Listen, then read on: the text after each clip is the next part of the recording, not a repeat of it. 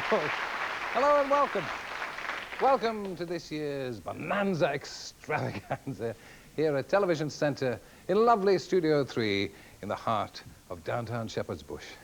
And so I've been told everywhere else in the land as well. Everybody's weighing in. Tonight's the night when we ask you to employ your pockets in a good cause and empty them as well. Is the eyesight beginning to go? So spend until your pocket thinks your hand's gone mad for those children in our villages and towns and cities who are in need of our help. Children who have a mental or a physical handicap or are deprived of a normal life because they're in care, in hospital, or the victims of abuse. And children who live in areas of deprivation or stress. So for the next few hours, we'll be unabashed in our efforts to reach out to your hearts and your wallets, and wherever else you keep the money. And to prop me up till the wee small hours, I can't think of anybody else I'd prefer, apart from the present Mrs. Wogan. Here's Sue Cook.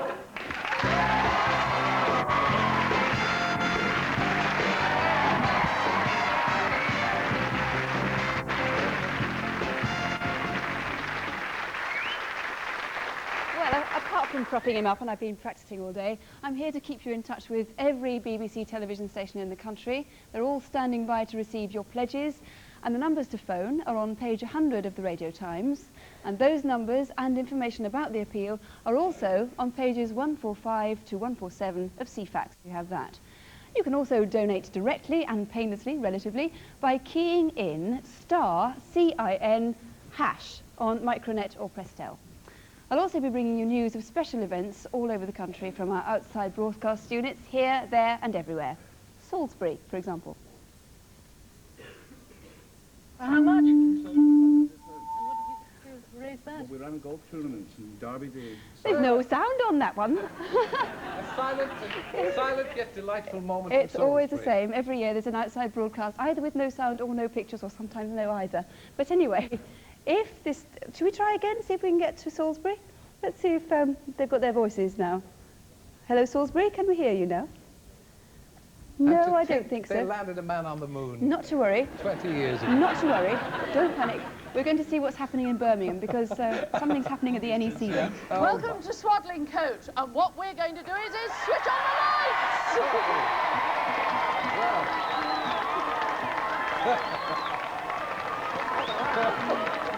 Dear God.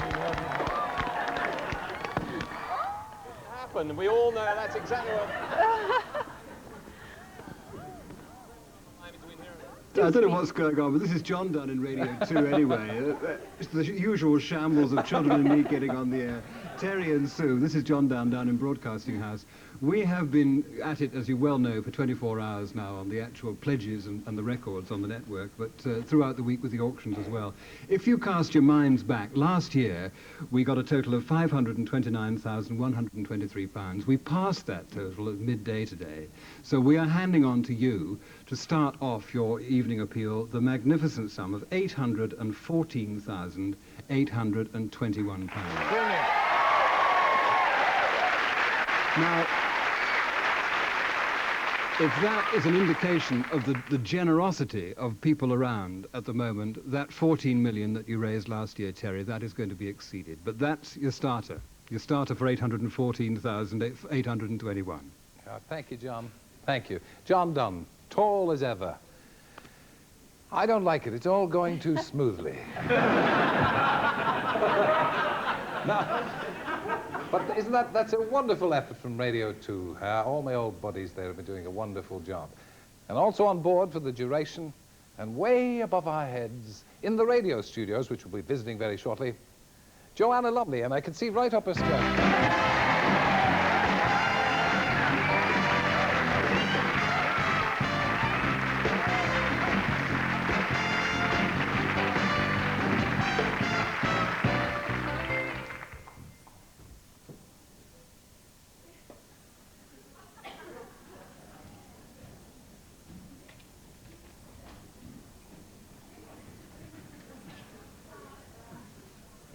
Well, there you are, you see. If it were only possible to put back the clock and start all this again. You'd never think that we were doing this for 9 years, would you? We certainly haven't got any better at it, but the whole point about it is that it's supposed to be live and it's supposed to be spontaneous and it's supposed to run a little more smoothly than it's going. Anyway. Yes, quite. We've got Joanna back. Joanna! I'm so sorry.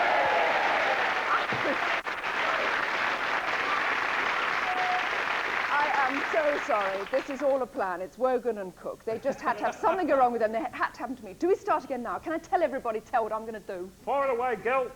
I'm now going to turn my back on you and turn around to my camera. I shall be trying to keep you in touch with all the fundraising events that are going on around the country, and also hearing from our local radio stations. Now, they keep in touch with us from these dear little booths here, where they're all plugged into, so they'll be getting news all around the country and bringing it straight into us from here. I shall also be going down later on in the evening to our beautiful new marquee, and I'll be meeting people who've been specially invited to bring their cheques for us. Also, and you'll be pleased to hear this, I'm in charge of Terry's zippers. Yes, be still my beating heart. Zippers are little tiny short films about how the money was spent that you sent last year. And I think now is the time, Pudsey, for our first zipper. Let's go. A physiotherapy unit at the Thomas Parker School in Telford, Shropshire, have begun a chair bank with their £4,000 grant. The special seating and standing frames are for use by multiply handicapped children. And the community of the Peace People in Belfast were able to arrange a day trip to Dublin for 60 children, helped by a £300 grant from Children in Need. Okay, so unzip your wallets, help all our children. You can quote your credit card number and pay direct by phone. You can pay at any high street bank and most building societies. You can stroll into the post office and pay through Gyro Bank, quoting 3pay 1066. That's not easy to forget. Or you can send your cheque or postal order by post. It is impossible for you to escape, so do it now. Here's the address: BBC, Children in Need, Gyro Bank, P.O. Box 200, Liverpool L69 3HW. And if you're watching in Europe, isn't British television good? You can pay direct into our account or use credit cards and Euro cards. Lions International in Brussels and the British Society in Amsterdam are ready to receive your calls on the numbers which appear on your cable TV channel. So phone us now with your pledge or credit card number. Pudsey is waiting for your call. Hello, and a very good evening to you from us here in the Northwest. Last year, our region managed to raise well over £1 million thanks to your superb efforts and generosity. We hope to do even better this time. Now, here's a rundown of all the telephone numbers you can ring.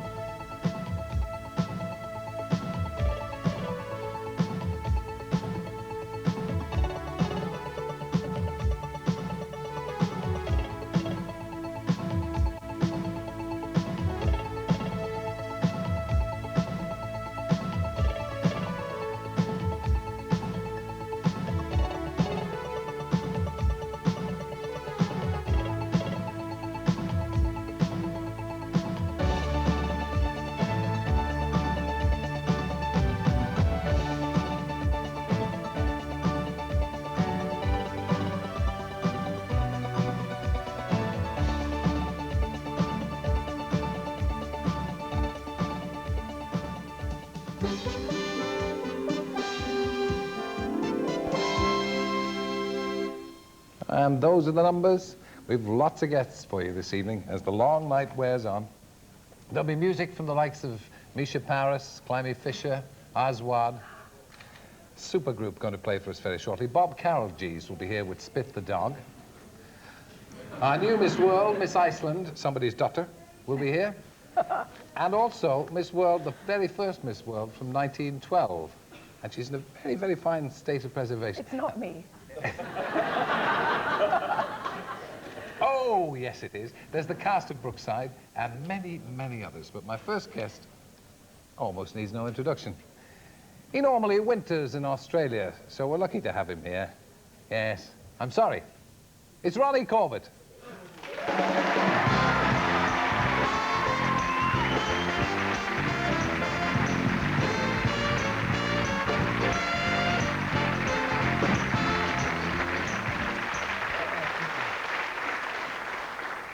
Well, there you are, Very a lovely. name synonymous with polished performances, and you've come to add Polished show, if ever there was one. to add of your plenty, haven't you? I've got some batteries What's here, this? in What's case the this? sound department needs any batteries. They need a baton. Go on. Made in a factory in just outside Isha, Huh? where only one man works, and as the batteries come off the assembly line, he's a rabbi. Yes. He says, I wish you long life, I wish you long life. It's very I brought you some sustenance, the team. Good some man, sustenance good for the man. evening. There's a loaf of stone ground bread that I baked myself, which you can have later on in the evening. But in here, I have a picnic that I've been asked to deliver by a certain Mrs. Lumsden, Ah, I think we know her. Timothy's mother. Yes. And do you want me to just show you what you've got to eat later on in the evening? Have you got time? Well, could you be quiet? Have you got a moment? It doesn't look tremendously lavish. Well, it's very... These are some sandwiches that she's wrapped in greaseproof paper because she doesn't believe in wrapping sandwiches in cling film. Ah. But she thinks they look like bank robbers, you know, with stockings and that. And these were actually jam sandwiches last night, but all the jam's gone and they're now really pink bread.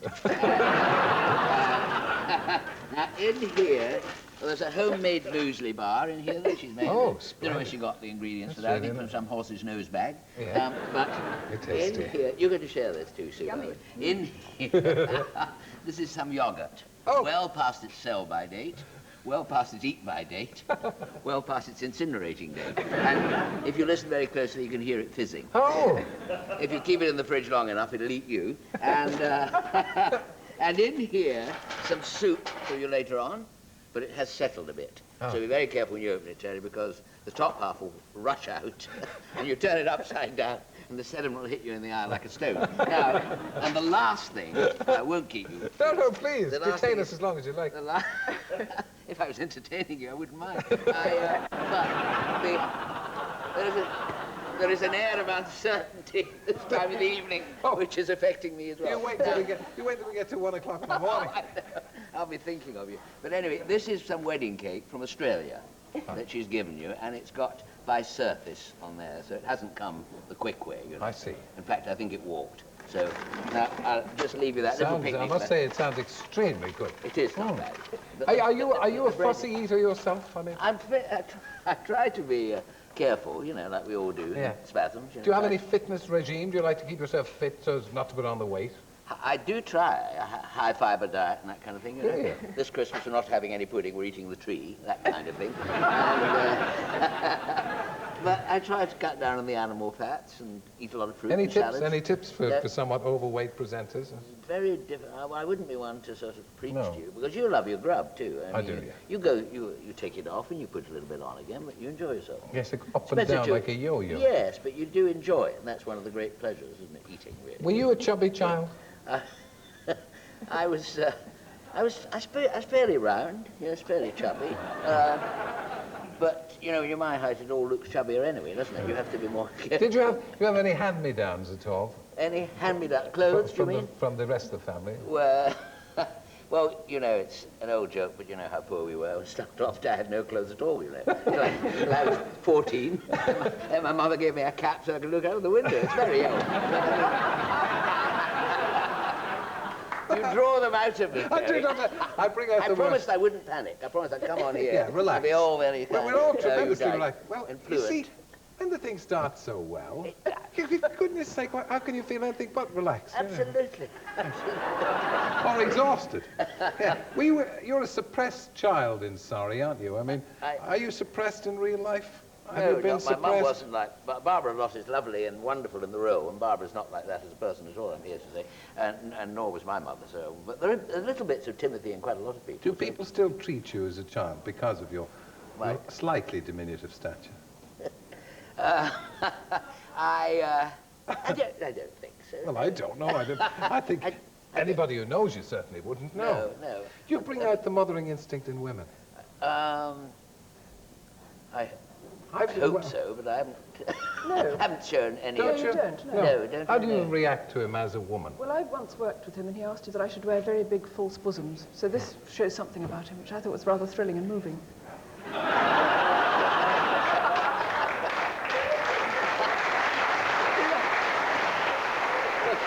Did I ask you...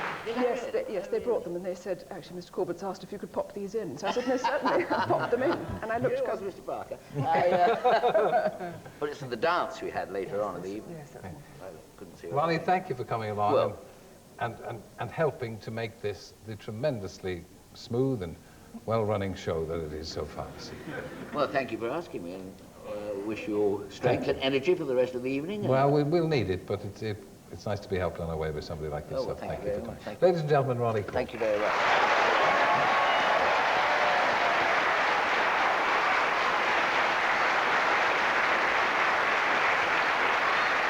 So I'm not sure whether I shouldn't be addressing this. Have another zipper.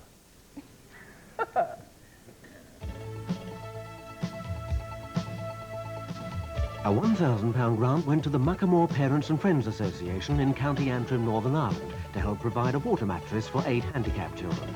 And the Penhurst School in Chipping Norton, Oxfordshire, received £5,000 to buy a pool hoist for their physically handicapped children. They now get in and out of the water with greater ease and dignity. Okay. Now, I'm sure that everyone in the country helps children in need in some way. Last year, one little girl from Fife watched this program and decided to help. Meet, at 7 years old, Pauline Lambert. Pauline. Thanks, Pauline.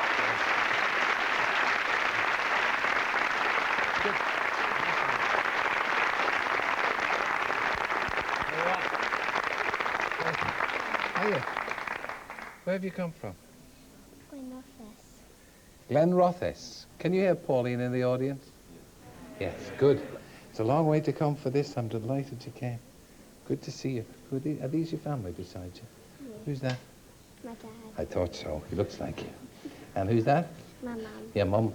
And over there? My auntie. That's your auntie. Now, how much did you raise? £400. £400, Pauline raised. Brilliant. What have you got there, Dad? Look at that. That's the cheque for children in need. Pauline raised that, £400. Well done, Pauline. How did you do it? Sorry, Dad. Will you hold on?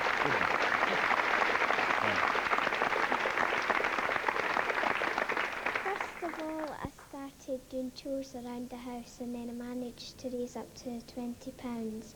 Then in the summer I had a garden sale and just about 90 people came. And then we managed to raise it up to £270. Then my mum started knitting little socks and I brought one for you. Ah, And there's one for it'll be a snug fit, Pauline, but I'll try and probably just about fit me nose, that would. Got a little sweet in it. Look at that, sweeties too, for me. yeah. Brilliant. And there's one for Sue as well. One for Sue, yeah. And Joanna can have perhaps one of my sweets if she's very good, which she hasn't been so far. Yeah. No. So now, you did all those things, and are you going to continue doing it? Yeah, Yeah. I'm going to do it next Yeah. year. Mom, you must be very proud of her. And Auntie. Auntie's a nurse as well. Yeah. Does Auntie help you? Yeah, she does. Everybody's going to help you. Yeah. It's people like you that make the whole thing work. Big people, little people. And you're helping all those children in need. Terrific. Well done. Pauline.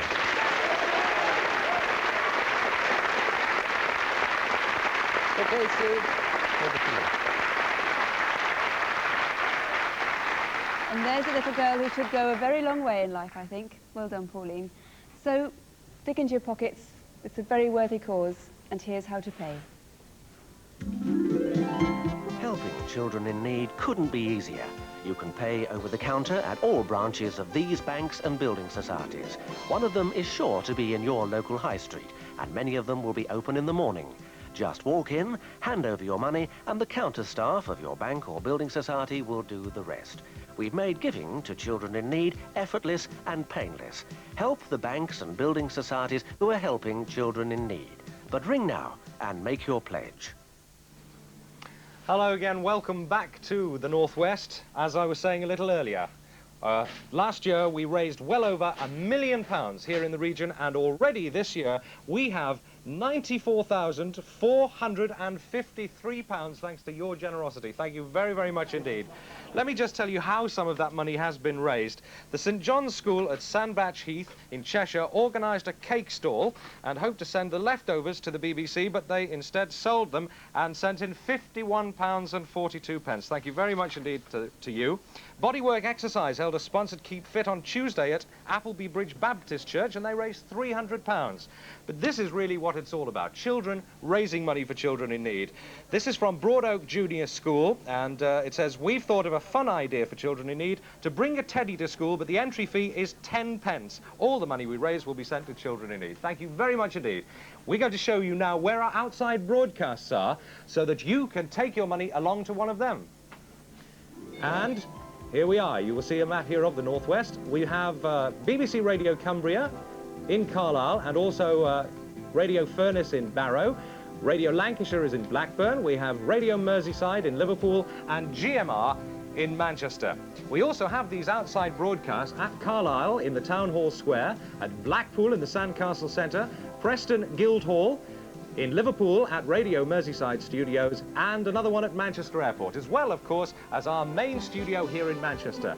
You can get in touch with any of those and bring us your money, please. So, first of all, let's go over now to our outside broadcast at Carlisle. Well, we are here live in Carlisle Town Square with all the fun of the fair. And by the way, we have the only bank in the country which will be open until midnight, so bring all your dosh down. Right, and as John said, it's all about children, raising money for children in need, but also adults. Now, Peter, what did you do for children in need? I fulfilled my lifetime ambition to be a radio DJ. So what do you do originally, though? You're not a DJ, are you? No, I'm one of these chefs that work in a smelly kitchen. Right, well, mine's a quarter pounder. Anthea, over to you. Right, now, this is Ellie's Armour, and what have you done for children in need? We had to bring them by sale at school. And how much did you raise? £52. And what have you got to do to get an extra £10? Go on, telly. That's it, well, she's done that. She's been on the telly, so we're going over to Preston. Are we seeing Preston? Yes. Well, on the hockey, it's all happening. Jim Bond from Bullseye taking on the BBC's David Vine. And would you believe it? They're going for the bully. Pathetic performance. And I think Vine's going to win here. This dart could do it. The BBC win. Not bad. Nice to see you, David. Jim Bowen, the highlight of my darts career. Well, thank you. No, lovely to meet you, David. What are you actually doing? Well, I'll tell you, we've got a real surprise for you here. We've got 90,000 in the Northwest. Look at this. Lancashire Constabulary, Garstang, Spare a Copper Appeal. This is Vic Jenkinson. 8 of them for 8 days went round the country to sell these badges. The policemen. These are the nice coppers, fellas. the grand lads. Yeah. 25 pence a badge. But look at that total there. Selling badges. Selling badges nationwide, non-stop, 24 hours a day for 8 days. £20,500 now. Isn't that fabulous? That's wonderful. You went all over the country, did you? The boys Every major police station in the country, David, from Carlisle in the north, 118 Camborne in the headquarters. south. Yeah. 25 pence. You went down to Cornwall? Even to Cornwall. You got money off the Cornwall coppers? Police? Money off the police. Terrific. Brilliant. £20,500. Well done, You've boys. done a great job. Well done, Lex. Thanks, Jim. Excellent. I've got some more money over here, Really? which I want to tell you about, because just around me, where is he? Here we come. Hi, David. Skipper of Burnley. Oh, there's lots of them here. Skipper of Burnley. £1,000 you are, sir? Les Davidson, skipper of Burnley. Les, how did you make this? You're a car company, a car garage? That's right. It's 2 main events, really, David. One was carrying a Ford Escort for half a mile. You carried it? Yes, 23 guys actually carried it. Why, wouldn't it start? No, it wouldn't, no.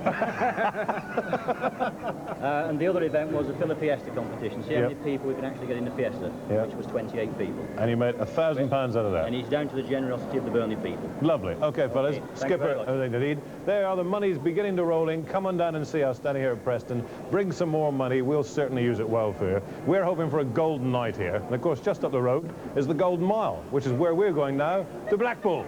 Thank you, Preston. Hello. From the Sandcastle in Blackpool. We're the On the Waterfront team. There we go. We're going to be here right through till 1 o'clock this morning. So if you're sitting at home watching, get your coat on and come and see us. There's going to be tons happening. Loads right outside, loads right here in the foyer. But if you want to go inside with the pool and the palm trees and everything, then you have to pay an entrance fee of £2, which is not very much for a fun night out. And the Sandcastle is giving all those £2 to children in need, which is brilliant. One of the other things that's happening is if you bring us a big cheque or some money for children in need, you get the chance to go down the water chute in there, and it's huge and it's terrifying, and rather them than me, quite frankly. Oh, but it will be, Copstick, if we get enough money. Oh, wait a minute. Forgot to tell you that, Copstick. And also there's going to be some big, strong men pulling a tram along the pier. I'll be there for that one. And if you want to join the competition to see who can kiss the longest underwater, this is the place to be. Oh, sounds like my kind of competition. No, just leave your aqualung in the dressing room, Copstick. So, if you're in Blackpool, come on down! Here. I wonder what we're doing on Merseyside. Oh, Let's bet you it's something great. Well, here in Liverpool, we're having a great time, and we've just heard the regional total is 114,000. Sarah, there's such rabble, you can't hide the extras nowadays. Yes, and I'm here at the moment with a cheque from Weaverham High School and Cullington Primary for £914.32. And Ben here is going to tell us just how they raised it. How'd you raise it, Ben? With a bog-eyed jog. The mind boggles.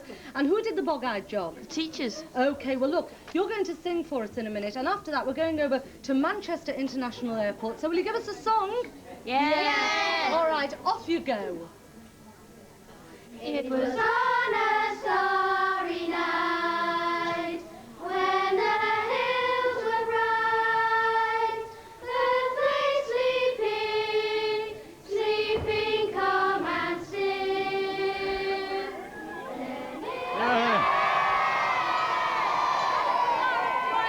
Top flight entertainment at Manchester Airport thanks to Poynton Rotary Club and Childflight, which is the charity of the airport. I'll tell you what, you've never seen Manchester Airport concourse looking anything like this before in your life. We're also here to collect cheques, cash, donations from you, so if it's easy for you to get down here to the airport, come on down and see us like all these people did. We've got our first cheques here, £7,000 from the Sighterstown College, £725 from the YTS. Wonderful. Right, well done to all of you. Now here's a man who had a record or two in the charts 25 years ago, Freddie Garrity of Freddie and the Dreamers, who's down here performing for us tonight. Freddie, you've got to do that to get the tenner. That's right, it says it's £10 to say hello to Valerie Daly from Corking Island. Freddie, so quickly, 10 quid. Well done, Freddie. Let's do your dance. Can we do the dance together, Freddie? Right, everybody do the Freddie Garrity dance, and then we're back over. Okay, right, we've learned how to do the Freddie and the Dreamers dance. We're back to Stuart. Oh, come on, Santa, ring the bell. Meanwhile, wait a minute, on the yellow brick road, that's enough. If you've got children, you want to come down to Studio A in Manchester and join us on the yellow brick road, you can sit on Santa's knee, but it'll cost you a bob or two. Meanwhile, the girls from BT are absolutely alive now. The pledges are rolling in, so get the phones happy. And what's more, they found time to give us £800 from BT, Liverpool District. Carry on, girls, with the good work. I do not wish to interrupt. Now then, let us creep down the yellow brick road. Over on my left, they're editing the home videos.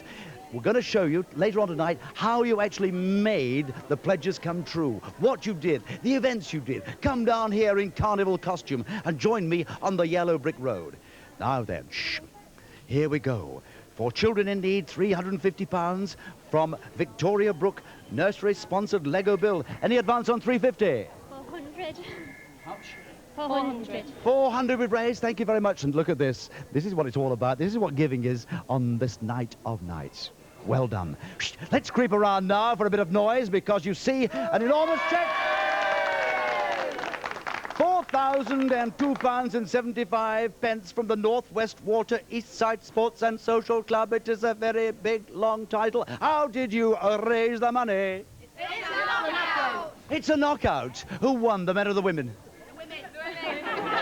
Well done. Blood spilled, as always. But now, over here, we have the little shop. Look, everybody's dressed. Come on, smiles, smiles. It's all happy carnival. Let me show you the shop, because if you come on down tonight and join us in Studio A, our boys and girls looking happy, hands out of pockets. And we're selling the schmatter. All the proceeds to children in need. So get coming down here, bring your money, and it's farewell from Studio A. Yes, typical Mr. Hall, that. We've got all sorts of outside broadcasts going on. As you've seen, I'll just quickly remind you where they are. They're in Carlisle Town Hall Square, where the 2U Team R. The waterfront team are at the Blackpool Sandcastle on the South Prom. The sports team are in Preston Guildhall Precinct. The local radio team is at Radio Merseyside Studios. And the Northwest Tonight team and Phil Sayer from GMR are at Manchester Airport. Go along to any of those and please give us your cash. Camera's much closer than that, you know. BBC Children in Need. Gyro Bank, P.O. Box 200, Liverpool, L69 3HW. Right, I'm hoping we're going to have a total, and as soon as we get it, I'm going to hear it in my ear, and I shall dictate it to you. Yeah. All right, you ready for this? Go ahead. Look, there's the total, £1,120,943.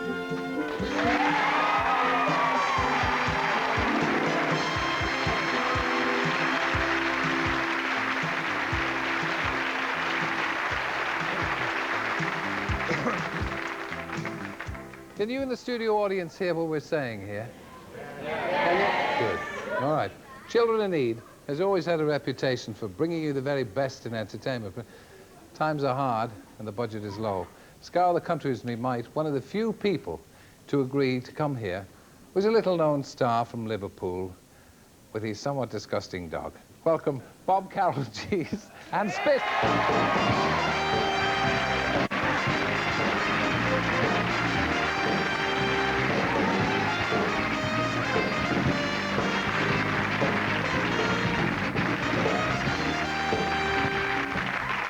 Disgusting dog. Well, no. We all know him. We all love him. I must tell you something. Last year, you didn't invite me on. No. And I watched at home the whole thing, and I laughed. Oh, your flummoxes, and didn't know what the hell was going on. And it's exactly the same already, and you've only just started. I think it's wonderful. There's lots of people, but they don't realise how difficult it is. The chaos back there is amazing. Plenty of room for improvement. I've only just arrived. I haven't even had time to change. Well, the only thing is that we can hope that people, seeing the confusion, will possibly be struck by even more sympathy, if not for the children, for us. Right. Get the phone calls in. Yeah. Okay, so what are you up to now? Well, I've just literally hot-footed from a filming session today for, we just started work on Surprising. Oh, sorry, other channel. So we get your own act. We just started work on that, and that's back on in January, obviously. But apart from that, it's cabaret and all that. I'm hot-footing home tonight because I'm flying out to Channel Islands tomorrow. And so it's all chasing. What were you like as a kid? Well, I'm chubby now, but I was fat. Yeah. I'm talking fat. I mean, in the classroom, wherever I sat down, I was next to you. You know what I mean? But I was all right. I was very happy. It was a very happy childhood, and yes. You've still got a sort of penchant for the short trousers, haven't you? Oh, well, yeah. You like to show off the chubby thews, I still wear shorts in cabaret. Well, eventually I'll get to shorts in cabaret, but I mean, the first time I did your show, I think I came on in shorts. That's right, you did, yeah. That was only to show off my socks, you see. You've got to, when you've got socks nice like that, you've got to show them off. Of course, yeah. Got dressed in the dark again, did you? Oh, I must say hello, and I'll pay for this. Okay. I must say hello to my little girl, Natalie, who's 3, and little Richard. Could you, he's 21. No, he's only 6 months. We'll have to see the colour of your money. We've got a little transparent box there where we get... Well, I just dug some out. Great. That's all I had in there. That's all I had in there. Good boy. Sorry about that. Well, there's a lot in there. Well done, Bob. We hope by the end of the evening that will have swollen to gargantuan proportions and a kind of cornucopia that spills over. Oh, you have lovely big words. Haven't I? Yes. Yeah. Yes. Sorry, Jim. We were ignoring you. Have you got your dog? Oh, yes. Well, funnily enough, I thought if, you see, well, I've not only brought him. You shouldn't have asked. Oh, sorry. But I brought one for him. Now, I'm going to teach you how to train spit the dog. Yeah. And these are, and you can try it as well. Plus, going along, I don't know if you want to get rid of these, but going along with those is a very rare, these are only child sizes, but very rare compost corner T-shirt. That's old, that, from the old days. Oh, yeah. There's 2 of them, one with each dog. And that's great. You're going to give them to us to get rid of. Very rare spit the dog t-shirt. Oh, yes. Only kids sizes. Sorry That's about terrific. That, right? Good. Shouldn't do that. Wardrobe's just pressed there. Yeah. Right, right, this is the bit that... Children, close your eyes for a minute. Right. I normally dress them the right, you know, but this... the illusion is complete. No, it isn't. Oh, look at that. Right, now... Could I have helped you there? No, so it's quick. all right. Oh, there you go. Thank you. It's not the first time you've done that, is it, Chip? But I want to teach you, see, a little routine, a trick to do with... Are you ready? Have you? Yes. And obviously the first thing... No, you'll find in here, you can control him, you see. You put your... It's all right, you won't get distemper of the wrist. Oh, yeah. God, it's disgusting, isn't it? And, of course, whenever you say his name, he has to react. So you say, hello, Spit. See? Try that. Fine. Now, I'm going to teach you a routine to do with him. So you hang on to that, I'll explain what it is. This is called a whistling lasso, right? Yeah. Now, it's the first for British television. Terry Wogan making a complete and utter fool of himself. Oh, no, it isn't, is it? But now... Right, the routine, you watch me do it first, and then you can try it. Right, the routine is whistling lasso. What I'm going to do, he's going to leap to the circle that this creates, right? And he'll land in the first row there. Just move your handbag, love. He's coming straight down there. You'll have to be careful because he's on heat. Now, as soon as he lands...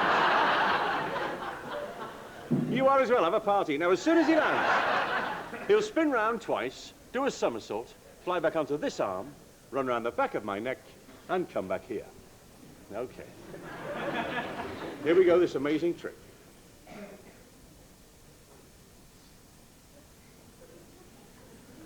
Take your time, son.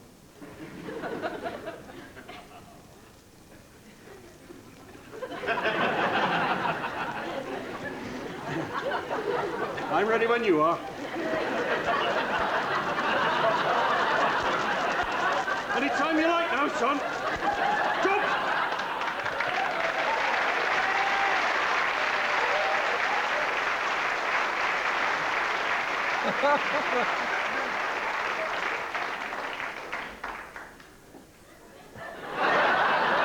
Meaty chunks.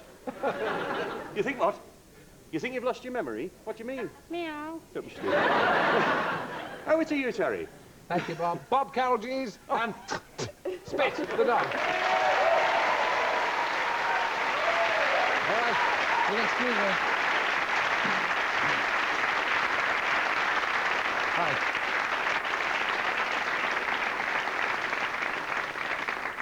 We tried this, what's your name? Paul. Paul, this is Paul. We tried this a few years ago, and it seemed to be quite a popular little thing to do. Really, what we've gathered on our VT machine is a series of magic moments from television. Let's have a look at one of them. Thanks, Paul.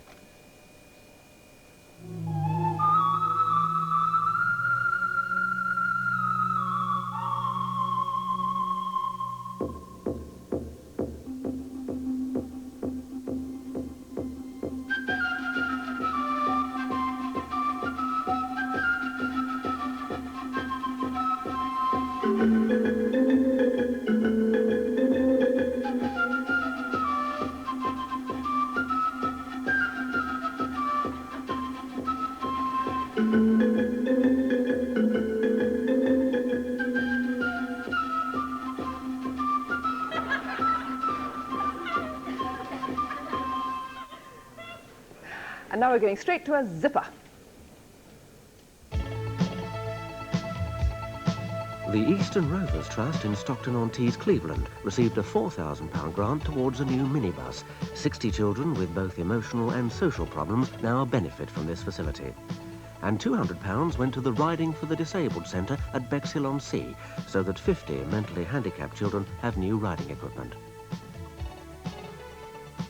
It's mostly about children, but children of all ages, and someone here who's been helping out with the appeal is dear old Spike Milligan. Spike, what's been going on? Well, welcome to Chaos Incorporated on behalf of children. So far, as you know, we are collecting money. This is Chris Hour's carriage with 2 cart horses from College Farm in Finchley, and he has been collecting money all the way from Finchley up to here. Right, let's go and see how much he's collected, Spike. If you'll just excuse me, come down this glorious vehicle. See you later, Spike. And you're the ladies with the cheque for this, aren't you? And how much have you managed to collect? We started with a cheque for 250 from Barclays Bank, but today we've managed to raise £763. By doing what?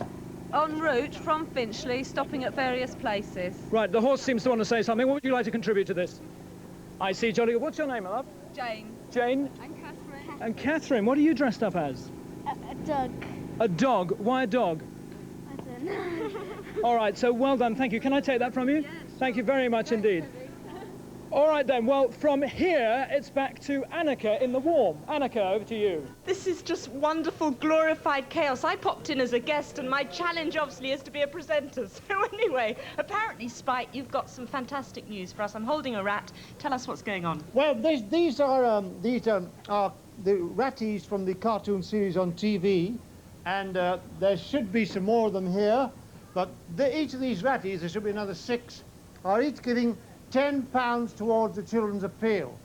And after that, the ratties are going to be auctioned, and that money is also going into the sack. Terrific. And these ratties lurking behind us, looking fantastic. Oh, Are yes, they about to do yeah. something amazing? What? What are you eating? Food. Oh, looks... Oh, got any more? They're all starving. Are you going to do a dance for us? Roll tape. Can we have some music? It's great. The night grows apace. What time is it, lads? Right, we haven't much. What are you all dressed up for? SALT UK Building Services. Yes, excellent. And dressed to kill. Right? Right. You're welcome. Have you raised much money for children in need? We raised £211 That's today. pretty. That's something to be proud of. I have here a cheque for 2,000 by Children World. I'll move down among our audience here. 3 children dressed as urchins. What's your name? Helen. Helen? Lindsay. Nicola. Where are you from? Saltburn. Saltburn. And what have you been doing?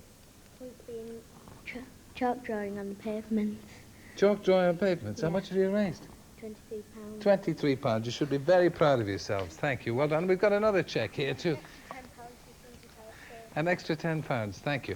I'll be moving amongst the audience and chatting to you as we go. I see guys up there as well in hiding. So it's all happening here. Over to Sue. Here's how to pay. You're not the only one with a giant cheque, Terry. I've got a giant cheque here for £5,000 from a firm of accountants called Panel Kerr Forster. Little Bears brought it in, and their staff in Isle of Man apparently held their clients to ransom and wouldn't let them go until they paid some money for children in need. Must be rich clients, £5,000. Here now, if you'd like to pay, is how to pay. With a credit card, you can pay now. Children in Need will accept Access, American Express, Diners Club, MasterCard, Style, Switch and Visa cards. All you've got to do is quote your card number, the amount you want to give, and we'll do the rest. Ring now and make your pledge. Right, well, just to tell you that the Scouts of the 1st Tiptree Mountbatten Troop in Essex have been busy. While most of the boys cleaned cars and shined shoes, one Christopher Robars decided to raise money by sitting in a bath of custard for 24 hours. And he's raised £500 already, and there's more to come, apparently. And a listener to Radio Norfolk has pledged £50 for every goal that Norwich City score against Everton tomorrow. Let's hope they win. And let's have a look and see what's been going on around the regions. We've got outside broadcasts all around the country. We'll start right at the top, in Glasgow. I've got network in my ear.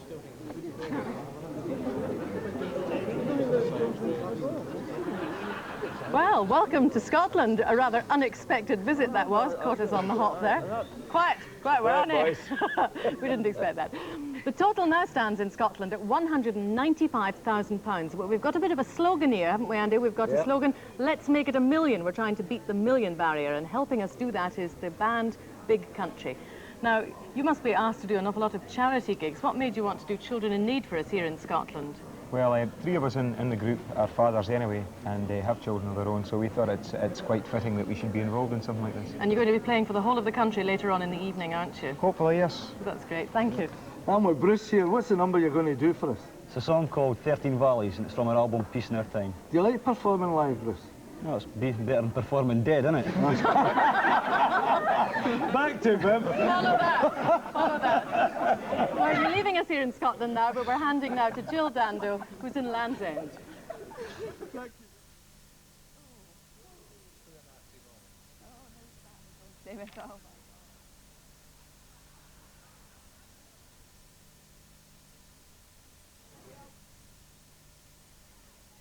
I've been self-guarded.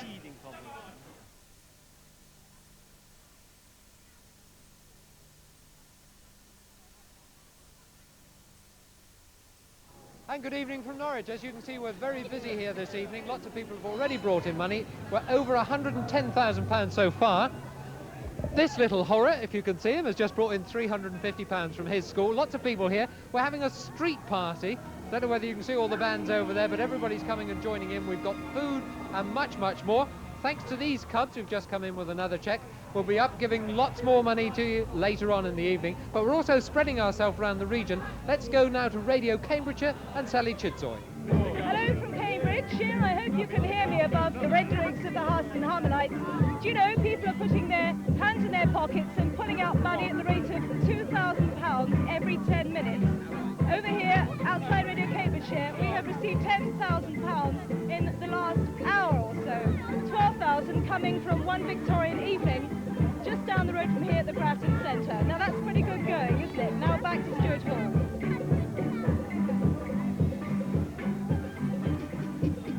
Right, sorry for occasional losses of sound, especially in Plymouth. I thought it was supposed to be called Plymouth Sound, but anyway, maybe we'll get back to them later on.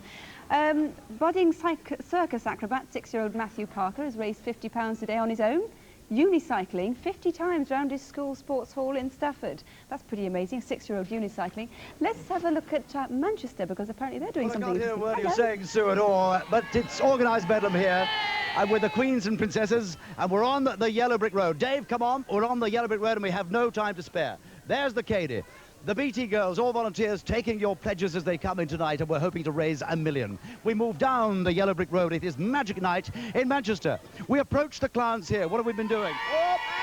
We're on TN buses this afternoon, collected £750 on the buses. What about you lot on the back? What have you been doing? Together. All together. And this lot, come on.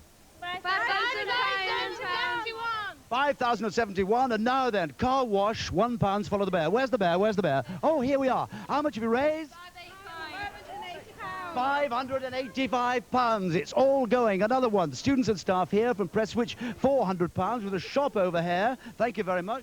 That's a little present for you. Well, now then, you can see what it's like in Manchester. Let the pledges roll in as the night goes on. Meanwhile, I think it's back to Sue.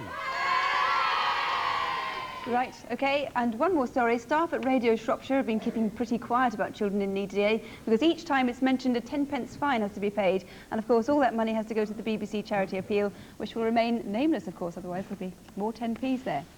Here's one of our zippers. £150 went to the ladies of the Women's Royal Voluntary Service in Bridlington, Humberside, who now have new display units for a better toy library. And a community play bus in the New Haven area of East Sussex is on the road for another year after a £500 grant provided the tax, insurance and fuel bills. 40 toddlers look forward to the bus coming to their area each week. Well, last night, as you may have seen, the 38th Miss World was crowned. So let's meet the most beautiful girl in the world, Miss Iceland.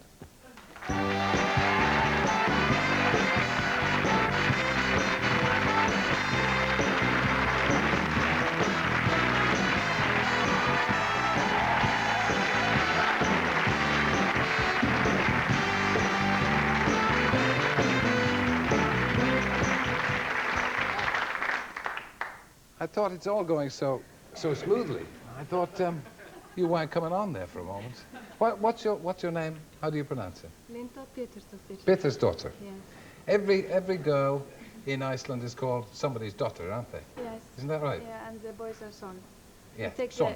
The first name of your father, and if you're a girl, you put daughter behind, and if you're a boy, you put son behind. It seems a very logical way to go about your business, isn't it? Is your family's here with you? Yes, they are in London. They expected you to win, I think, didn't they? My mom had a dream about it, but... She had a dream about it? Yes. She dreamt that you won? That I was going. Well, she's absolutely dead right. Have you been celebrating? No, I didn't have time. You didn't? No. What's the crown like? Can you just tell me what it feels like to wear? Is it heavy or uncomfortable? No, not really. It's okay. Yes. Tell me, there's been a fair amount, there usually is an amount of criticism of this kind of contest. And indeed, there's been some talk about it not being on the television again. Do you think it's exploitative? Do you think it exploits women, girls? Exploits, demeans them, diminishes them, makes them cheap? No, I don't think so.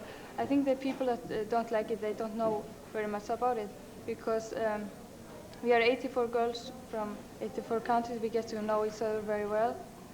And I think it's very good, and we get to raise a lot of money for children. Yes, you do. You're going to spend next year, really, along with Variety Club, raising money for children, aren't you? What happens after your year as Miss World? What are you planning to do after that? Well, my plan right now is just to return back to Iceland and go to college. To study? What? I'm studying languages. Are you? Yes. And you have perfect English already, so which other languages? Icelandic, of course, Danish, English, German. I just started to take French, and now I probably have to learn Spanish when I travel as Miss World. I don't understand. How come? Unbelievable. And I mean, perhaps you are a genius, I don't know, but how come, or how is it that people like you can speak so fluently so many languages when we in this country have such difficulty learning anything?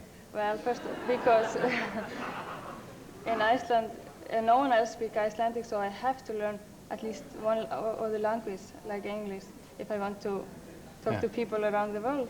Yes. And I like studying languages.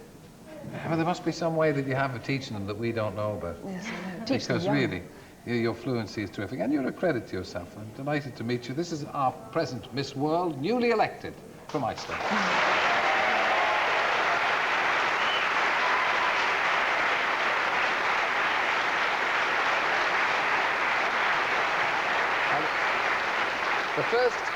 The first Miss World contest was held in 1912. Now, in those days, the contestants had to swim, row, and sing. So meet now, please, the very first Miss World, Alice Hyde.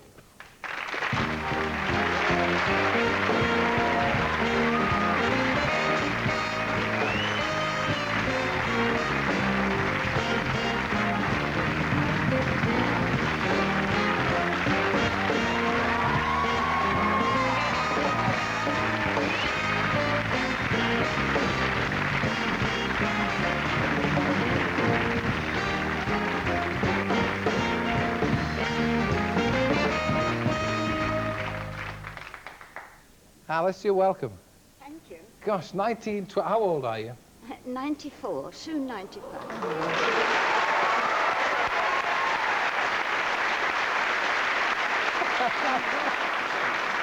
Alice, you saw the show. I mean, did you approve of the winner? Did you, well, Today, yeah. I certainly did. Yeah. Oh, yes, we all did. All the people all around me, they said it was a lovely girl. Do you still approve of the contest? Do you think Yes, it's a good... I do. Yeah. I do approve of it very much. I think anything beautiful should be applauded and recognized. I really do. Yeah. So what did you have to do to win it in 1912? Well, it was a little bit more difficult. It certainly sounds it. I had to ride, and I could ride. I used to ride up on its neck like a jockey, and that was unusual in those days for me, for a lady. Yes. And I could drive a car and do all sorts of things. Did you have to swim for it? Swim and dive. I dived to my sorrow because in diving I didn't look first of all how deep the water was. And of course I dived from the ceiling, and not this ceiling, not quite so high. I may do that before the evening is out. And what happened? It was too shallow, was it? And it was too shallow. Is that why you're so small? Yes. Yes, it is.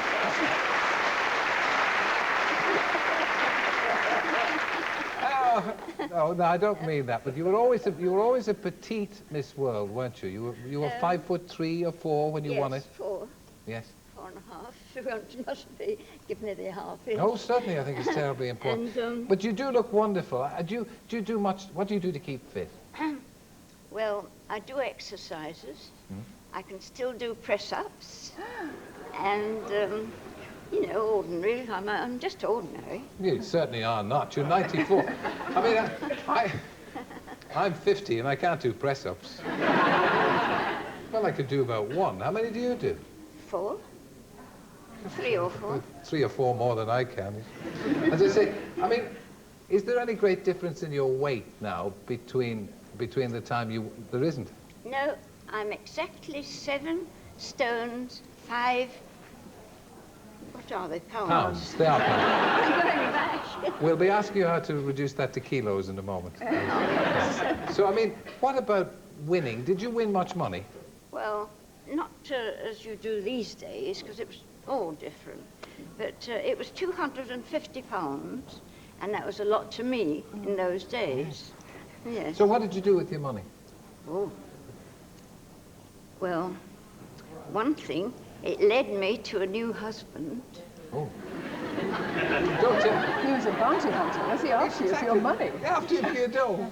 Yes, he must have been. but he was a very, very lovely man, a nice man. And I loved him very much, and he loved me. And In those days, did people disapprove of contests like that? I'm afraid they did, my parents included.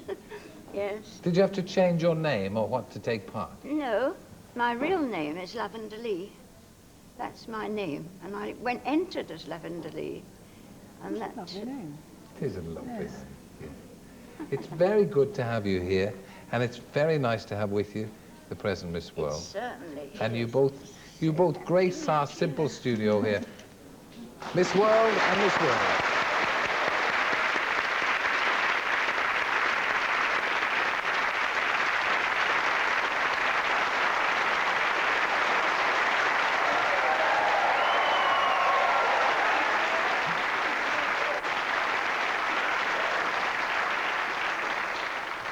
Okay, let's go outside into the freezing cold. Actually, it's not too bad out here at the moment, but I've been joined by David Jacobs. Of course, one of the key elements of the appeal is the hard work of Radio 2, and David has come here all the way on a coach and four. David, what exactly have you been up to? Well, we started off this morning, Rob, at about 7 o'clock at Rickmansworth, and we went through Pinner and down the A404, collecting money as we went. This wonderful team of 4 greys. In fact, this is the second team. We've had 2 teams. John Parker's been driving them, and these great helpers, these girls, have been running along with buckets, and they've been collecting money as we've been going along. I've been broadcasting into Radio 2 programs, so all in all, we've had a busy day, but none have worked so hard as these marvellous Norwich Union horses and John Parker and his team of ladies, and 3 chaps who've helped as well. What have the girls been collecting in their buckets? Money or stuff from the horses? That's rather a silly question, but I will answer it and say money. What's the response been like on your way? The response has been absolutely marvellous. It's been very cold, and people have been very warm-hearted. And do you think Radio 2 listeners are more generous than the rest of us? I don't know whether they're more generous. They've been more generous this year than last year, because they've topped it by something like £250,000 on top of that which we had last year. Who are the people you've got with you, David, on the back of this wonderful coach? Well, I can't, because I'm so tied up with this lovely warm clothing, I can hardly see. You look a bit like Sherlock Holmes. But Anthony Cherry is sitting somewhere behind me. He's my producer. Carol Stile is our production assistant, and David Verco is one of the heads of Radio 2, to whom we raise our hats if we had them on. All right, the most important thing, David, of course, is how much did you raise for children in need? Here is the cheque. It's £814,821, and that's nearly £250,000 more than last year. That's not good for Radio 2. I don't know what is. That is fantastic. Thank you very much, David Jacobs, and the listeners of Radio 2. Back to you, Terry, in your nice, warm studio. Thank you. Well, it is quite snug here, and things are beginning to settle down after what must have been the hairiest start in 9 years. Anyway, it makes me very proud to have been part of Radio 2. I think they've rallied round, certainly over the last few years. Radio has been terrific, both local and regional and national. Fantastic. I was on Radio 2 this morning, and by lunchtime we'd got over 500,000, which is well, it was more or less what they'd got the whole of the day last year. Well, I only hope, as I say, 8.5 million in this studio last year. And that's, of course, the magic figure that we're hoping to break. And it's all up to you. Now, Radio are breaking every record in the book this year, but there's one personal record that still stands unbroken.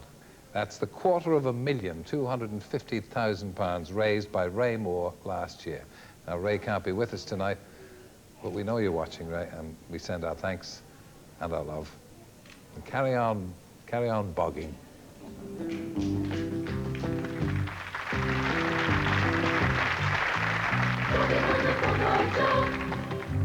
Jogging on the Buckeye Joe, gathering speed for the children in need. Jogging on the Buckeye Joe, I went for a ride on a donkey. I sat upside down on his back. We were walking along at a gallop, and I wore my shirt over me mac. I saw a man running by, swimming. He'd soup in a basket with bread. I said, "You're a funny young fella," because he wore a shoe on his head. Jogging on the Buckeye Jog, in Belfast on the jog. Belfast? Gathering speed for the children in need. Jogging on the Buckeye Jog. Then I put my left foot in my ear hole to take the weight off my leg. My right leg started to buckle, so I hung myself up on a peg. A man sitting opposite beside me smoked a cigarette between his toes. Then he took out a frying pan to see me, and he tapped his ash out of my nose. Jogging on the Buckeye Jog, in Cumbran on the jog. Cumbran? Gathering speed for the children in need. Jogging on the Buckeye Jog. Right, and I've just heard some very good news. We've got our new total, which is 2,082,659.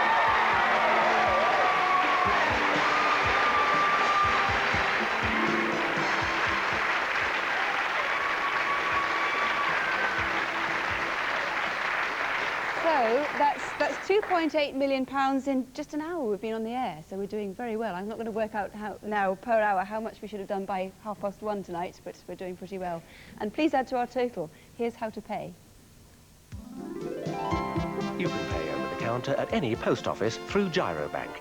Just quote Transcash FreePay 1066, or you post a cheque or postal order to BBC Children in Need, Gyrobank, P.O. Box 200, Liverpool L69 3HW. But ring now and make your pledge. Well, over £2 million as a national total. Your contribution to that magnificent sum stands now at £169,918. Well done to you. Please, thank you very much. Please keep the money coming in. It's vitally important that we beat last year's target of over £1 million. Some of the stories behind the pledges: at the Royal School for the Deaf in Cheadle-Hulme, the children, all handicapped themselves, have made scones and served tea and scones to the teachers and raised £27.04. Thank you very much to you. Over to Stuart. Welcome back to the Yellow Brick Road. People, hundreds of people are coming in. Sandra's tap dancing along the Yellow Brick Road. Carry on the Yellow Brick Road. Everybody is happy. They come in at the far end. They give their pledges. They pass the telephone girls. They come down. What's this here? What's that cake? It's a cake that's been made by... It's the Teddy Bear's Picnic. The Teddy Bear's Picnic. How much have you raised? How much have you raised? £673 £673 a day. Come on, everybody round the Yellow Brick Road. The idea... I'll do anything you want. Can you pick a raffle ticket for us? Any time you like. Over here. Yes, I'll come shortly. I'll come. Carry on with the Yellow Brick Road. Carry on down. I'll come on. See you later. We've hundreds piling into Broadcasting House, and the whole idea is you come down, you make a pledge, and you dress up. You dress... Was that a piano I see before me? I can't believe it. And what's in this? Who are the nuns or whatever we're dressed as? Hey, we're not. We're Pudsey. You're Pudsey, are you? I can't tell from here. Down the Yellow Brick Road, it's £165 from Marple Scouts and Guides. And now some fellas with the engine. What's this? What's this? Tank engine. Thomas, how much have you raised? 180. 180, and the money's going. 1,799 from Borton St Paul's Nursery. Wonderful. What have we got here from St Thomas More High School? It's £100. And now from the Yellow Brick Road, let's go north to Carlisle. Hello, here we are in Carlisle. In fact, I've got you on my television, Stuart. Right, looks like it's all happening down there in Manchester, but we are now going inside the trendiest bank in the whole of Carlisle. It's open until 12 o'clock tonight. You can't come and sort your mortgage out, but you can bring all your dosh here for children in need. The thing is, there's a party going on here, and also you'll find that there are the youngest cashiers you'll ever meet. You've got them with you, haven't you? We have indeed, but first of all, £200, how did you manage to raise that? Sponsored pool and darts, and we're auctioning that. Auctioning what? The slide. Very nice too, thank you very much. Right, we have Karen, Melissa and Joan. What school do you lot go to? School. What are you actually doing here behind the till at this time of the Just day? collecting the donations and the checks as they come in. And what time are you open until? Midnight tonight. Right, all your money, loads of money down here, check cards, the lot. Jenny, have we got any money to start us off? Well, Dan Schlenker, is it? You've got £71. How did you raise that? I sang in a harmonic voice, and they paid me to stop. Like what? Like, away in a manger, no crib for a bear. That's terrible, that's terrible. I thought I was bad. Sign them up for the Eurovision Song Contest. We also have Diane the cook and then some of their own fancy dress. We have Lester Piggott, Miss World. How much money have you lot raised? £70! We need to bank this, we need to bank this. But behind here, excuse me, you're supposed to be taking money, no, putting it in, not taking it out. What are you doing? Well, the staff that are working tonight have kindly donated all their overtime money, which is here. How much is it? Well, it amounts to £750. Great, shall I put it in then, back for you? What a vicious circle, there you go. Have I got to put that in there? Okay, right. Loads of money. Loads of money.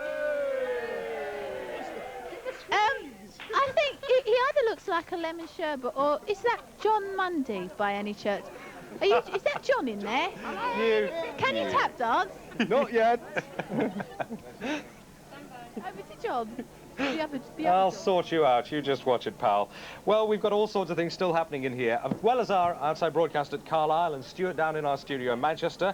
We have the waterfront team, who is at the Blackpool Sandcastle on the South Prom, the sports team over at Preston Guildhall, and the local radio team over at Radio Merseyside.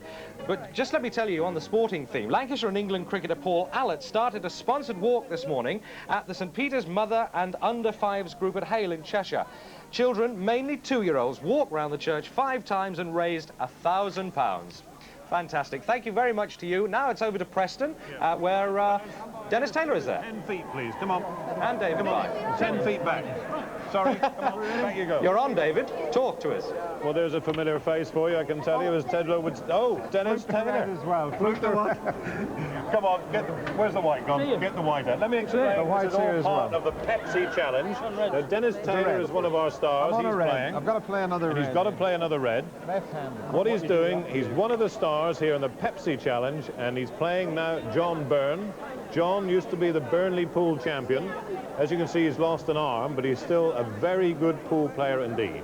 So John is challenging Dennis Taylor, and that's a good start as well.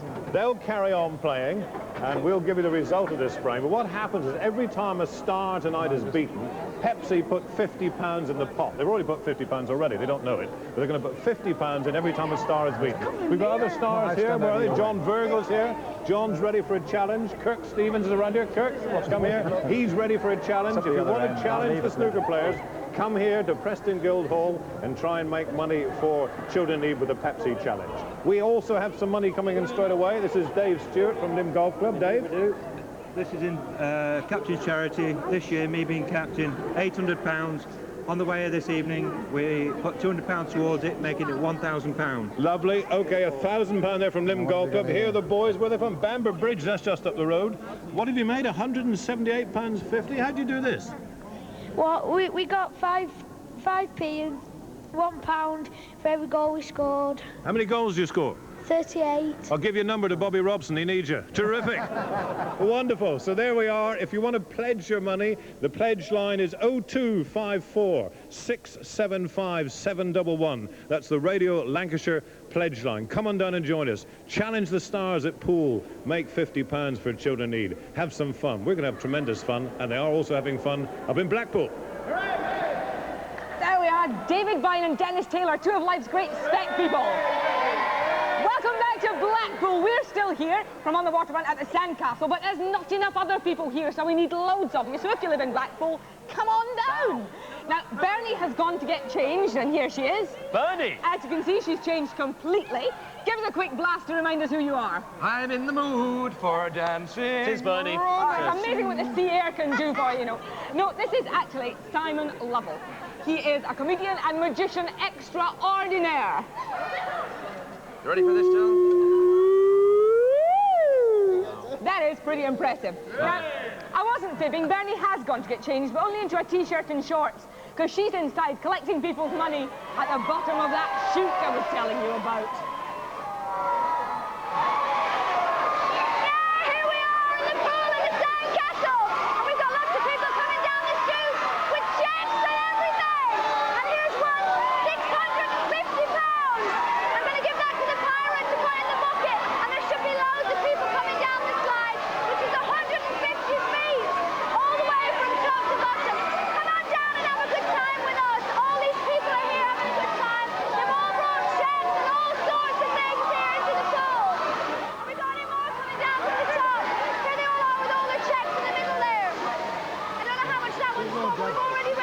And it is a real piano. And it's very sadly out of tune, but it's had a very checkered career. Dave is going to tell us the story of the piano. Come on, what is it? We carried it up a Pendaloo, non-stop. Yeah. We also towed a 4-ton wagon, a mile and a half, and we jogged up the road with it. And last week, we carried a 1.25 ton Ford Escort van on our shoulders, half a mile. And you're in the Guinness Book of Records? Hopefully next year. Right, join the piano. It's still groaning away. It's awful noise. Meanwhile, Hindley Youth have raised £3,000. How have you done it? We've been abseiling off the Piccadilly Hotel in Manchester to the height of Everest. We've been doing it all day from 10 o'clock until 6. Absolutely magnificent. £4,500, but the cheque was already written out for £3,000. We'll take your word for it. Sandra has been tap dancing, raised £120. Little Lee Youth Club, £52. St Michael's PTA, £400. How do we raise the money? Toy auction at school, and the children were the auctioneers. Absolutely smashing. The children auctioneers and Radcliffe Carnival Committee here with £200. And finally, we've got Lucky the Chimp. How did Lucky make the money? Well, he got £150 from Bartels, from the people there, and £50 from Cooks, £50 from Sicily's, and £100 from Bristow's. And now just say it back to John. Thank you. Which one was Stuart, by the way, then? Well, we've got some more stories behind the pledges here. A team from Burnley Express newspapers crammed 28 people into a Ford Fiesta car. They raised £280. That's what I call the power of the press. A school from Windermere is having a favourite teacher vote. Each pupil pays 5 pence to vote, and the lowest voted will be gonked in cold custard. Our total in the Northwest now stands at £219,270 and 43 pence. Here's a reminder of how to pay. P.O. Box 200, Liverpool, L69, 3HW.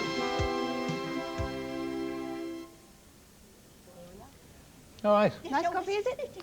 Well, I thought I'd nip out while I got a chance and get some of the coffee. Yes, I mean, thank you. That's very nice. Why are you sitting over there? Come over here. Oh, because she's too beautiful. Goodness sake. And I said she's got to sit over there. What have you got in your hot little hand there?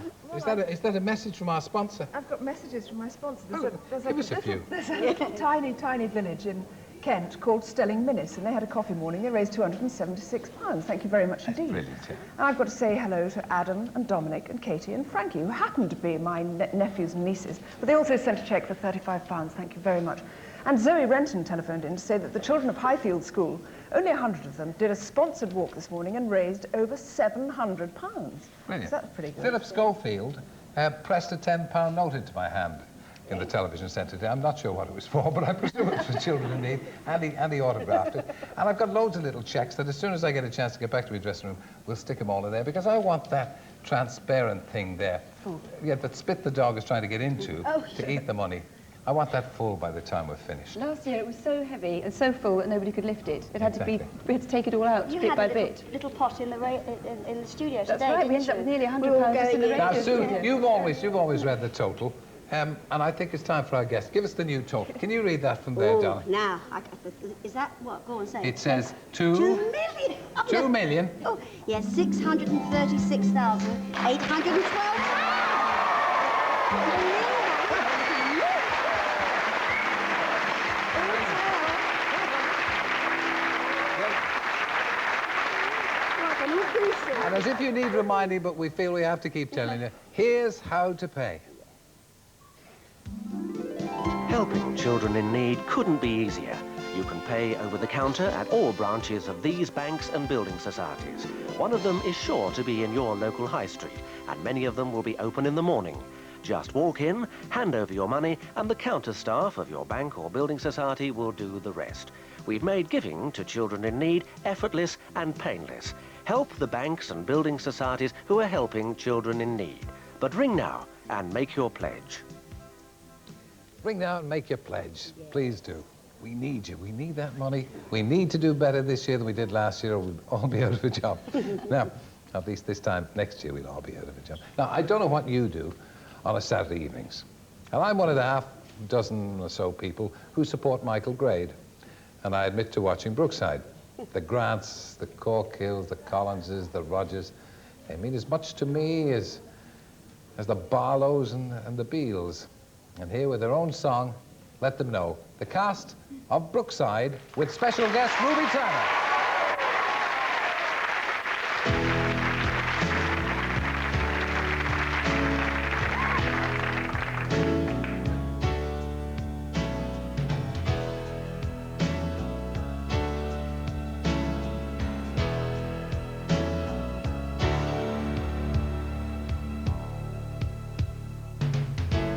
Do you know? Do you care? Are you really aware? You think the world is kinda hard, it's kinda harder down here. Have you heard, have you seen the kind of loving they need? It isn't much, it's just enough to let them know we believe.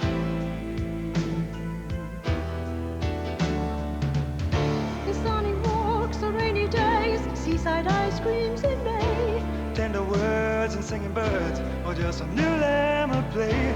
Bunny talks in crazy ways, playing marbles all day. Paper planes and daisy chains come together now and let them know that it's so. Let them know that it's so.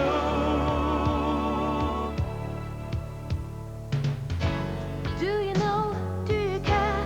Life can be so unfair. You think the road is kind of tough, It's kinda tougher down here.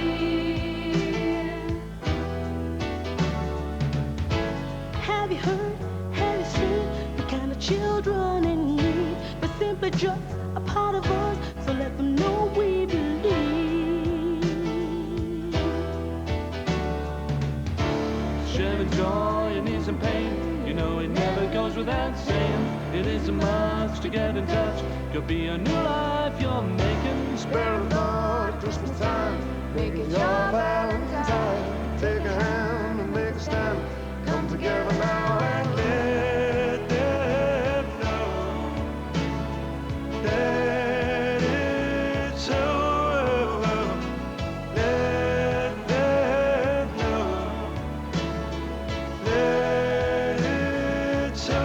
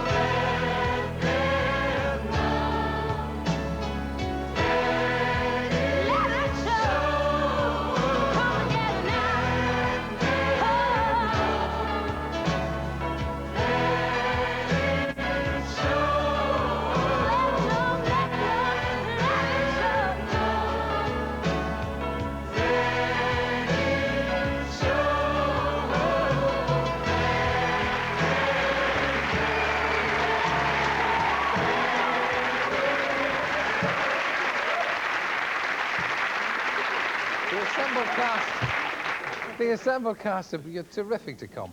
Thank you. Great to see you all. Thank you. A smashing song. And Ruby joined as well. Yeah. How did you get involved with this crowd of hooligans? It's a long story, Terry, my dear. Yeah. Well, I'm glad to have you. That was terrific. She's a cleaner in the Swan. No, she's just a difficult part-time job. Listen, I understand on your way down, you were doing a bit of collecting all the way down. Yeah. How much all the way? How much? £1,000. £1,000. Yeah, we've got a bucket full here. It's all here.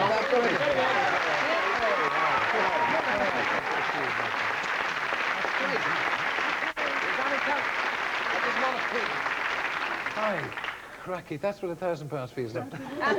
Two of our boys got £5,000 for rowing down the River Severn this week, two of the crew. That's brilliant. Terrific. It's marvellous. Well done. Yeah. I was going to ask you just in general about Brookside. It's been enormously successful, consistently Channel 4's most popular programme. I mean, do the viewers take it all terribly seriously? Yes, they do. Yeah. They believe it's real, I think. Yeah. Do you get stopped in the street and abused? Yes. Do you? but then you always were. I always was, yes. There's a lovely story today. This is quite true. We got off the coach at a service station. Yeah. and there was another coach pulled alongside, and we thought, we'll have this lot. Before they get up the coach, we'll be on and get the money. And a lady said to me, oh, isn't it lovely to see all these TV people all together? She said, I never missed your programme. Why did he take crossroads off so well? What about you? Hey, let's go skate. You keen skater? No, not really. I can't skate to save my life. I'm certainly glad I asked you that question. Yeah. Did you, I saw you singing along with the whole gang here. Did you take a long time to learn the words for that? No, not really. No. Because I sing myself. Do you? Yeah. Yeah, I mean, you're a solo singer, are you? Yeah. Yeah? But, I mean, you make records as well? No. Yeah, but you might do. Might. I'm going to dart round, excuse me for a moment, round the back. There's no use hiding there, you know. Honestly. You see these, why are you hiding? Listen, how do you get up there? Oh, yeah. All right. Oh, yeah. Good to see you all, and thanks for making the journey all the way down from Liverpool and gathering the money. It's terrific to have you all. Did you enjoy that song? It was a great pleasure, honestly. Yeah. One lady actually made a cheque out for £25 on the motorway. Wasn't that nice? Yeah. I tell you why it's good to see you all looking so cheerful and it might be a surprise to the to the members of the public who watch you, because Brookside tends to be a little on the gloomy side, doesn't it? Do you think so? No, I get there. No, I like things. You never watched it when Jimmy Cole killed on? And what about Julia? I'll tell Irene about you. If I could find her, love. When I find her, I'll give her the full length of my tongue. Ladies and gentlemen, our friends from Brookside have done so well now.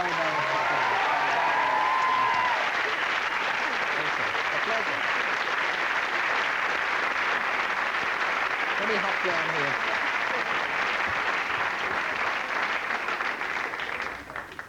If you weren't with us earlier, we've got Paul here by the magic machine, and we just introduced, just to keep us going, these little magic moments, high spots, or perhaps even low spots, from television. Give us a press there, Paul, see what's next. Do you like jelly? Jelly. It's good on this. What did I have to get? Jelly for Jemima, ice cream for Hamble, yes, bread and butter and honey for the Teds, and cakes all round. There, now the jelly. Stand by for Julie Stevens' special. Here's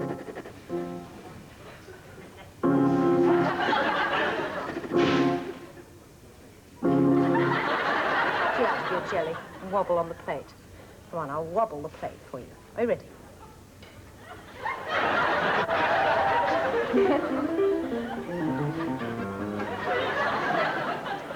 Meet Victor the giraffe.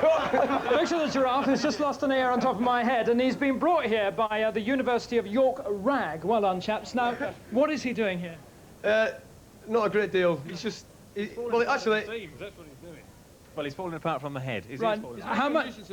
How did you manage to raise money with this chap, Victor? Well, actually, he's not raised any yet, but he's open to offers. If anybody wants to donate some funds. Right. How much have you got so far? So far, about 1,500. Right, well done, chaps. Excellent. Now, behind me here is the biggest card ever to have been delivered by Royal Mail Post. Now, that is quite something. I'm not quite sure how big it is, but I'm just going to go inside and take a look and see what it looks like inside. Mate, you've got a sign for this. I've got a sign for it. Good heavens above. Who's paying? Thank you very much indeed. Come inside and have a look at this. Now, everyone has had to pay to sign this card, and that's how you've raised your money. Gary Ackers, you've got the cheque here. That's right, yeah. Everyone's been charged 50 pence to sign the card, and it's raised over £2,000 for children in need appeal. York University RAG thought up the idea. Thanks, James Clay, for the idea. And it's £2,000 for the appeal. Brilliant, well done. I must quickly just go over to this motor car over here, if I can. It's, I'm not sure, who are these people in the motor car? I'm Geoffrey Johnson-Smith, Member of Parliament, Chairman of the House of Commons Motor Racing Subcommittee. I would, and look at all these cheques coming out from behind. Absolutely amazing. Thank you very much, MPs, and it's over to Annika in the warmth. Right, well, I'm glad we don't have to follow the jelly impersonation. Now, cheques coming in thick and fast. Where are you lot from? Banbury. And you've bought a cheque for how much is that? 1,200,000.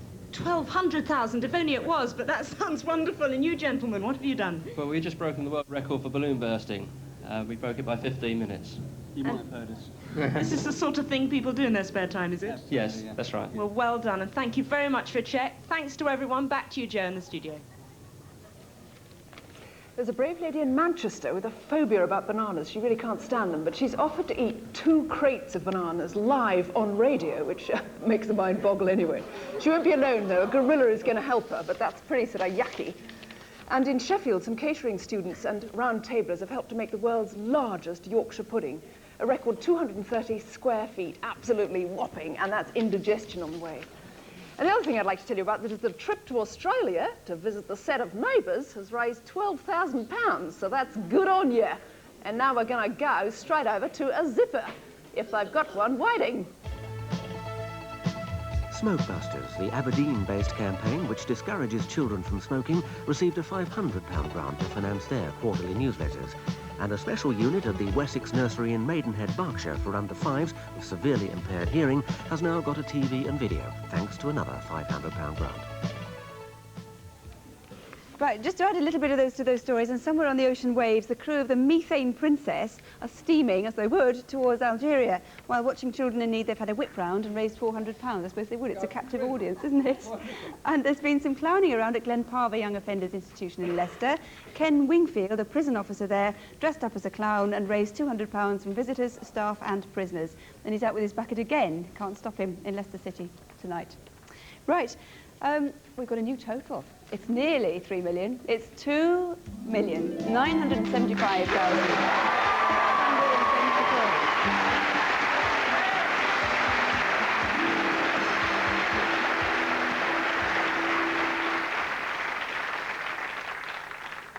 And the great thing about it all is that no matter how much money we raise here in the studio or radio is raised over the weeks, we always end up about a month or so from now with almost double what we raised. That's a wonderful flag, isn't it, Barbara? Lovely curly £50 notes. Always great. Our little bucket is filling up. It's up to you now to fill it up. Okay, can I put the... More money, yeah. And then we...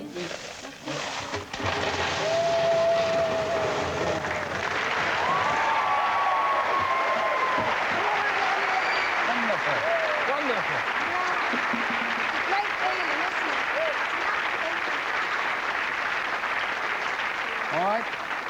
So, just incidentally, an 8-year-old Isla Jordan from Hitchin in Hertfordshire is making a big effort for children in need tomorrow. Isla says she's going to walk with her mum all the way to Stevenage, depending on the weather. So if you see a rather damp 8-year-old, do give generously, please. All right.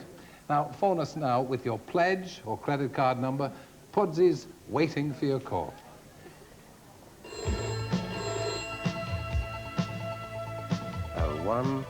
And here from Manchester Airport, we will tell you exactly how you can make those pledges. Now, don't just send us the money, do pledge, because it does all help, and we want to get over that £3 million. Here's how you pledge your money now.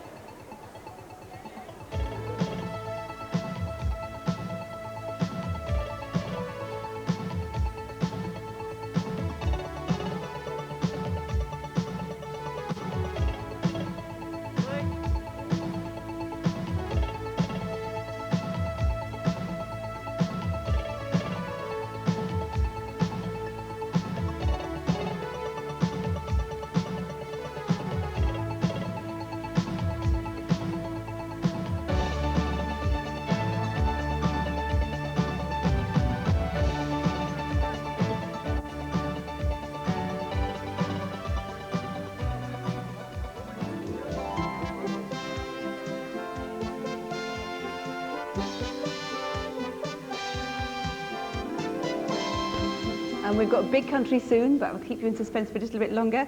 Firemen and their wives, dressed up as gypsies, drove out of Tisbury Fire Station in Wiltshire today in a horse-drawn gypsy caravan, and they used a fireman's boot to collect the booty of over £1,000 during their 6-hour jaunt. Well done to you. And we've also had an offshore telex from the Brent Bravo platform deep in the North Sea from somebody calling himself a North Sea Tiger. And so far they've raised £165, and there's more to come, they say too, so bravo.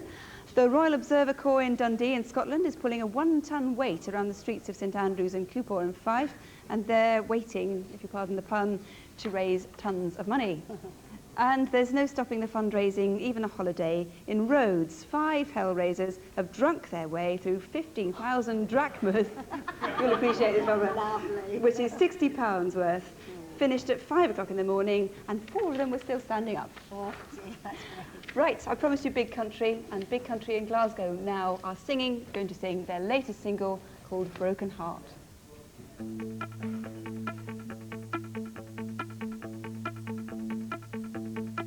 13 valleys he has wandered for love, for he thinks he is the one that she dreams of. But her bed was made elsewhere from the first day she got there. Now he wanders 13 valleys crying out. Now he wanders 13 valleys crying out. It could have been me. I said it could have been me. A broken heart needs someone new to blame it on. A broken heart needs someone new to blame it on. 13 valleys she has gone since morning came, but she gave so much that only love remains. But her lover is long gone with the money she sent home. Now she wanders 13 valleys crying out. Now she wanders 13 valleys crying out. It could have been me. I said it could have been me. A broken heart needs someone new to blame it on. A broken heart needs someone new to blame it on. And that broken heart will be forever and a lifetime. That broken heart will die up to love like done before. And you may fight or you may run. What was past is now undone. A broken heart needs someone new to blame it on. A broken heart needs someone new to blame it on.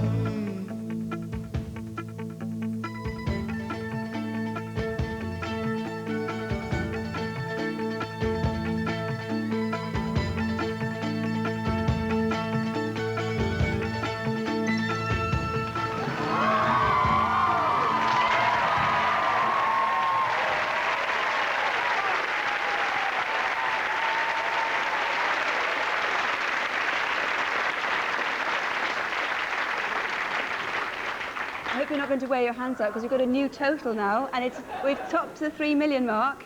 It's 3,195,500. Just over an hour and a half, which is not bad. And today is not only Children in Need Day, it's the 60th birthday of a lovable character who's brought pleasure to millions of children all over the world. He is, of course, Mickey Mouse. Now, Stuart Hall and Toyah invited Mickey and his friends, especially for Children in Need, to a party. We'll see. Thank you, Mickey. Thank you, Donald. Let's all give a cheer. Woo! The whole world wants to thank you, just because you're here. Thank you, Mickey. It's a glorious day on the beach at the Grand Floridian Hotel in Walt Disney World, Orlando, Florida, USA. We're here to make a mighty celebrity knockout between 3 teams of Australia, Britain and America to raise money for children in need.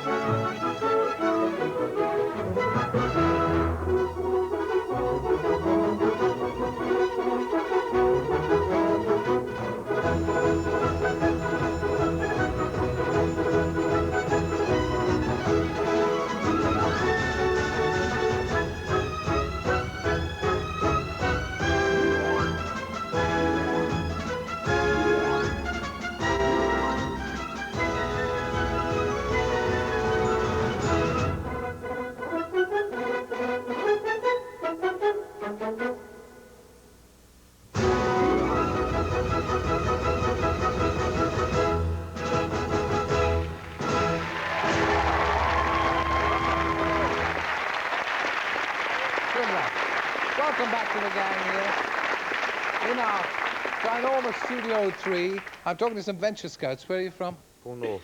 Poole. Poole in Dorset. Yeah. Good to see you all. And you all walk down, or what? Did you jog or run? or No, what? we ran the underground stations. Good. All 284 of them. Great. Well done. How much did you raise? We raised £2,100. I'll relieve you of that. 2,100. Well done. And this is from... Okay. Now this gentleman here... That's for a raffle Yeah. we had in the Royal Oak last Monday for Yeah. £109. The Royal Oak where? In Watlington. Watlington, And yeah. not only that, I will offer my service free for the full day as a butler for the highest bidder. All right. I'm a butler for a very well-known family in this area. Okay, well, we'll see. We'll see what bids. The highest bidder. A bit of butling. You'll do it all for a day. What's your name? Anne White. And yours? Brenda Alderson. And what have you raised? £666.83? It's gone up to £901.65. And what have you done? We've had fancy dresses and barbecues and steam ups in the office. All the staff in the vehicle registration office in Reading. Oh, it's good to see you all, and thank you. Thanks very much. Okay. Another check. Where's this from? Okay. Money from Devon at school, and I conned all my friends into giving me some money. You're terrific, and thank you. It's, as I say, oh, God, there's more. Is it? Yeah. Hatfuls of the money. Look at this.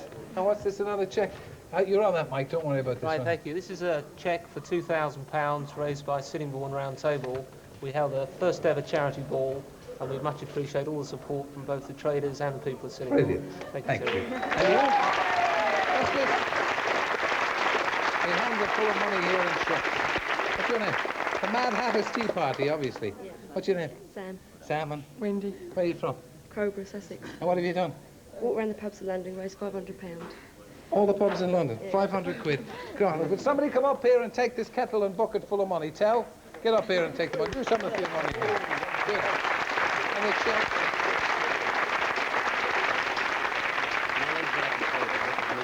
Yeah. And we've raised £50 for children in need through a sponsored badminton tournament we did with thanks to members of Barnet College, including Lisa, Nina and myself. That's brilliant. Thank you. Right. Thank you, Brian. We've got one more check here. We'll keep moving. £252, 56 pence, sponsors to them. Thank you. That's great. And it worked. Well, trying to put it on for next You year can tell now. me the secret later. Thank you. I will. And this is?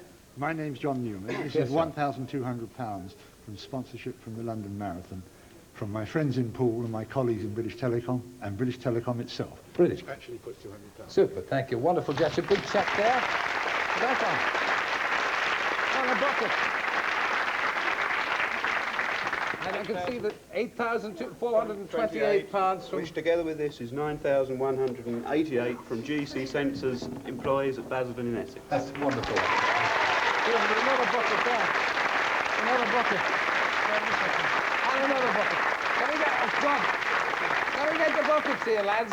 Chris, come up and take some of these buckets. Yeah. And there's another check here, too. From Jones Ovens, Chelsea Countess and Chichester. Brilliant. Thank you. And this is from... This is from Margate Round Table, Yeah. and we are presenting £750 to the BBC Children in Need appeal. Thank you. We're delighted to get it. Thank you. Okay, I'll be back to you in a moment, sir. Okay.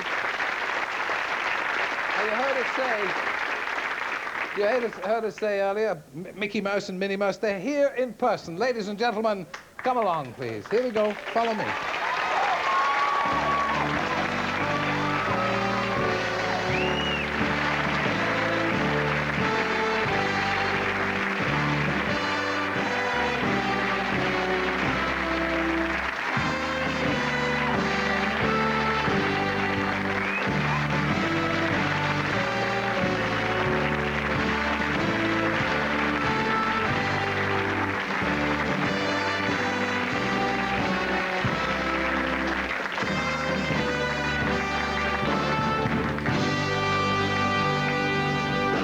Well, now, obviously they're mice. They can't speak. But I'm delighted to say from the Walt Disney Company, £150,000.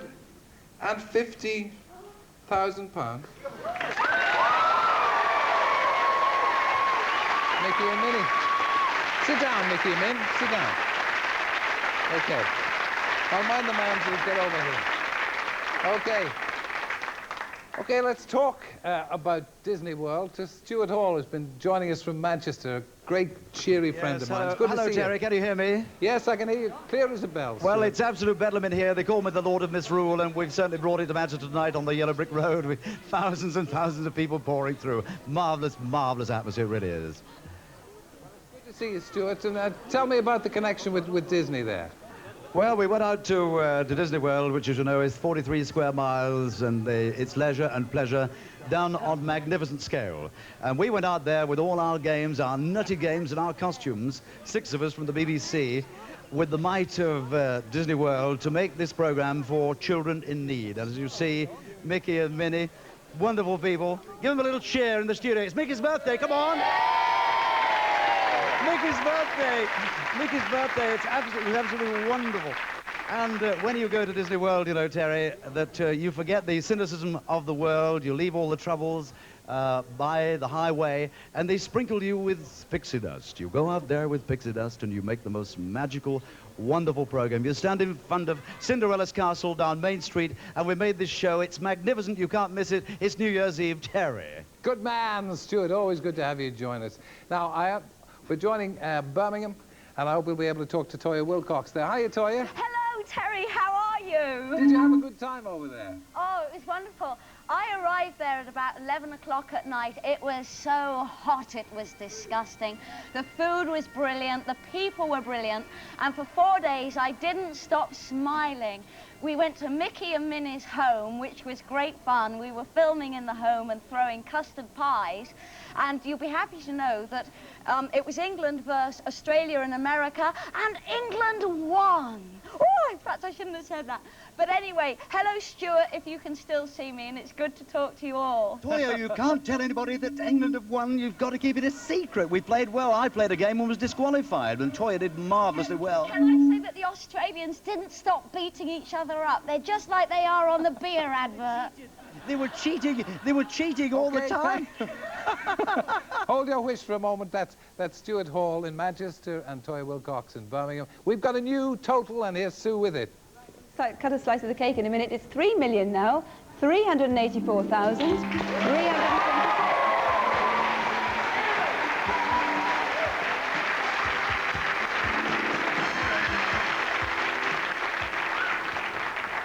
Right, we've got a lovely birthday cake there for Mickey Mouse. Happy 60th birthday, look. Cut a slice of that in a minute. All the candles are burnt down. Cut this, Sue? I mean, can anybody cut this? No, I'm useless at cutting cake. It just falls apart. Well, I cut it, Mickey. You cut it, Mickey. Come on over here and cut it. Goodness sake. Cake for everybody. Yes, and a very happy birthday, Mick and Mick. Okay. Sue, it's over to you. Take it away while we have the cake. We're going to go to one of our many outside broadcasts all over the country. I think we'll try Belfast and see if they've got sound and pictures.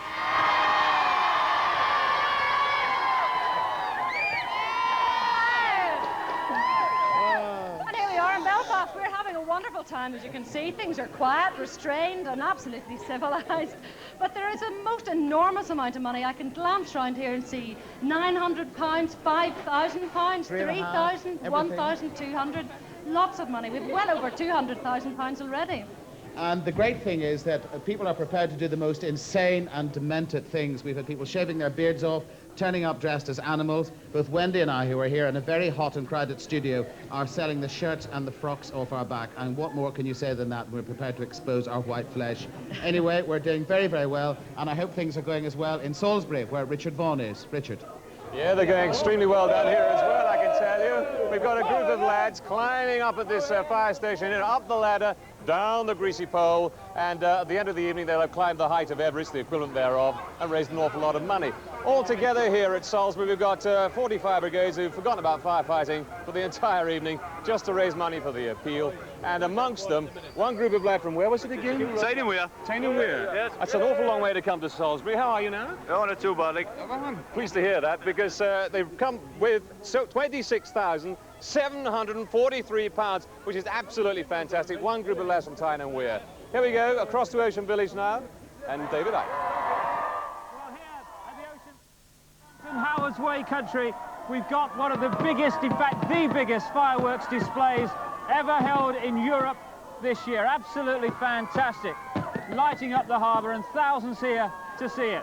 And I mustn't boast, but we must be the only place in the country to have a real megastar here as well. Let me give you a clue. Oh, there, darlings. How are you, possums? Wonderful. Scottish megastar. Here's Mike Neville in Newcastle.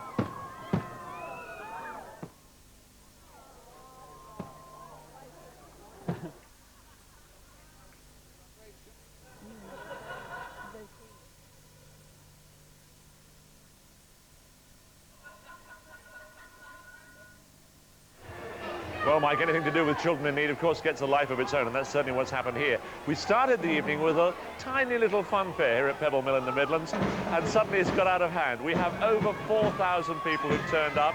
They're giving us money, of course, which they're always doing, and on a cold night here in the Midlands, they're enjoying themselves. They're enjoying themselves across the Midlands as well, because we have an outside broadcast point at Swadlin Coat, and there they're really turning the entire town into a street party.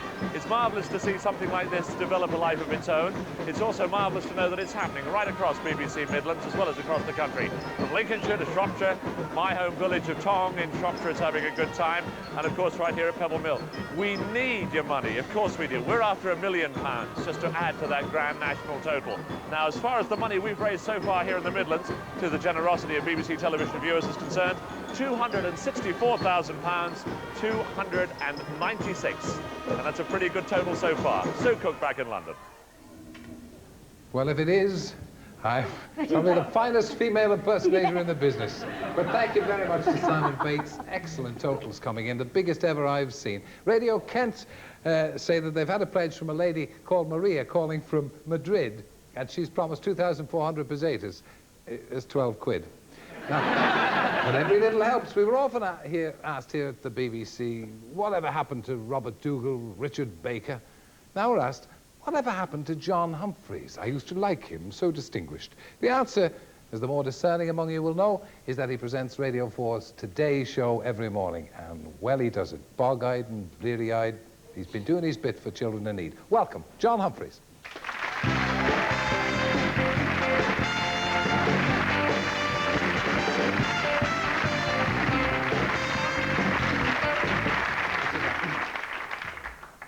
Tell us about what you've been doing on Today. Well, they said to me that I had the absolutely perfect face. After all my years in television, I had the perfect face for radio. And so, they invited me to go to the Today program. What's the thrust of this? That is to do with the M6. Now, today is the 25th anniversary, you were too young to remember, of the building of the M6, and that is one of the cones from the M6 motorway. What Cheshire County Council said, there were, until today, there were 2,000 cones on the M6 motorway. Today, there were none at all. Cheshire County Council said, we'll get rid of them. Everybody will cooperate, we'll get rid of them. So what we said on the Today programme was, because of that, will you please bung in a £1 coin into bins out of gratitude, the friends of the M6 who are celebrating 25 years of it. So by the end of the day, we hope there will be lots of £1 coins filling buckets all down the M6. We don't know yet how much, of course. You also had a competition, haven't you? We did, and that's what this is about. I should show you this. This is a cheque not from us, but from the listeners of the Today programme for £5,426. I hope will you stay with us? Good. Sue, over to you. Well, it's exciting. We're interrupting because the total's gone up £400,000 just in the last 10 minutes. It's now £3,782,680.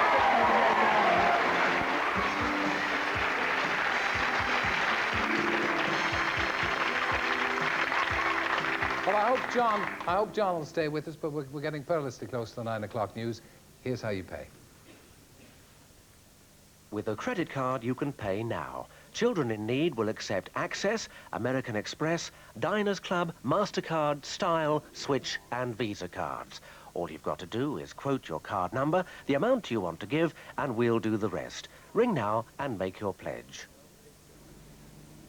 Hi, welcome back to the Northwest, where our total now stands at £276,483.60. Well done to you, congratulations.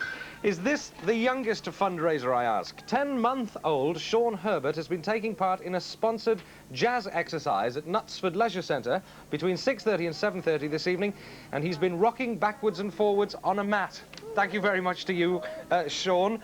12-year-old Richard Stubbs from Elton High School in Bury has made over 60 of these little ceramic Pudsey bears in a week, and he's sold them all at school to friends for £1 each. Well done to you, Stuart. Yes, come on then, here we go! Back on the Yellow Brick Road, we've got Macclesfield Indoor Market traded with £2,500, IBM 1,250. What about Road Chef, 925. The Beaujolais Appeal, £1,000. Here we go, £314. At the back, the Holiday Inn, £1,250. The money is rolling in. £2,000 from Cheshire Building Society. And another £1,600 from the Dog and Party. Oh, the Dog and Party, what a pub.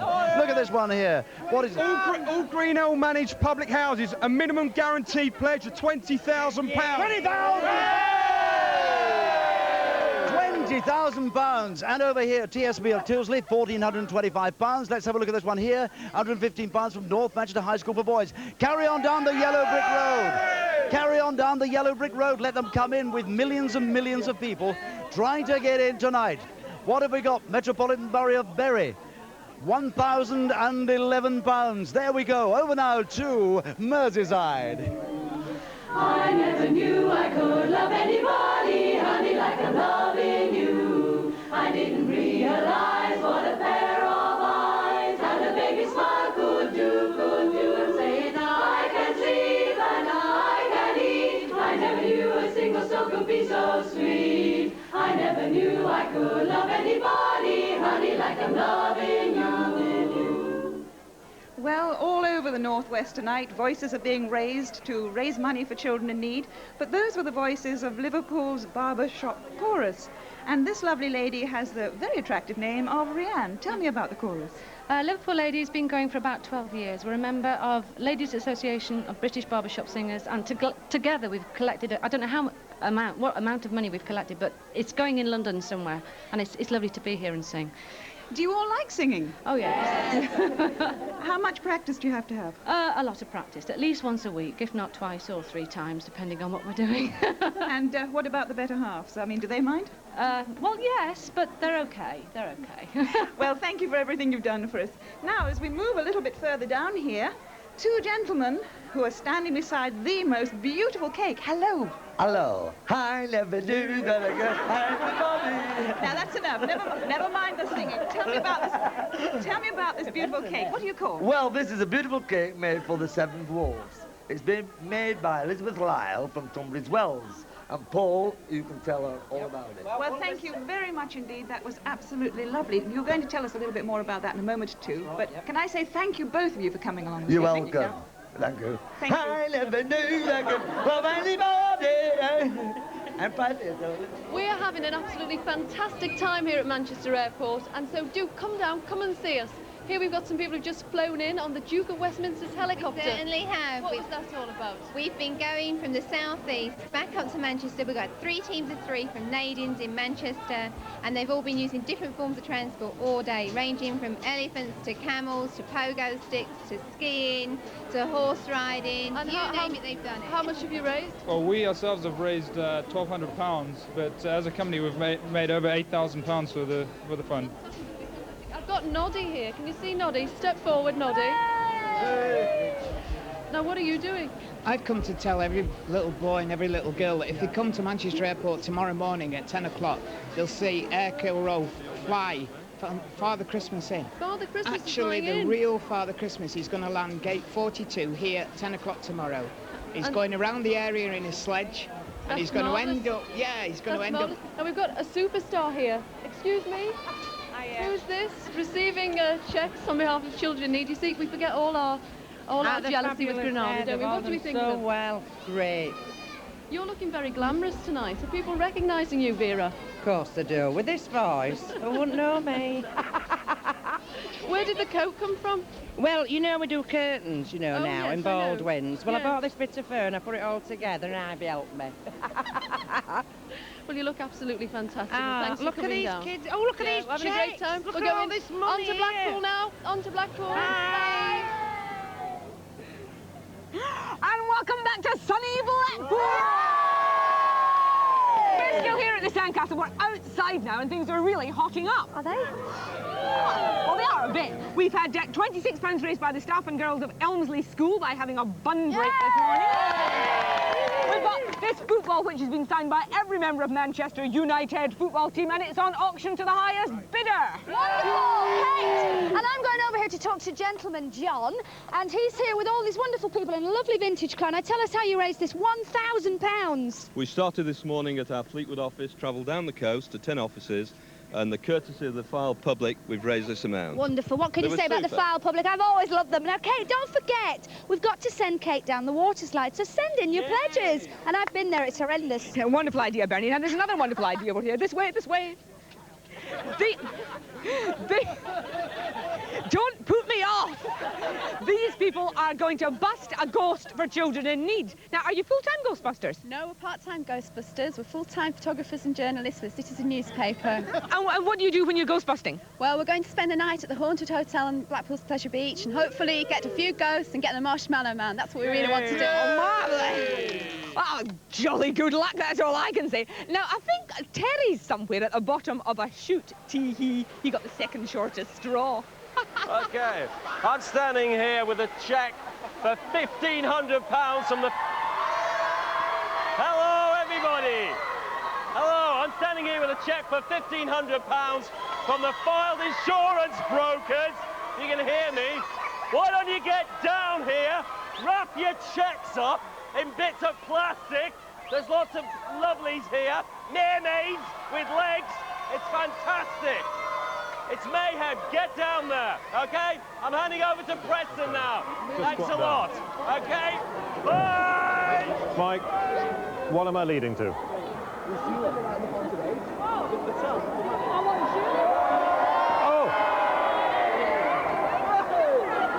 I don't know if you can hear me, but I can't hear anything down here. This party here at Preston Guildhall is going absolutely wild. Let me tell you that the latest figure I've been passed for the Radio Lancashire, Blackburn and Preston appeal is just a penny under 50,000, but I can tell you there's a lot more money than that to come because I've got cheques all over the place here. You're being absolutely wonderful. Can I talk to somebody here? Yes, I can. Now, who are you? Julie Walsh from Albany High School. Albany High School. You've got a cheque here. Hold it up, because this is enormous. £4,450 from Albany. Plus another 60. How did you raise all this? All sorts. Simon slept in a haunted house for a night. We've done sponsored silences, a blind date. Simon, you slept in a haunted house? That's right, yeah. On your own? No, with 5 other Don't tell me who you were there with. With how many more? Just 5, and there's a few ghosts as well. And you raised all that money, 4,450. That's terrific. You can give yourself a round of applause. I've got some more people over here. Who have we got here? The Country and Western are in. Good place for Country and Western in Preston, I can tell you. What have you done? Yeah, we had a sponsored hold-up round the town centre on Wednesday night, and we raised £364 with a North Western Shore team, and that's the first time I've ever done it. We raised £364 for children in need. Lovely. So the Northwestern Show team now raising money. We've got some more. Can I go over here? We can go anywhere we like. Who cares? We've got the Eccleston Ladies Keep Fit. What an advert they are as well. Terrific. Let me come down and see them. What have you been doing to raise £700? Sponsor Keep Fit for 2 hours. Sponsor Keep Fit for 2 hours. I tell you what, Stuart Hall couldn't last 5 minutes, I can tell you, but £700 for them. There they are. Well, it's all happening down there in Preston, as you can see, as well as at the rest of our outside broadcast. You've been doing marvels for us. Please keep the money coming.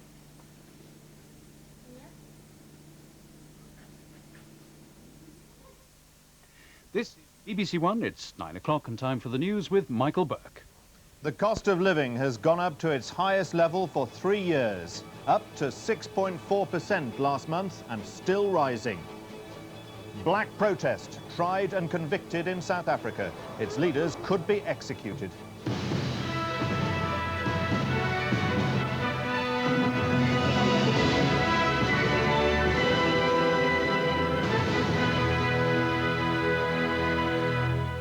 Good evening.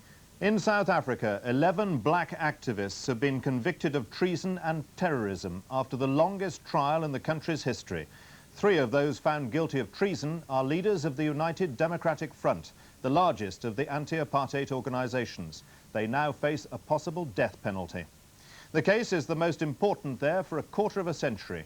with the anti-apartheid movement seen to be on trial as much as the defendants themselves. The UDF, with 2 million members, advocates peaceful protest, but its leaders were convicted today of stirring up anti-government violence in the black townships. Day 441 in court, day of judgment in a crucial trial of the legal limits to black opposition. So the American ambassador Edward Perkins came to hear the verdicts, as well as Archbishop Desmond Tutu, already prepared for convictions. It's clear that when our people seek to bring about an end to apartheid and oppose it non-violently, you are criminalized. But the state's case was that among these 22 originally brought to trial over 3 years ago were men bent on the violent overthrow of the government, leaders of the United Democratic Front, the UDF, largest of the anti-apartheid organizations. The UDF, according to the prosecution, orchestrated the years of violent protest which first broke out in September 1984. Many black township councillors were brutally murdered, accused by the UDF of being collaborators in apartheid. Police videos of UDF rallies were shown during the trial. Witnesses testified to calls by the accused for the overthrow of local councils, including speeches by this man, Patrick Lakota. From the dock, Lakota insisted he and his fellow leaders never advocated violence. But today, Mr. Justice Van Daakhorst was clear. Lakota and 3 of the others had, that the UDF was committed to revolution and the ANC, outlawed in South Africa. A gasp ran through the public gallery as the judge reached the climax of his judgment. The UDF, he said, was a revolutionary organization which included the violent option in its strategy to make South Africa ungovernable. It follows, he said, that its leadership was guilty of treason. Relatives were overcome. Treason carries a maximum penalty of death.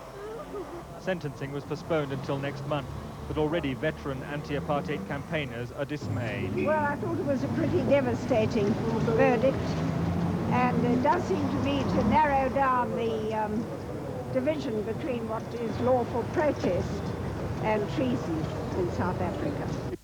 Mrs. Suzman remembers another critical trial for South Africa in the same courtroom 24 years ago. Nelson Mandela, convicted of sabotage, was sent to prison for life. Once again today, the South African government has succeeded in breaking black opposition through the courts. But many in the black majority sense new heroes in the making, just as President Botha grapples with the political dilemma how to free Nelson Mandela. This is James Robbins for the 9 o'clock news in Pretoria. It looks as though Mrs. Thatcher may refuse to go to Zambia when she visits Southern Africa next year. The omission would be seen as a direct snub to Zambia's President Kenneth Kaunda, who's been outspoken in his criticism of Britain's refusal to impose sanctions against South Africa. Soon after Mrs. Thatcher arrived back in London from Washington today, her officials were letting it be known that even if she were invited to Zambia, she wouldn't go, because she was so appalled by President Kaunda's treatment of Sir Geoffrey Howe 2 years ago. Various British governments have been irritated or embarrassed by Dr. Kaunda's habit of assuming the high moral ground, but the put-down he gave Sir Geoffrey Howe was ferocious. Up to that moment, the 5-point peace plan which Sir Geoffrey was trying to sell to South Africa and the frontline states had seemed at least faintly credible. Then the President gave his view. As a fellow human being, Sir Geoffrey, you're most welcome. But as a messenger of what you come to do in Southern Africa, you're not welcome at all. Some senior Foreign Office officials thought Sir Geoffrey should have walked out at that point. He himself felt that the South African situation was too important for that. Mrs. Thatcher was angry, both with the way he'd been treated and the way he'd reacted. She's never been enthusiastic about Dr. Kaunda, though by winning him over at the Lusaka Commonwealth Conference in 1979 on the issue of Zimbabwe's independence, she scored her first big foreign policy success. Dr. Kaunda still refers to her publicly as his dancing partner. In private, he's a gentle, unassuming man who doesn't stand on ceremony. He has a powerful moral sense and a great affection for the Queen. But the enduring British complaint is that he's always criticising Britain over South Africa while continuing to take large amounts of aid from us. But the final decision to snub Dr. Cowender hasn't yet been taken, and it may be that all this inspired leaking is itself intended to be his punishment. It also has to be decided if Mrs. Thatcher's trip to Africa next spring should include a visit to South Africa itself. If it'd look as though she were giving her support to apartheid, she won't do it. But if Nelson Mandela has been released and other changes made, it could just happen. Here, inflation has gone over 6% for the first time in 3 years. It's already almost doubled in 1988 and is expected to go even higher next year. Retail prices went up 6.4% in the year to October, a rise of 0.5% on the September figure. The government said the rise was largely due to higher mortgage rates and shouldn't be used to justify big wage demands. Labour said the Chancellor's predictions were going haywire and the economy was out of control. More than half of today's increase was the result of higher mortgage payments. The government put up interest rates to reduce inflation because higher borrowing costs give people less to spend. But because mortgage interest payments are included in UK price figures, higher interest rates mean higher retail price inflation, initially at least. Britain's best inflation performance was back in 1986. Since then, inflation has been rising steadily. Today, the government claimed that the exclusion of housing costs from the inflation figures would have given a better picture. But even without housing costs, inflation has been rising, with many items like cars showing big price increases. And last month, clothing prices jumped as new autumn fashions hit the shops. City experts believe inflation will peak at 7% next spring and then fall. We would hope to see it trend back down to about 5% by the end of the year, much in line with the Chancellor's expectations. On the other hand, we're very, very concerned that rising wage pressures in the economy will start to put pressure on the inflation rates, and we could in fact see it peaking much higher. Recent price increases, along with the extreme discomfort of much higher mortgage payments, are already persuading trade unions to increase their wage claims. Every deal that we're doing takes into consideration the health of the individual company and the industry. We've held unit costs in this country less than half the German increase in unit costs. We're remaining competitive, and we're proud of that. But what we're not prepared to do is be told repeatedly that we've got to accept the disciplines of the market, and yet some other kind of peculiar disciplines to apply to our members' wages. Nigel Lawson has described inflation as the judge and jury of his economic policies, and today's jump in inflation above 6% is a verdict of guilty, at least for the time being. His next problem will be whether the trade unions see this jump in inflation as a reason for much higher pay claims this winter. If they do that, he may need further tugs on the interest rate lever. Much of Britain's drinking water is contaminated by agricultural pesticides. That's the view of Friends of the Earth after a 2-year study of the country's water supplies. Next week, the government will outline its plans for the privatisation of the water industry. Tonight, the Chief Inspector of Pollution resigned. When pesticide is sprayed, sooner or later some of it seeps into the groundwater. Today, Friends of the Earth claim the government is complacent about pesticides in water and ignorant about their possible adverse effects on health.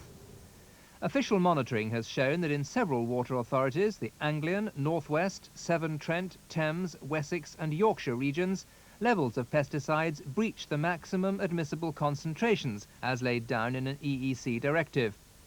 Water from the Anglian Water Authority has more pesticides in it than most.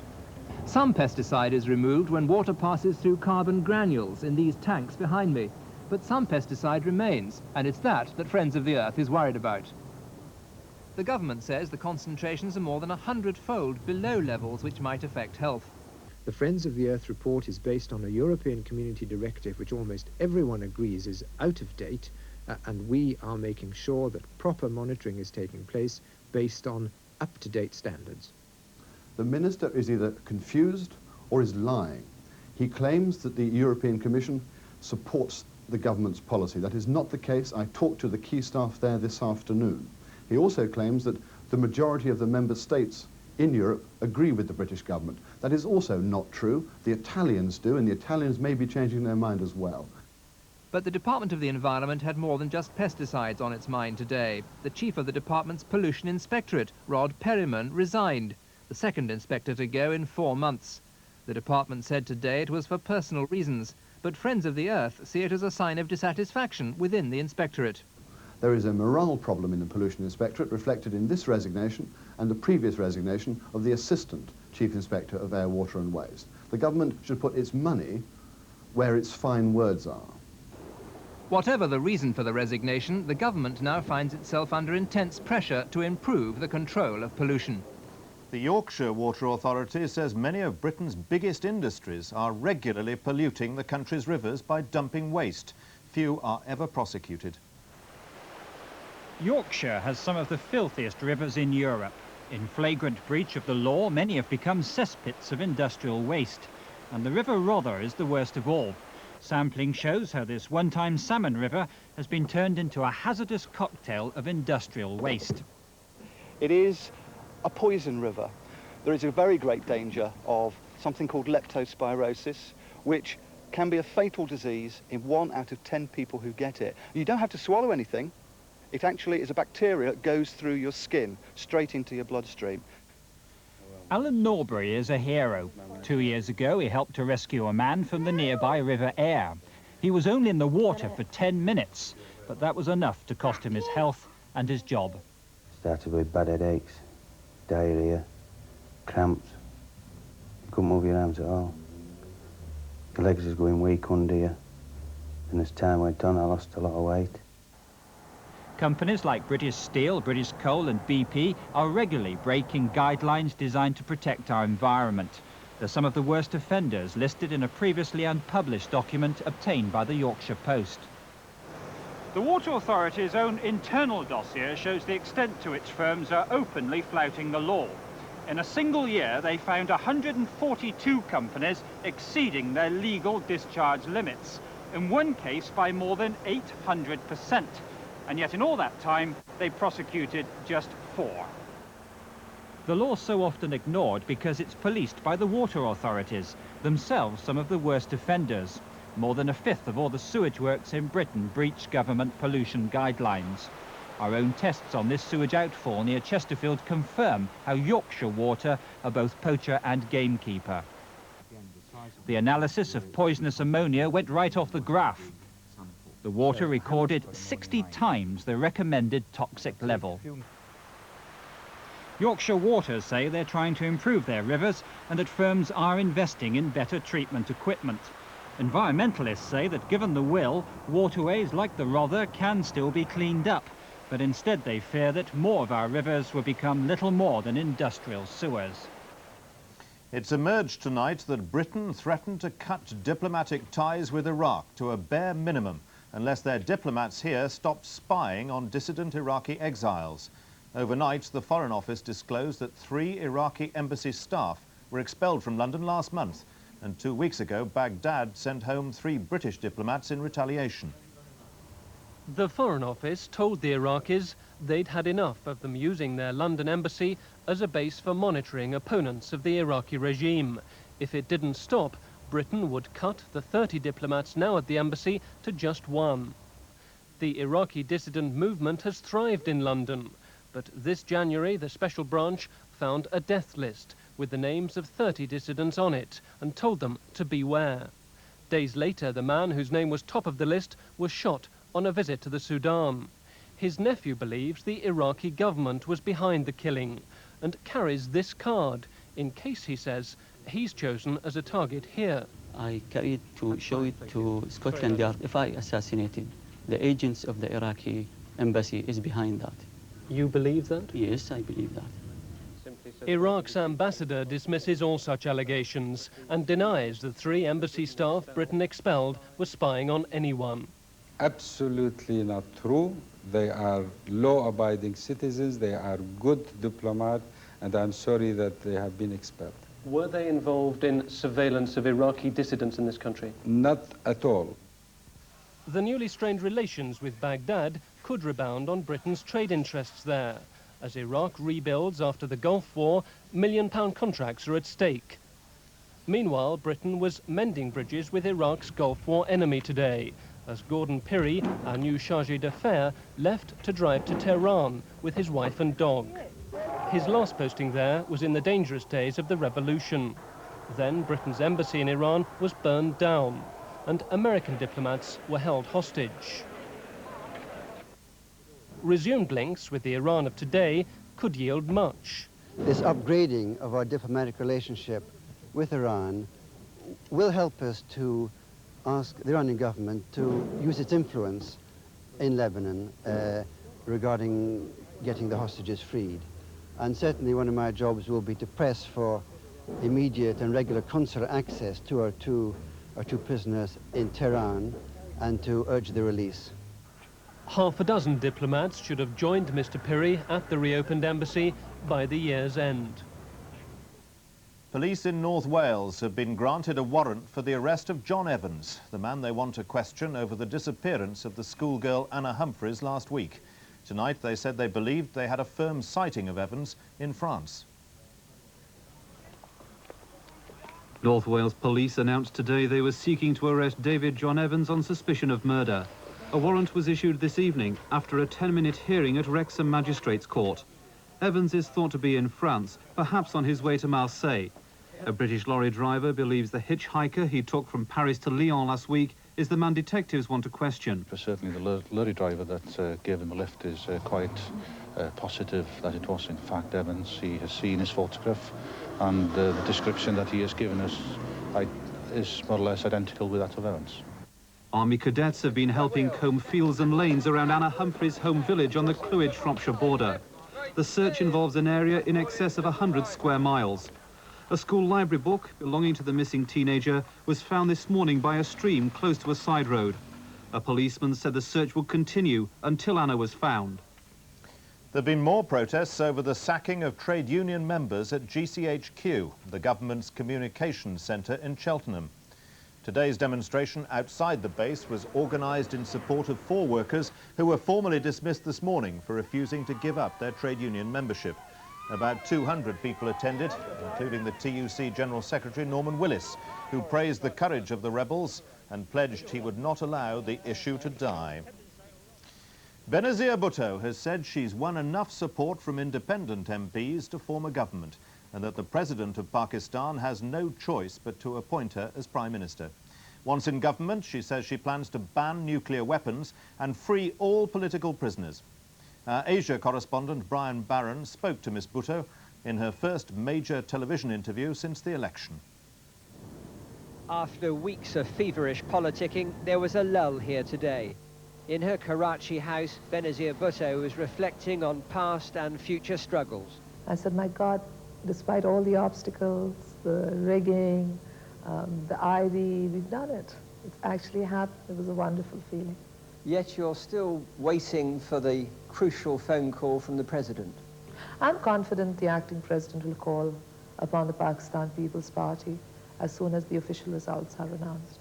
Surely, given all the problems, the persecution of 11 years against your family, haven't you got some sort of, even a short list of people you'd like to see removed? No, we don't have any list. It's just something that we made up our minds about a long time ago. We don't believe in vendetta. We were victims of vendetta, and we just don't want that to happen in our government.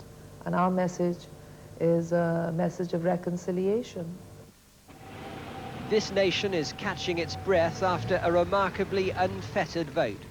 The armed forces are still on high alert, especially in Karachi, but the tension, the uncertainty of recent weeks has been replaced by a sense of achievement.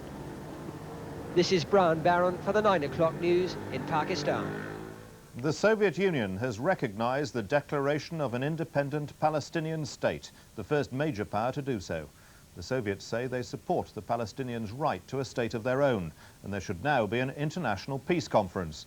But the Israeli government says the Soviet decision will make peace more difficult. The news from Moscow took Israeli officials by surprise. It came as the foreign minister was explaining to 40 foreign ambassadors why Israel rejects the declaration of a Palestinian state. Later, Mr. Peres said the Soviet Union's attitude would now complicate the situation. Because the Soviet Union wants to play a role of a peacemaker. They don't have diplomatic representation in Israel. So, I mean, this will make them look more one-sided even. The Moscow statement, whether or not it adds up to full recognition, is a severe blow for Mr. Perez and Mr. Yitzhak Shamir, who, even in the midst of trying to form a government, took time to explain to American congressmen what he thought of the PLO's declaration. The PLO tries now to start a campaign of disinformation. They have not changed their main aim, that is the destruction of Israel. Large numbers of Israeli troops were deployed around mosques in East Jerusalem and the occupied territories in case of demonstrations in support of the PLO after Friday prayers, the high point of the Muslim week. But there were no serious incidents. This is Peter Main for the 9 o'clock news in Jerusalem. Here, the government is close to deciding which company will build Britain's main battle tank for the 1990s. The choice lies between Vickers in Leeds or the Americans, who've been lobbying hard. The contract is worth £1.4 billion, and Vickers say if they don't get it, thousands of British workers could lose their jobs. For such lumbering, ugly weapons, tanks are proving to be the Army's most politically delicate issue for years. The Army needs nearly 600 to replace its chieftains from the 60s. The question is it best to buy American or British? This is the home contender from Vickers, their Challenger 2, but it's still only in its prototype stage, though the company claim it will be ready in time and will be superior to the American rival. A new measure of quality in armor has emerged. A weapon system fusing high performance and reliability. This is the hard sell from Michigan. Quickness and agility, firepower. The Americans are showing off their M1A1, its self-adjusting gun and its night vision equipment. It's a tank that has won some support in the Army. In the American tank's favor are the latest high technology, a proven record and compatibility with American tanks based in Europe. But the British tank's advantages are that on fuel it's cheaper to run, it'll share ammunition with existing British tanks, and an order from the Army could lead to valuable exports. Politically, it may be impossible to reject the Vickers offer. Their tank factory at Leeds is at risk. Nearly 1,000 jobs there, plus another 10,000 in component suppliers, could be lost. It's proved to be one of the most agonizing decisions for the Ministry of Defence. Too often in the past, backing the British option has turned out to be a costly mistake.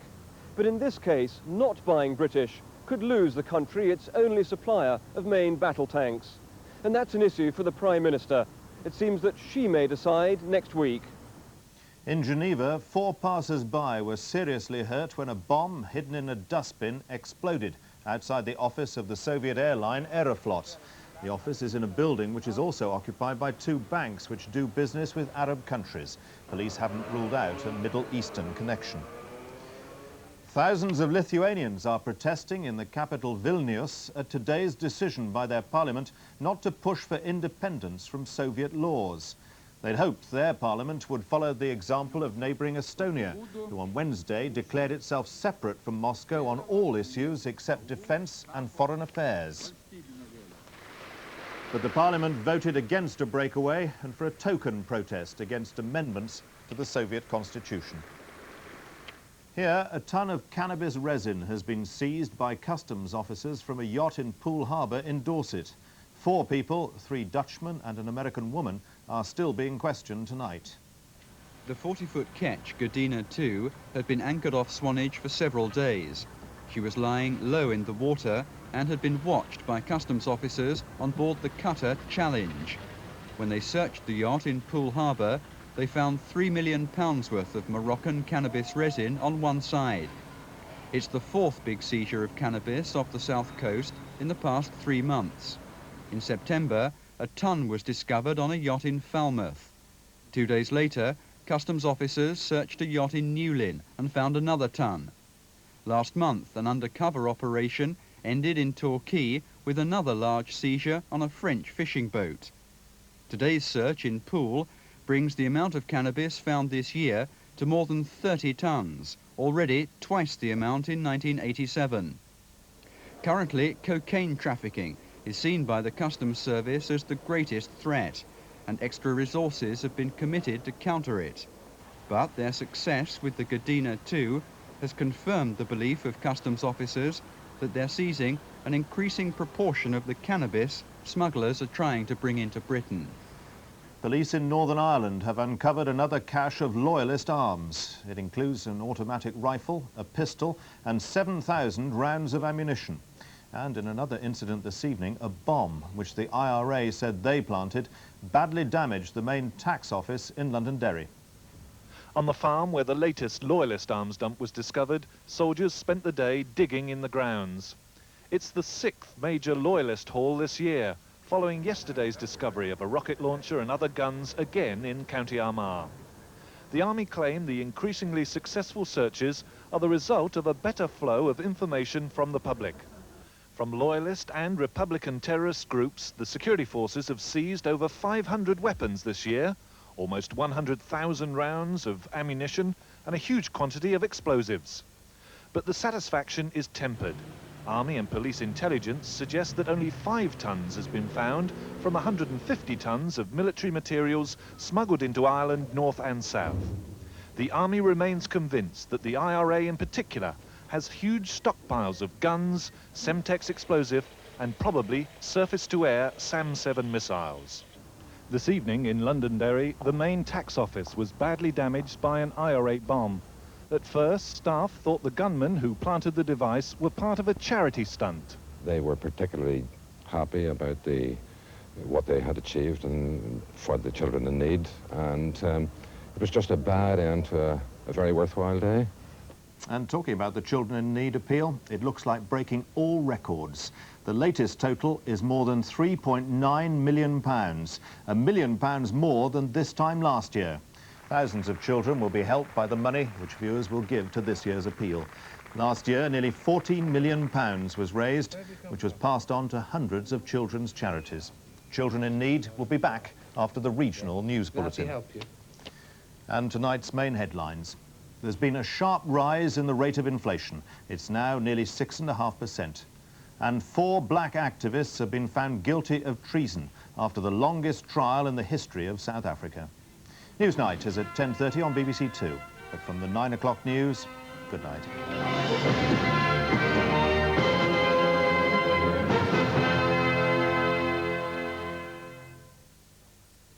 And now the North West News. Good evening. Residents of Bolton Le Sands in Lancashire say they're terrified that a convicted child killer may soon move into the area. Peter Pickering could be released next week from Park Lane Hospital on Merseyside, and there are fears he could move to the home he's bought near Morecambe. Hospital managers and union officials will be holding talks in the morning in a bid to end the strike which is affecting 3 hospitals in West Cumbria. The trouble began after 11 nurses were sent home for working to grade. And a cosy official in the northwest tonight claimed that a document leaked from the DHSS instructs regional health authorities not to hear appeals from nurses who've been working to grade.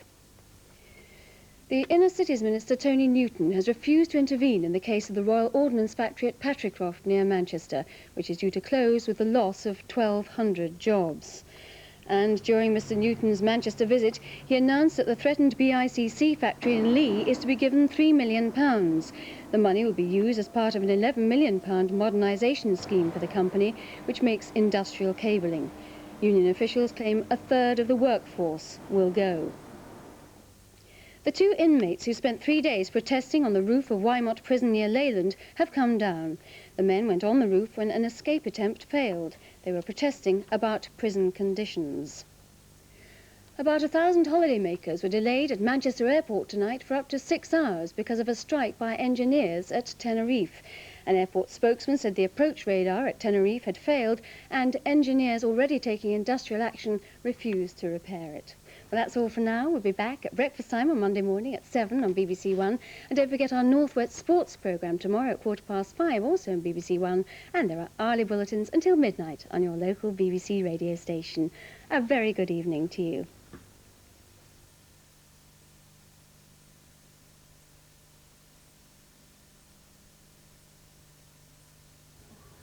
hello to a much colder night than of late, a widespread frost, and it's only likely to be some of these eastern and southwestern coasts that will escape the worst of it. 1 or 2 wintry showers feeding into these northern and eastern coasts, and later in the night, the cloud thickening up in northern Scotland.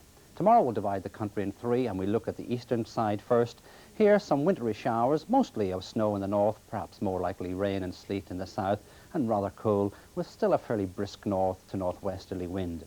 Now we look at the rest of England, Wales and Northern Ireland, the best place to be tomorrow, dry and a good deal of sunshine and pleasantly warm in the sunnier spots. That leaves us with western parts of Scotland. Well, here there will be some rain coming along during the second part of the day and then turn into sleet and snow as it hits the high ground and a little bit on the cold side. On Sunday, a band of cloud working its way southwards, carrying some light rain or perhaps sleet as it goes southwards, but most places dry and quite sunny, and still some wintry showers feeding onto these eastern coasts. Monday, similar, after an overnight frost, 1 or 2 wintry showers in the east and the north. Looking to Europe for the weekend, well, it's a fairly wintry scene over the northern half, with frequent heavy snow showers, especially over Scandinavia.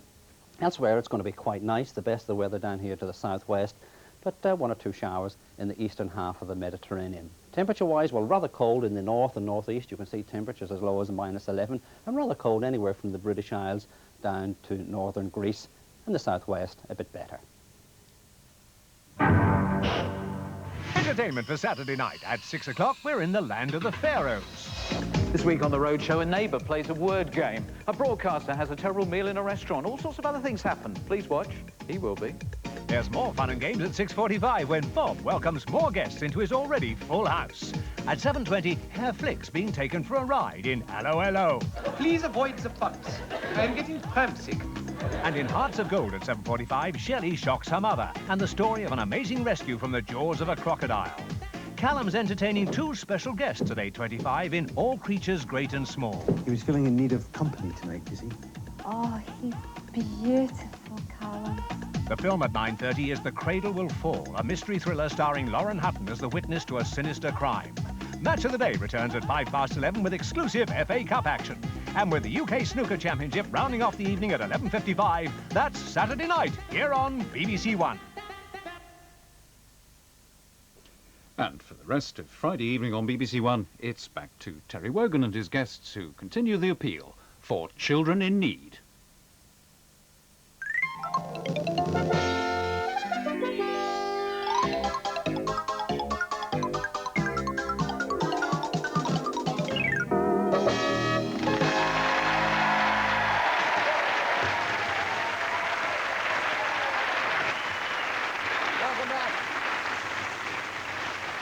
Welcome back. Welcome back.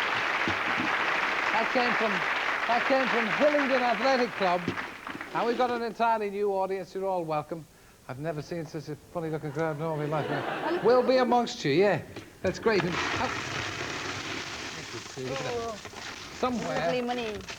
Somewhere there's a new total. Have a look at that, Sue. Oh, look, we haven't quite made 4 million. £3,976,092. Jolly good. Let's go.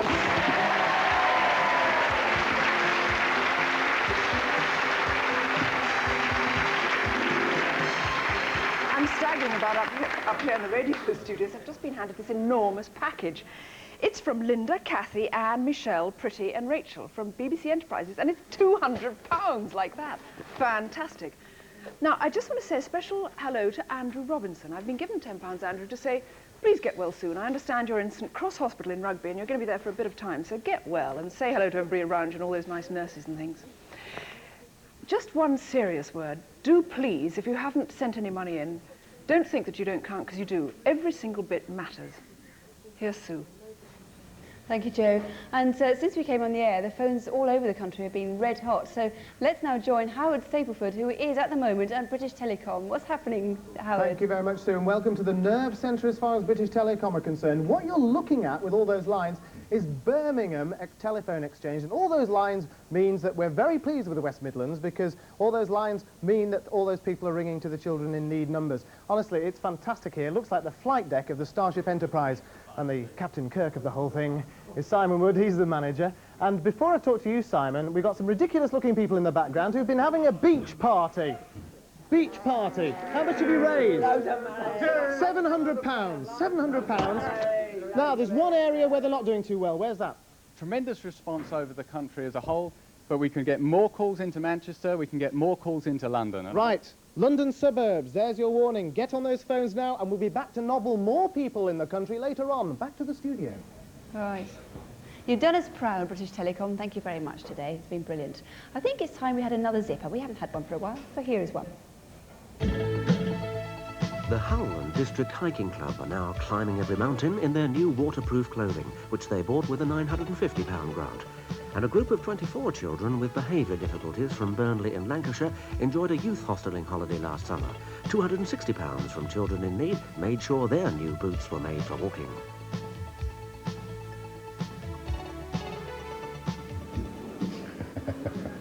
Thank you. And thank you, Colin Barry, who's doing our voiceovers this evening.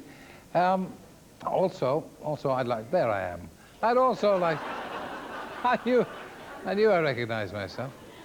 Yeah, I'd also like to thank the chairman of the BBC who came down and joined us during the break and gave half his yearly stipend, or 50p, to the fund. And the British Geological... Excuse me, there's a woman... Get it, what are you... What's the matter with you? I'd call in and put some money into your thing. Thank you very much.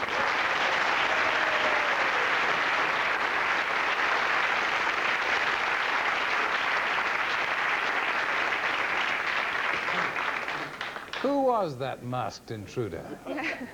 The British Geological Society in Edinburgh played tiddlywinks from the 1st to the 5th floor of their offices and earned £224 for children in need. These and all stories we shall hear and more as we go through the night and into the early morning. But enough of all this fun and frippery. No Children in Need would be complete without a quiz, would it? No, it wouldn't, Terry. Not a stone's throw away. I wish I could hurl a few stones.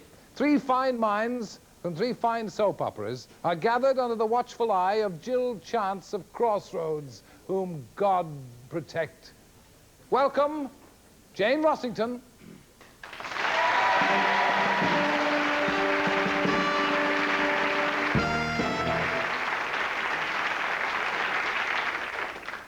Good evening.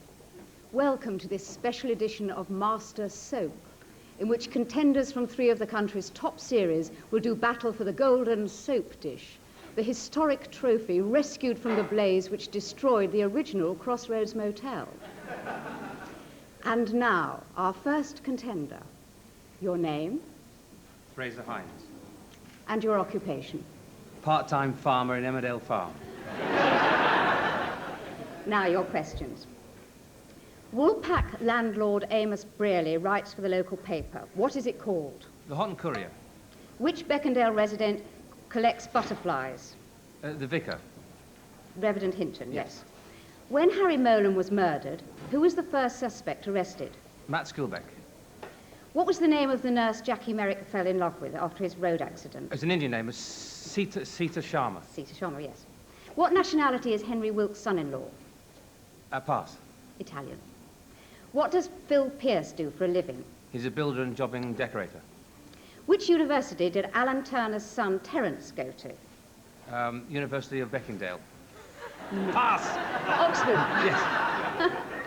When Dolly Silbeck first came to Beckendale, where did she work? The Woolpack. Why was Seth Armstrong in hospital in 1986? He got smashed over the head by some poachers. Very good. I've Now, started, so I'll finish. you have scored 6 points. And now, our second contender. Your name? Sue Tully. Your occupation? Doctor's receptionist in EastEnders. Now, your questions. When Mary Smith was learning to read, who taught her? Andy O'Brien. Who blackmailed Kathy Beale? Nick Cotton. What was the name of the pop group formed by Sharon and Band. Kelvin? Very good. What postal district does Albert Square lie in? E20. Which character was discovered dead in the very first episode? Reg Cox. Very good. You're so fast, I'm getting ahead. Ken Beale recently returned to Walford after 20 years. Where from? New Zealand. What university is Kelvin attending? I haven't a clue. East Anglia. Who did Debbie Wilkins marry? Detective Sergeant Rich. What job did Den Watt's girlfriend's Jan do? She was in personnel. Good. What did Ian Beale sell to buy his food processor? A Biggles book given by his gran. Spot on. What was the full-time occupation... You've started. I've started, so I'll finish. What was the full-time occupation of the person who applied to be the new Oz cab driver? Is he a detective? He's a policeman. In the police. Very good. Right.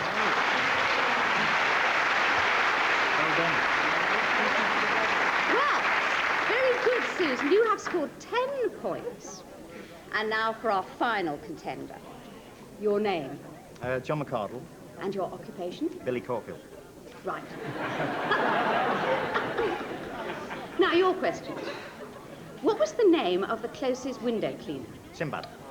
Sammy is saving up to go on to a demo. Where? Edinburgh. What was Doreen's occupation? Dental reception. Where did Annabelle and Brian spend their first weekend away? Shrewsbury. What colour did Tracy paint her room? Black. What is Harry and Ralph's dog called? Rommel. What firm did Heather Havisham work for? Hamilton Dabro. Very good. Who were Damien's best friends? Duxie and Gizmo and Neil. Who was the first owner of the bungalow? Alan Partington. What was Edna Cross's weakness? Gambling. Betting on the horses. Who held the nurses hostage? John Clark.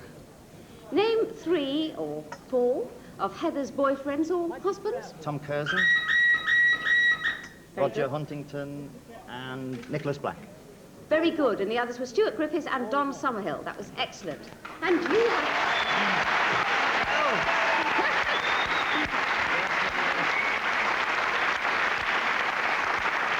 So you have scored, at the end, 12 points. So the winner is John. And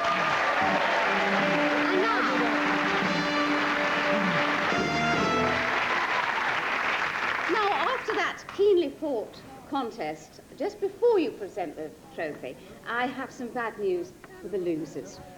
Stands back yes. aghast. Sorry, Susan, you have to eat breakfast in Ali's Cafe with Dot Cotton for a week. And I'm sorry, Fraser, but you must be nice to your brother, Jack. Oh, at anything Christmas. but that. Anything but that. So now, Terry, will you present the golden soap dish? To the winner. To the winner. Oh, no. Not me, no. Sorry, I should have been paying attention. I just John. want to, on behalf of the BBC, say that you've been appalling and that you fully deserve this, and I hope you'll go on to even greater success in your chosen career, whatever that may be. It's a golden soap dish from the jury. Billy Corfield of Brookside. Thank you.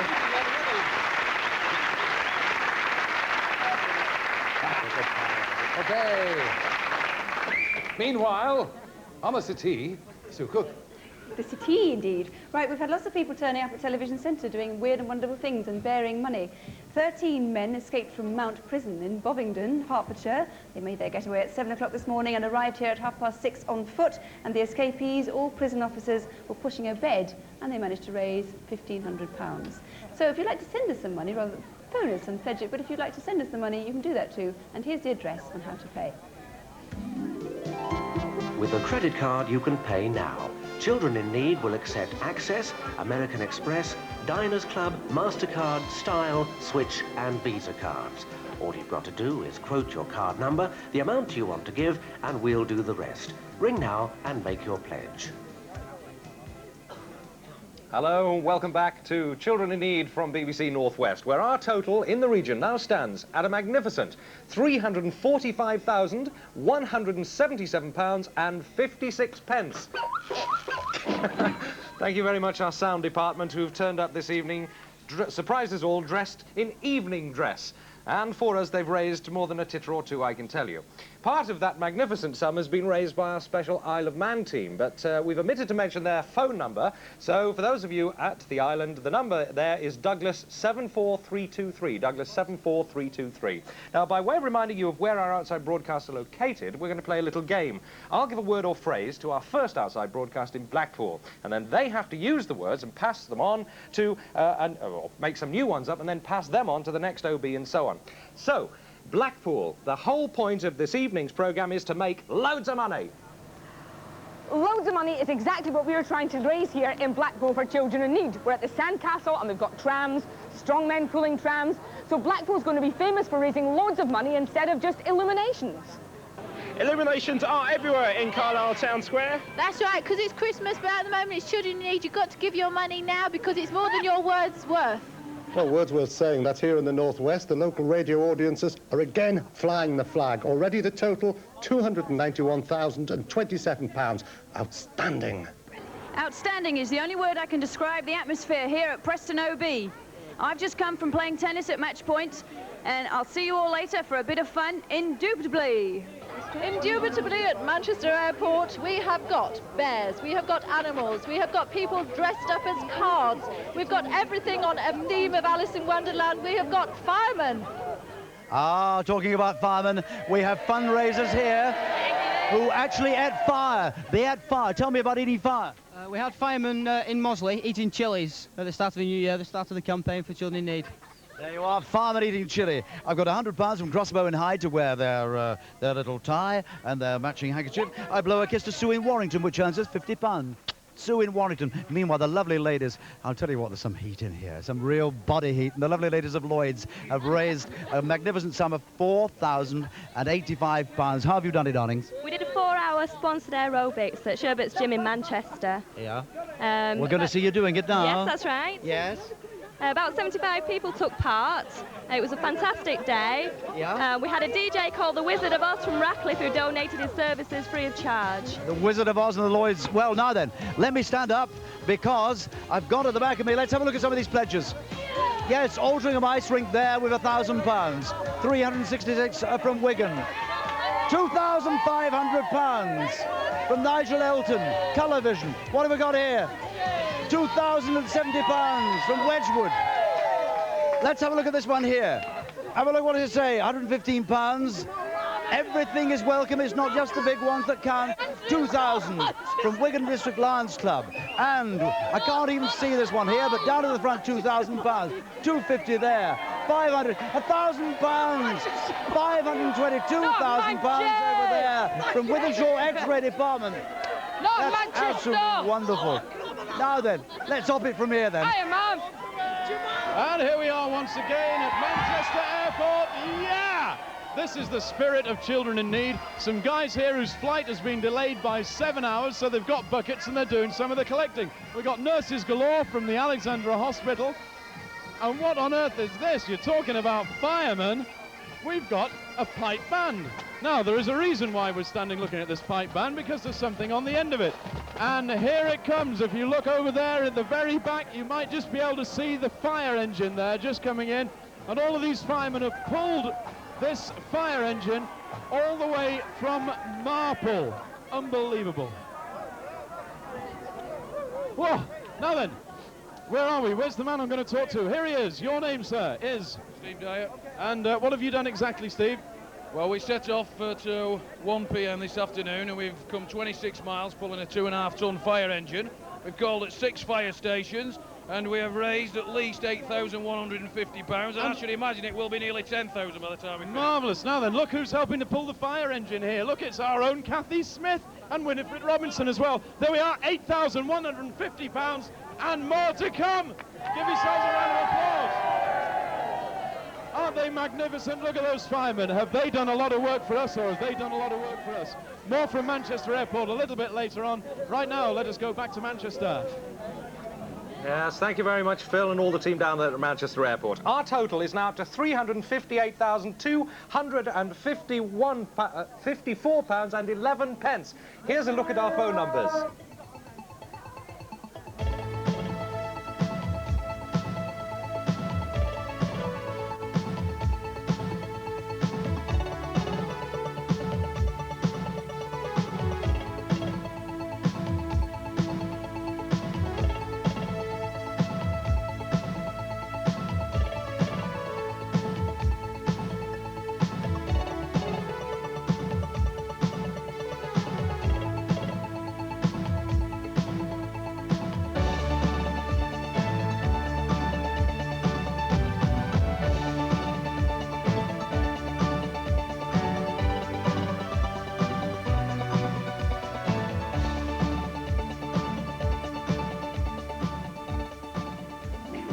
BBC Children in Need, Gyrobank, P.O. Box 200, Liverpool, L69 3HW.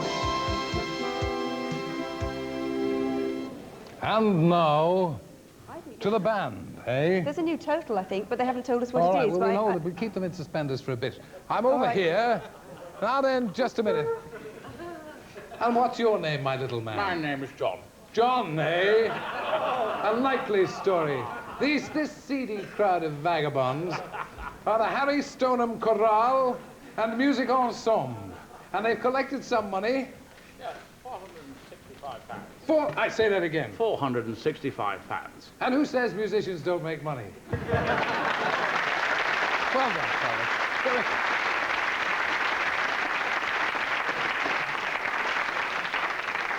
What you don't know is that every member of that band had to pay a fiver every time he yawned. We could be up to 2,000 quid before the evening's over, fella. Look at that. What?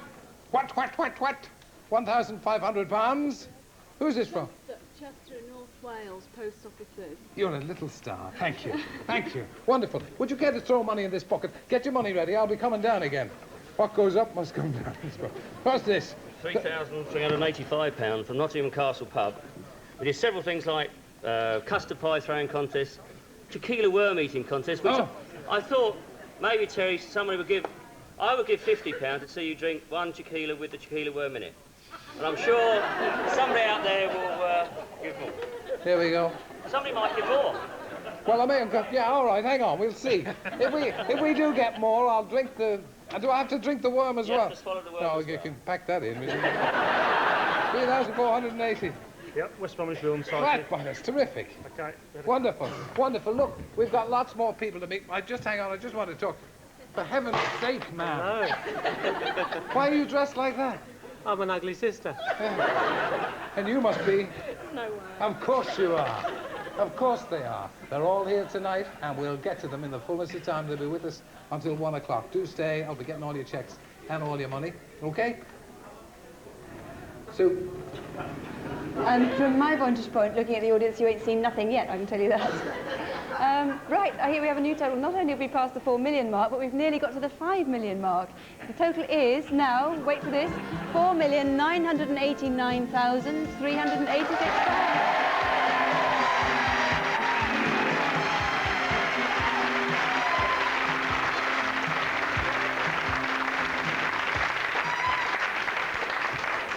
Well, as you know, pardon? Every year on Children in Need, we hear some heartwarming stories of bravery by children from all around the country. Now, last year, for example, we heard about children like 14-year-old Corinne Allen, who was commended by a judge for calm action when a burglar broke in and held a gun to her head. Children like 8-year-old Michael Beeford, who was paralyzed from the neck down in a car accident, but was so determined to lead a normal life like other boys his age, he learned to walk again. And to tell us more remarkable and moving stories, welcome Esther Ranson.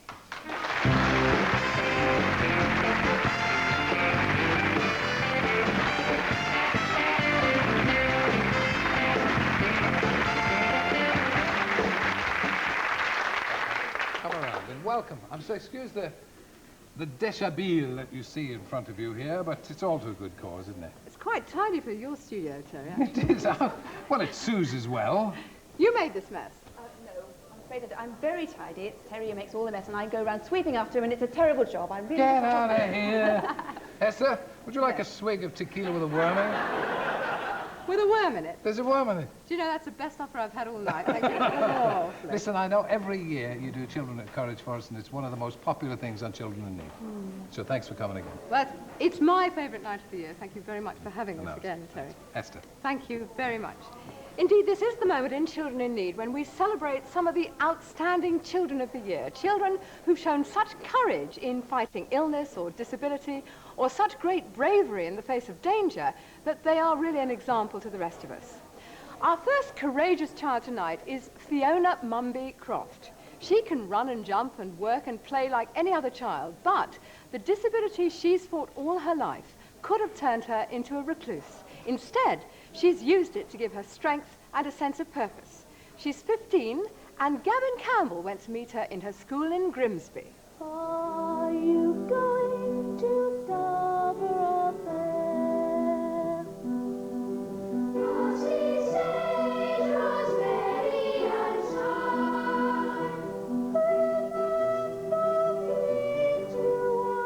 Every child has an ambition to shine, to stand out, to do something a little bit special. And some children are lucky enough to achieve that easily. But to watch Fiona Mumby-Croft singing solo with her school choir, it's hard to realise quite what she and her family have had to overcome. I was born practically normal, with just a mark, like many people have. And unfortunately it grew when I was 6 weeks old, and it became enormous, and the name they gave it then was a cavernous hemangioma, which is access blood vessels, and they come to the surface and they break through.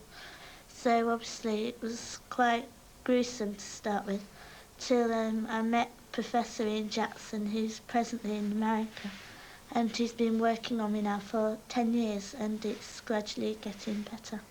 Do you always know which bit of your face Ian Jackson's going to operate on? No, not really, because he says he's going to do one thing, then when I come back I've always got something else done. In fact, Dr. Jackson has performed a total of 24 operations on Fiona since she was 4 years old, and each one has meant a lot of pain and a face full of stitches. The list is awesome. Well, I've had my eye reshaped. I've had hair took out of the back of my head to make my eyebrow. I've had my nose broken, and it's sort of like got a pin in it to keep it in the right place. I've had about 5 facelifts. I've had my mouth reshaped, and he's took the great bulk away of the side of the face and brought the skin. The skin that was now here was originally on my neck. But is there a sense of anticipation that you're hoping it's going to look better, that you're looking for something new, different? Yeah, I always give him my orders before, he always gets his orders before the operation, and if he doesn't do that, then he gets told off. Fiona's ambition is to help other people with facial disfigurement by showing them how to use makeup, because she knows all too well just how cruel the world can be. When I was at junior school and infant school, the children didn't really realise, and they were said horrible names and things like that. Like, they used to call me things like Michelin men, things like that, because it was sort of... And at one stage I went to a school and they wouldn't accept me because they thought the parents wouldn't want me to go there. That must be incredibly hurtful, isn't it? You get immune to it after a while, you just get used to it and you think, well, there must be something wrong with them, not me. Do you really believe that? I am what I am, same as everybody else. So I expected to be treated like that. At her present school, Fiona is a welcome and popular member of her class, generous in her attitude to the other children. It's something her headmaster, David Beresford, appreciates. She is prepared to help people a lot, and I think, most of all, that she's got the determination to realise that life is going to be quite hard for her in the future. Would you describe her as a brave girl? Exceptionally brave, and an exceptionally determined young lady. I think she's faced problems which most of us will never have to face. Have you found it difficult going out and about and meeting people and being seen? No, not really, because when I was a small baby, my mum took me out from, day one, and I've never hid away. And Fiona's mum, Pauline, is quite determined that the daughter she's so proud of shall enjoy a completely normal life. I like the smart glass. It's lovely, and I like the pan. We took her out for Christmas dinner, to a hotel, dressed her up really pretty, frilly frock, frilly shoes, and this I think it'd go quite nice really bad face. And people look, but you just treat her as normal, you take her. She's yours and you take her. It look quite nice with this black skirt. Put that up to there, let's have a look. If you look back over all that she's been through, You must both be very proud of her. Oh, yes, we are. Yes, we are. I couldn't have gone through it. And she never complains about the pain. 80 stitches in your face, for example, has to be painful. She's black and blue. She looks as if she's been run over by a bus, you know, the day after surgery. But she never complains about the pain. She's resilient and she bounces back. You know, it would lay you and I out for a month. And she's there rearing to get out of the bed and get her own clothes on and go to school and see everybody. Can't give up, because if you give up, then you just don't get anywhere. If I gave up, then I'd still be looking as I did. And also, if my mum had given up, then I would have looked like I was, but she didn't. She just did it for me, and that makes me very happy.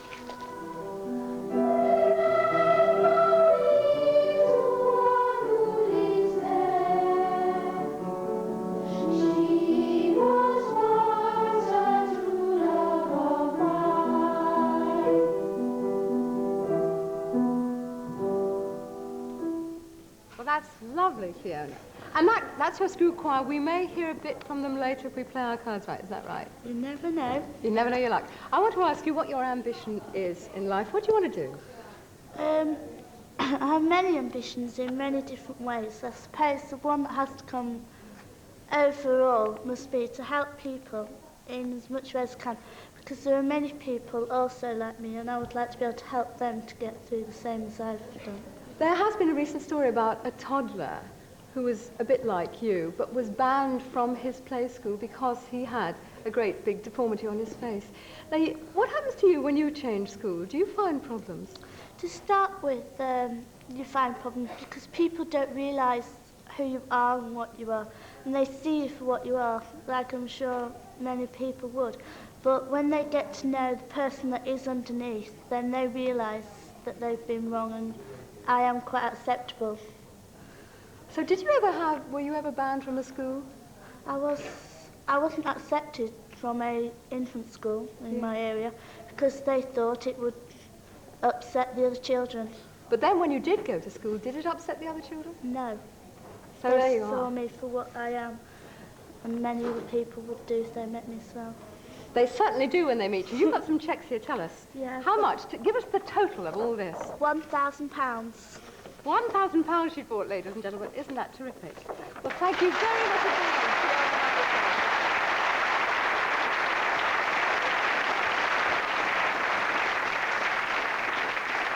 Now, I'd like to introduce you to David Lockhart, who lives in Glasgow. He's 10 years old, but when he was only 9, he outwitted a dangerous kidnapper.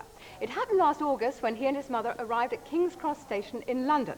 His mum asked David to guard the luggage while she went to buy a ticket, but she could still see him from the ticket office, so she thought he was fine. However, just as she turned to buy the ticket, a man came up to David. What did he say to you, David? Come with me. Come with you. He said, come with me. Yeah. And what did you do? I said, no, I'm not. You put it rather more strongly than that, didn't you? Because he tried to grab the luggage. Yeah, and then held onto the strap and said, give me it back, you twit. You twit? Right, and he didn't let go, so what did you do? I just kept on holding on, and then a man ran out of the ticket office and shouted something. I'm not sure what it was, but then the guy dropped a case and ran outside the station. And the police were waiting there and caught him. And you described him so well that the gentleman, well, the fellow, he wasn't really a gentleman, was he, was taken to court and convicted. And how long was he given as a prison sentence? 15 months. And the judge was rather pleased with you and said you should have a reward. How much? £25. Pretty good, because when the police caught the man, what was he carrying? An iron bar. An iron bar. And what's more, he was on drink and drugs at that time. He had a record of violence, so he was pretty dangerous. Weren't you frightened at the time? I acted on impulse. I didn't think about it really. And then when you had time to think about it, were you a bit frightened? Well, I don't know really. What did your mum say? Well, she would have given me into trouble if she hadn't known that I was part of the commotion that was going on in the station. Because she came out and saw you weren't there, and she was just about to have a row, And then she realised you'd been a hero. What do you want to be when you grow up? Do you want to be a policeman? Lawyer. Why a lawyer? Get loads of money. Ladies and gentlemen, David Lockhart.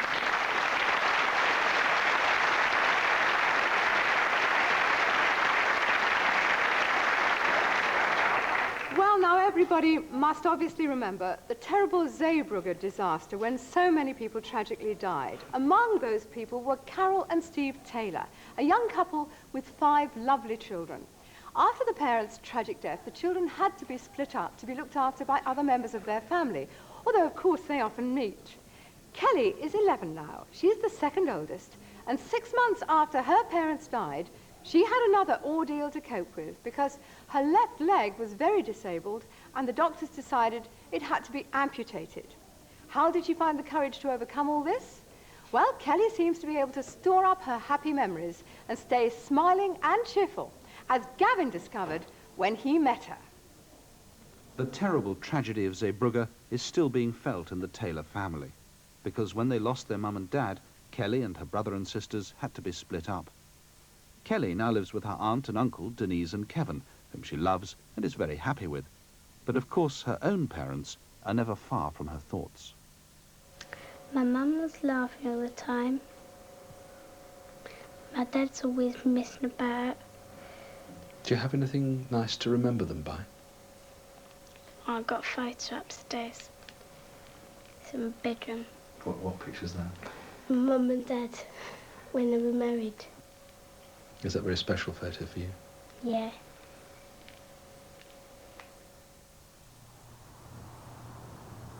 Every birthday, Christmas Day, Mother's and Father's Day, and any number of other days in between, Kelly makes a very special visit to her parents' grave at a nearby cemetery. I go there, I put flowers on the grave and just separate them, put them nice and beautiful. What things did you like best about them? Being funny. The most important time of the week for Kelly is Saturday night, when she gets together with her brother and sisters at a local working men's club. Chris goes mad when he sees me, and Claire. Stephanie does as well, sometimes. What do you all do together?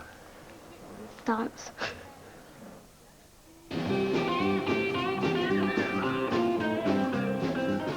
The fact that she has an artificial leg doesn't hamper Kelly's style in any way, and certainly doesn't spoil any of the pleasure she has in seeing her brother Chris.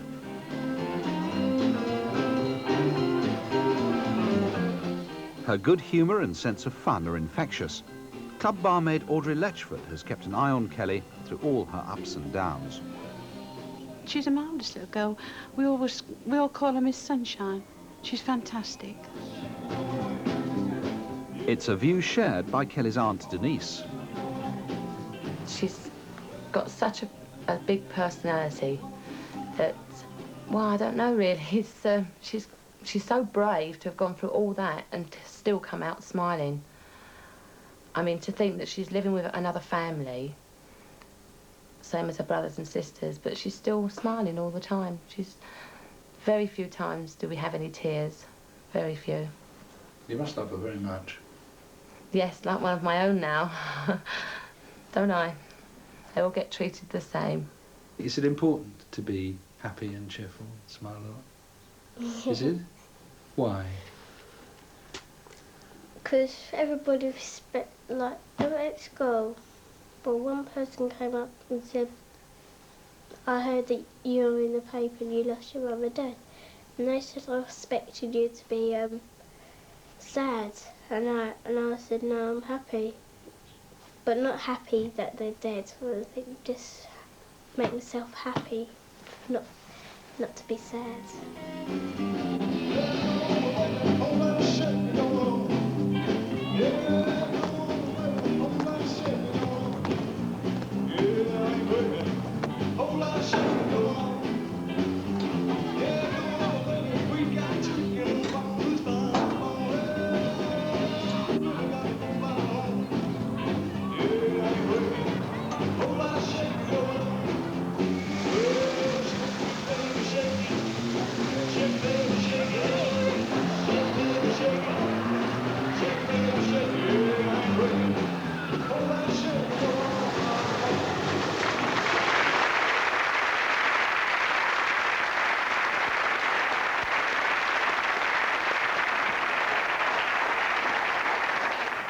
think anybody could believe seeing that you've really got an artificial leg, Kelly. Which one is it? They're both so beautiful. That one? Which one of them goes round and round? This one. And that one? Am I allowed to knock it? Yeah. Ooh, it's all rubbery. Your granddad's rather rude about your leg, isn't he? What's he call it? He calls my leg E.T. E.T. Now, do you know, my daughter calls me E.T. because of these lines here. You think she's accurate? You had to say that because I'm bigger than you, didn't you? You got some checks there. How much is that? 250 from the Maybloom. That's lovely. Tell me what your ambition is, Kelly. Swim. To swim? Do you want to be a champion swimmer? Well, I think you're going to make it. You also told me you're quite interested in nursing. Is that true? Why is that? Because I like kids and they're really nice. I want to help them. Kids? You like helping kids? Yeah. And also nurses probably help you a lot? Yeah. Well, we think you're terrifically brave, don't we, ladies and gentlemen? Kelly Taylor.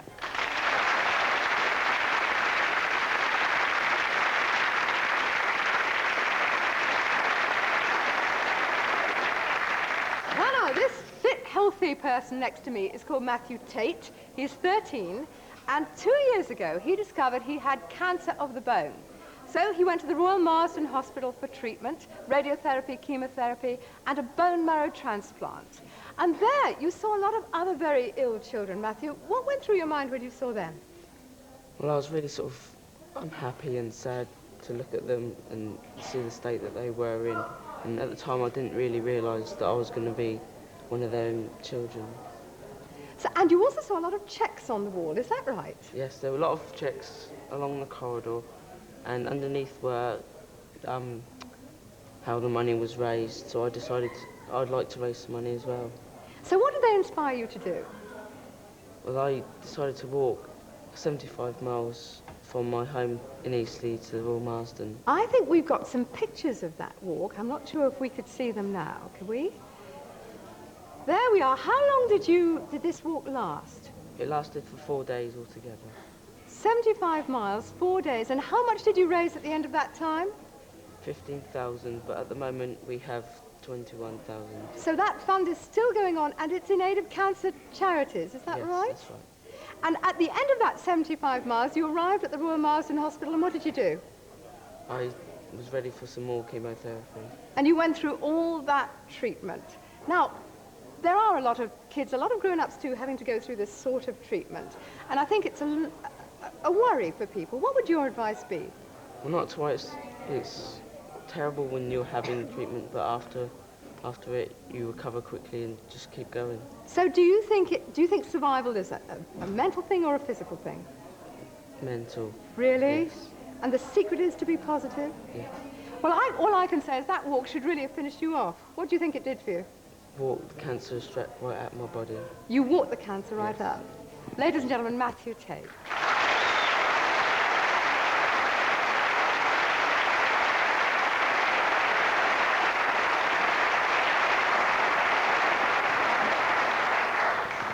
Now we have come to another Matthew. He's called Matthew Lee, and he's here because he saved his father's life. This is an amazing story which began last April when Matthew and his father Robert Lee went walking in the mountains in Wester Ross. Gavin met them both there, and they explained to him what had happened. It was a glorious day. Crisp and clear, bright, glorious colours, snow along the tops, and we went along the ridge having a marvellous time, views in all directions. It was quite marvellous, until we went over the last peak and came onto the north-facing side of the mountain, where the snow, instead of being crunchy and squashy to walk on, suddenly became hard and cold and icy. And I slipped almost immediately, fell a few feet, and broke my left leg, although I didn't realize at the time. I thought it was just hurt. We carried on a bit further, and we tried to take a shortcut, which was a mistake, and I then slipped again, and this time I slid down the slope, probably about 50 feet, and slammed into a rock pretty hard, and this time I really did break my right leg, and it went off in all directions, and I could see blood coming out of my sock, and at that point I knew I wasn't going to get off the mountain by myself. Somebody had to carry me off one way or another? I gave him all the clothes and all the food and everything. And it was pretty obvious I'd have to go off and try and get help. And just before I left, he told me he loved me, which sort of annoyed me quite a lot, because it sounded as if he really thought he wouldn't get out. And anyway, I walked off, and I was feeling extremely shocked. And I could feel I was shivering from either the cold or the shock. And then I fell, and I fell about 500 feet. I tried to grab onto a couple of things. I saw like the odd rock sticking out, but I was going so fast that it just wouldn't stick. I just went on and on until I hit a first load of rocks. I hit them and I got thrown up into the air. I came down on them again and hit my head. And hit my head quite a lot of times on the first band of rock. Then got on some other snow. Just kept on going down until it stopped, until I got to the bottom. That Matthew survived the fall at all is a miracle. As he picked himself up and set off once more, he had a broken shoulder, a fractured cheekbone, a severely sprained ankle, he was concussed, and on top of that, he'd cut his right eye so badly, he was temporarily blinded in it. I could tell my face was totally covered with blood, because it just sort of felt like jelly that hasn't been set properly. It was absolutely awful. I really wanted to have a look at a reflection in a river, or in a pool in the river, to see what it was like. And I think I was actually quite lucky that I didn't find a pool to see myself, because I probably would have had an even bigger fright, and that probably would have finished me. I'd just have sat down and cried, and that would have been it. During his fall, Matthew had lost his rucksack, ice axe, and the precious map and compass. Now, in gathering darkness, he was faced with some of the most difficult and treacherous mountain terrain imaginable. To make matters worse, the temperature suddenly dropped, and it started to snow. I really wanted to sit down and go to sleep. My body felt totally tired. So every so often I'd sit down and shut my eyes, but I wouldn't be able to shut them for more than a minute because it was just so cold. That was all my body was concentrating on, it being so cold. And also my father was up there, so if I went to sleep, I might not ever get up, and my father would just be left up there. Matthew followed a stream which soon turned into a river, but now he was faced with yet another hurdle. The river suddenly turned into a raging torrent, broken by vertical drops and waterfalls. I came over the lip on the hill, and suddenly I came to this vertical drop here, and I was very worried because I didn't know where I was going to go. But I found a way to get down, which wasn't as difficult as other places. Well, it was just up there, and I came down here and down across here. It's a very long way to fall. It would have been. If I'd have fallen, I don't think the water is deep enough, so I would have hit my head on the rock in the water. At last, Matthew could see the road below him, and after a few hundred yards in total darkness, he arrived at a nearby croft, where he was discovered by Betsy Mackenzie. His right eye was completely shut. I thought he had lost his eye. And blood all over him. His ears and everything all swollen up, and he was shaking violently with the cold and with the shock. So my son and myself took him into the house and laid him down on the rag at the fire because he was absolutely exhausted. And Matthew, I thought he was a brave boy from just watching him there on the floor. Was he frightened? The thought of his father up in the hill, lying injured, that made that boy come to the road, I have no doubt about it. He wasn't frightened about himself, but he was worried about his father. Now a massive mountain rescue operation was mounted, and as the RAF helicopter swung into action, Matthew was able to play one last vital part. Despite his exhaustion and injuries, he kept calm enough to give the rescuers a precise map reference, pinpointing his father's position on the mountain.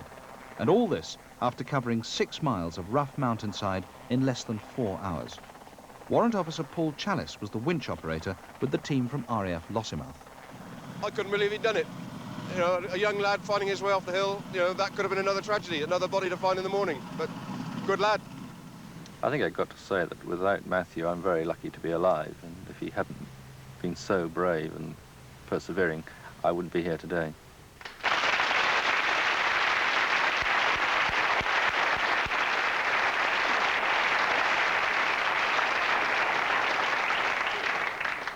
Well, you're incredibly brave, Matthew. Do you think you're brave? Quite brave, no. Incredibly brave. Do you, Robert? I think he's really incredibly brave, yes, I do. Right. What do you think of him as a son?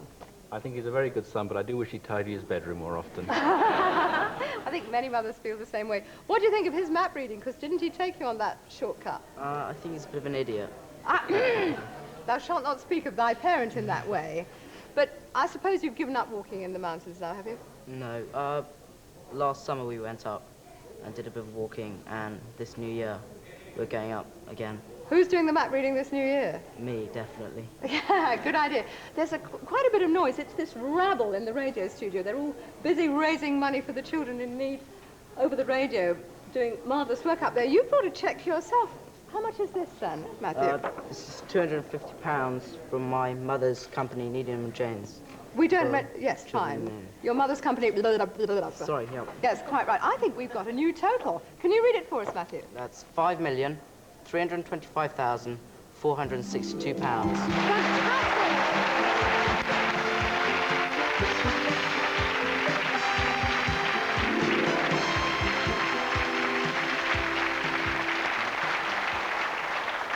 You're going to clap too, Katrina. Let's hear you clap. Big clap.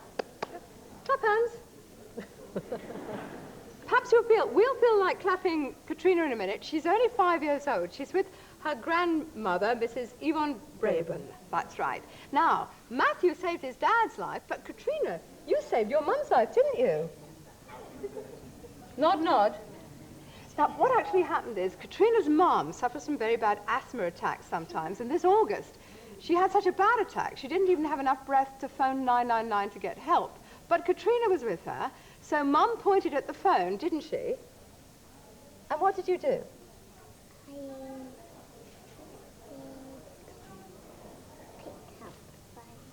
Picked up the phone.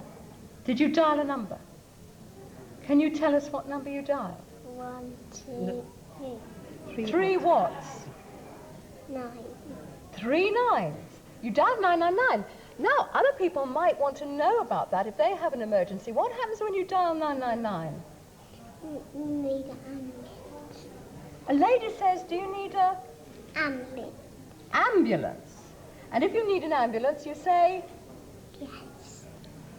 But then the problem is, if you're only 5, you've got to say exactly where you live, haven't you? Is that difficult? But you were able to say exactly where you lived. Where'd you live? So we're jolly clever of the lady to work it out, but she did, didn't she? And then what happened? Did an ambulance come? Did you see them come? Was your mum pleased to see them too? So you saved your mum's life. Not many people of 5 can say that, you realise that? Now, this lady actually was rather helpful. Your granny was rather helpful because it was through you she knew how to dial 999. Is that right, Yvonne? Yes. What had happened? Well, she was playing with the telephone and dialing the 3 nines, and I told her that's only for emergencies. So she then knew that she had to phone either the telephone, you know, when she made 999, she had to do ambulance, fire, or the police, wasn't it? Good thing you didn't bring a fire engine, isn't it? Good thing you brought the ambulance. Well, we think you're absolutely brilliant to do that. Now, your mum can't be with us in the studio because the hot lights are very difficult if you've got asthma. But I bet she's watching you right now this minute. So if you look in there, you can say something to your mum. What would you like to say to her? Nothing.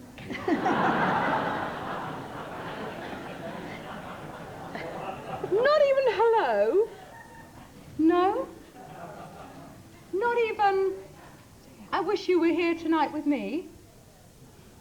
Not even, I'm jolly clever, aren't I? Go on, say to Mum, I'm jolly clever, aren't I? She is jolly clever, Mum, even if she's not saying it to you. And you're very clever too, Granny. Oh, I'm very proud of my little girl. You must be very proud. Ladies and gentlemen, Katrina Porter.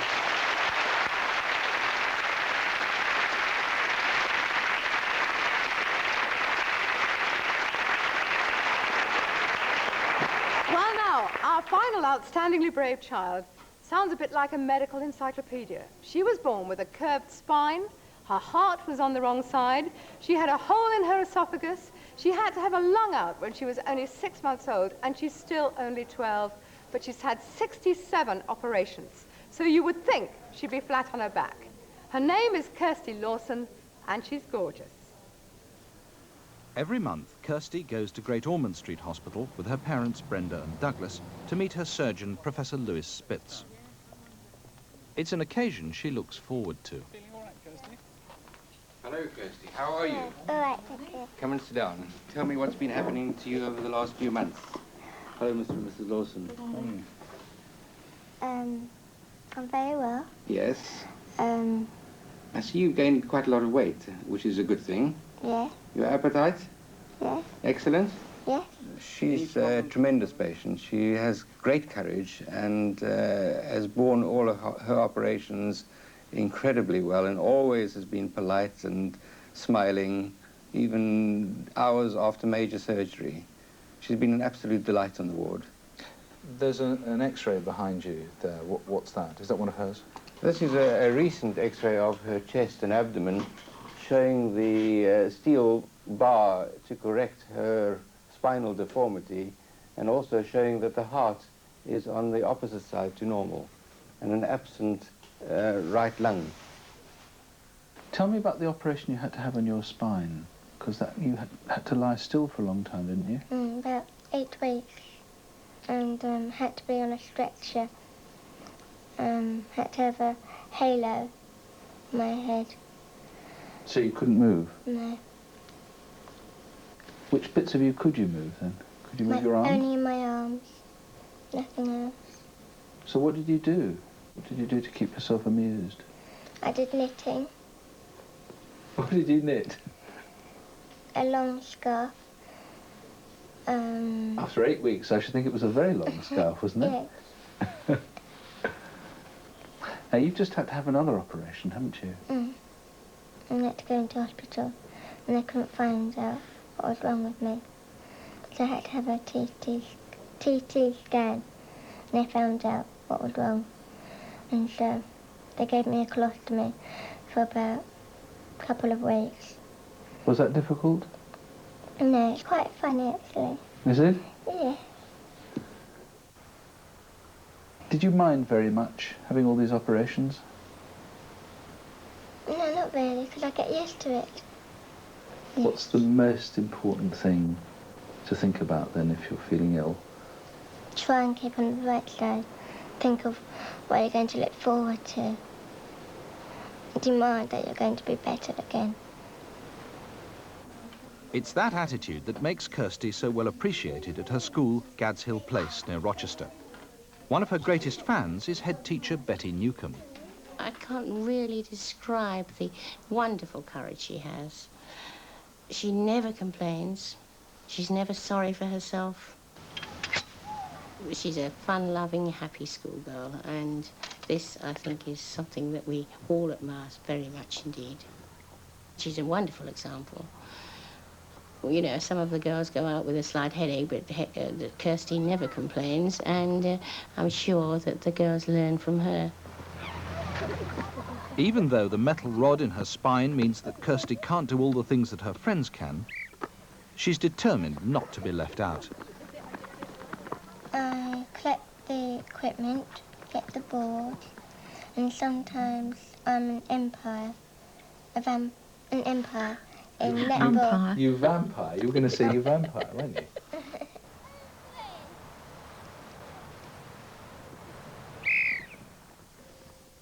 Back at home, Kirsty is a keen and, regrettably, an irresistible cook. Oh, Kirsty, Don't you think? it's very good of you, but I really couldn't, because no, honestly, no, I'm sorry, not if you went down on your bended knees. No, Go down on your bended I would love to help you, but I'm afraid I just couldn't possibly.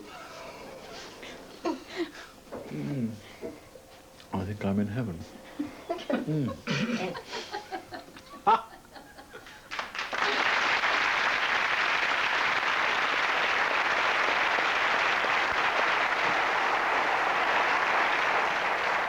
Now, it's jolly mean of you to make those profiteroles, wasn't it? Did Gavin tell you he was on a diet? Yes. And did he eat? How many did he eat? About 3. About 3? I've got a whole lot of profiteroles here you've made. We'd better hide them if because he's going to come on in a minute. Tell me, Kirsty, what do you want to be? An actress. An actress. Have you done any interesting acting parts? Only being a mouse. A mouse is interesting. You could have a small part in Cats. Ignore me. What did you do as a mouse? I just ran about in the boat. Did you squeak at all? Yes. Could we have a small squeak? Born mouse, don't you think, ladies and gentlemen? Actually, she's not, because I met her yesterday at Bernardo's Champion Children, where you got an award, didn't you? Yes. Who gave you that one? Princess of Wales. Was she rather gorgeous? Yes. You certainly enjoyed yourself, didn't you? And you richly deserve that award, and you got another award from the Girl Guides? Yes. What was that? A Star of Merit. And all this for being brave? Yes. What do you think the secret is? Being happy in all my family.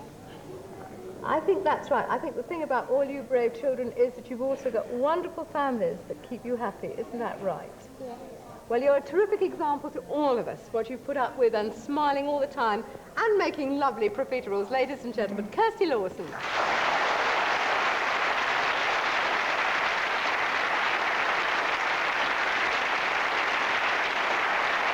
And now, ladies and gentlemen, Gavin Campbell will bring them all on now, our fantastic Children of Courage.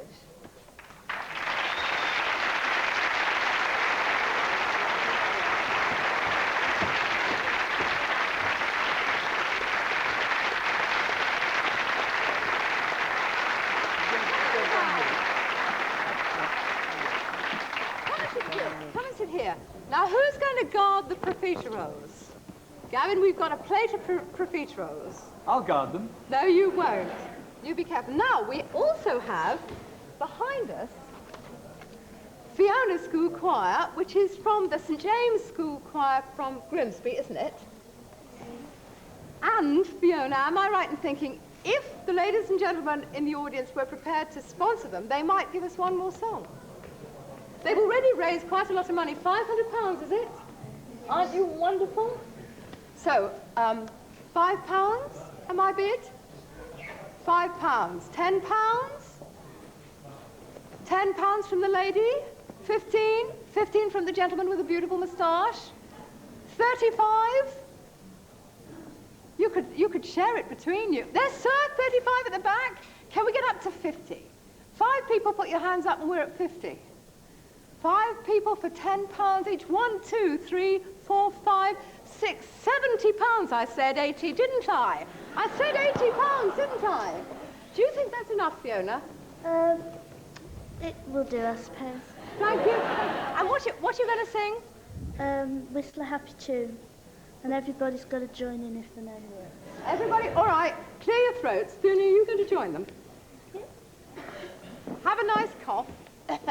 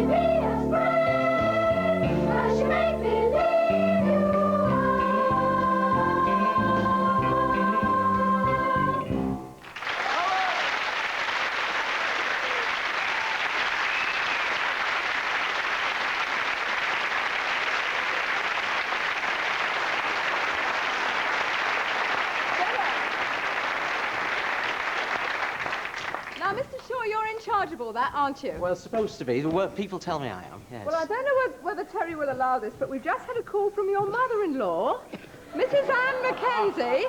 She gives to me everywhere. School, pay close attention to this, who says she'll pledge £50 if I give you a kiss. Only £50. Thank you, mother-in-law. More. What would she give if I give you a kiss? A slap across the face, I would think. Well, what do you think of all this, I think Terry? it's brilliant. Well done. Aren't they wonderful? Well done, everybody. Terrific job. You deserve... How much did you raise in that auction? 80 quid. 80 look at this. And look at this, Mr. Wogan. 500. St. James, it's been a wonderful contribution. Thank you. Well done, everybody. Are you done? Yeah. Good to see you.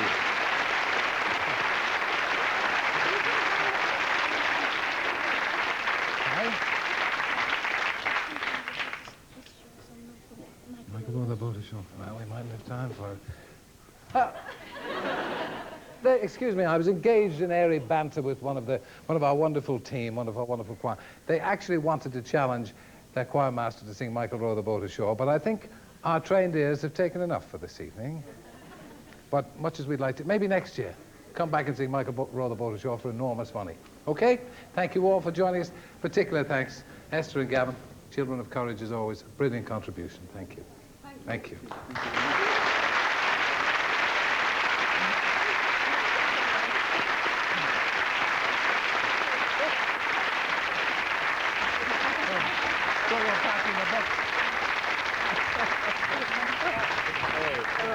Okay. Right then, Sue. Sue, yes, right. Quickly. I Sue. thought it would be quite nice to know what the total is right now, because I know we've passed the 5. Oh, we're nearly getting to the 6 million mark. I tell you what it is. It's £5,958,837. Brilliant.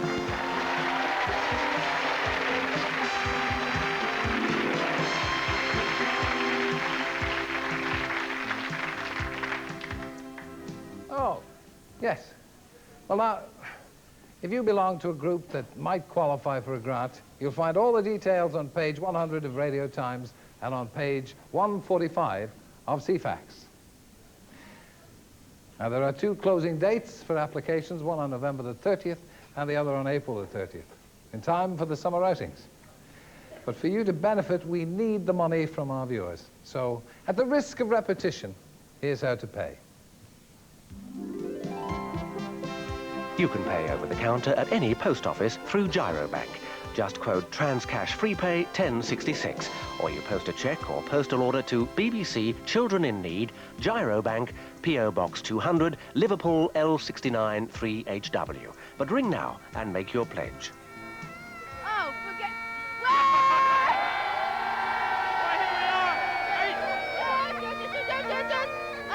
Right, you lads, children, raising money for children what?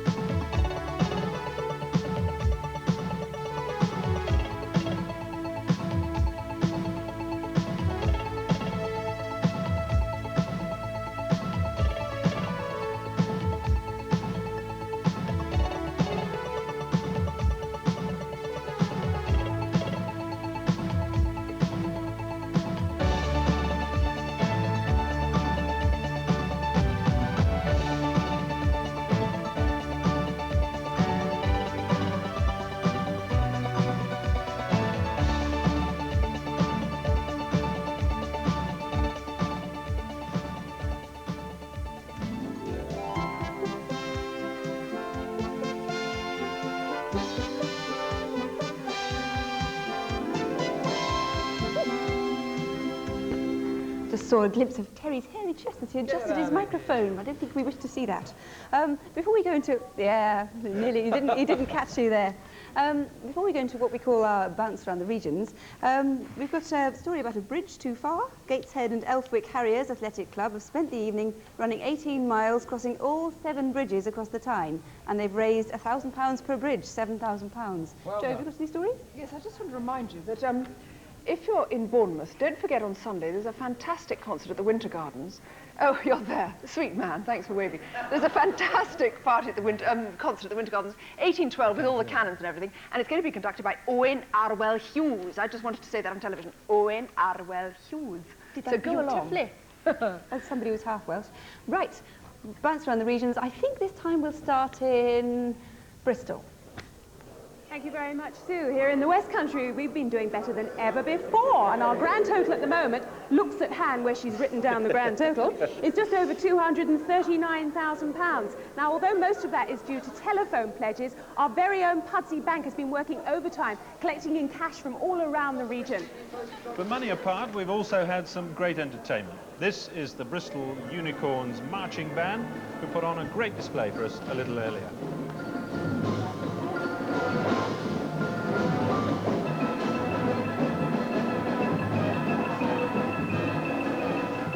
Fantastic, and there's been a bit of magic in the air. Now have a look at this. Mind you don't blink. Hey, I think I blinked. Okay, now we're going over to Harry Gratian in Leeds. Welcome to Children in Need here in the north, where so far we've received pledges totalling £308,785, which is a fantastic £60,000 up on the same stage last year. Now, let's have a look at the way some of the money has been raised here in the north.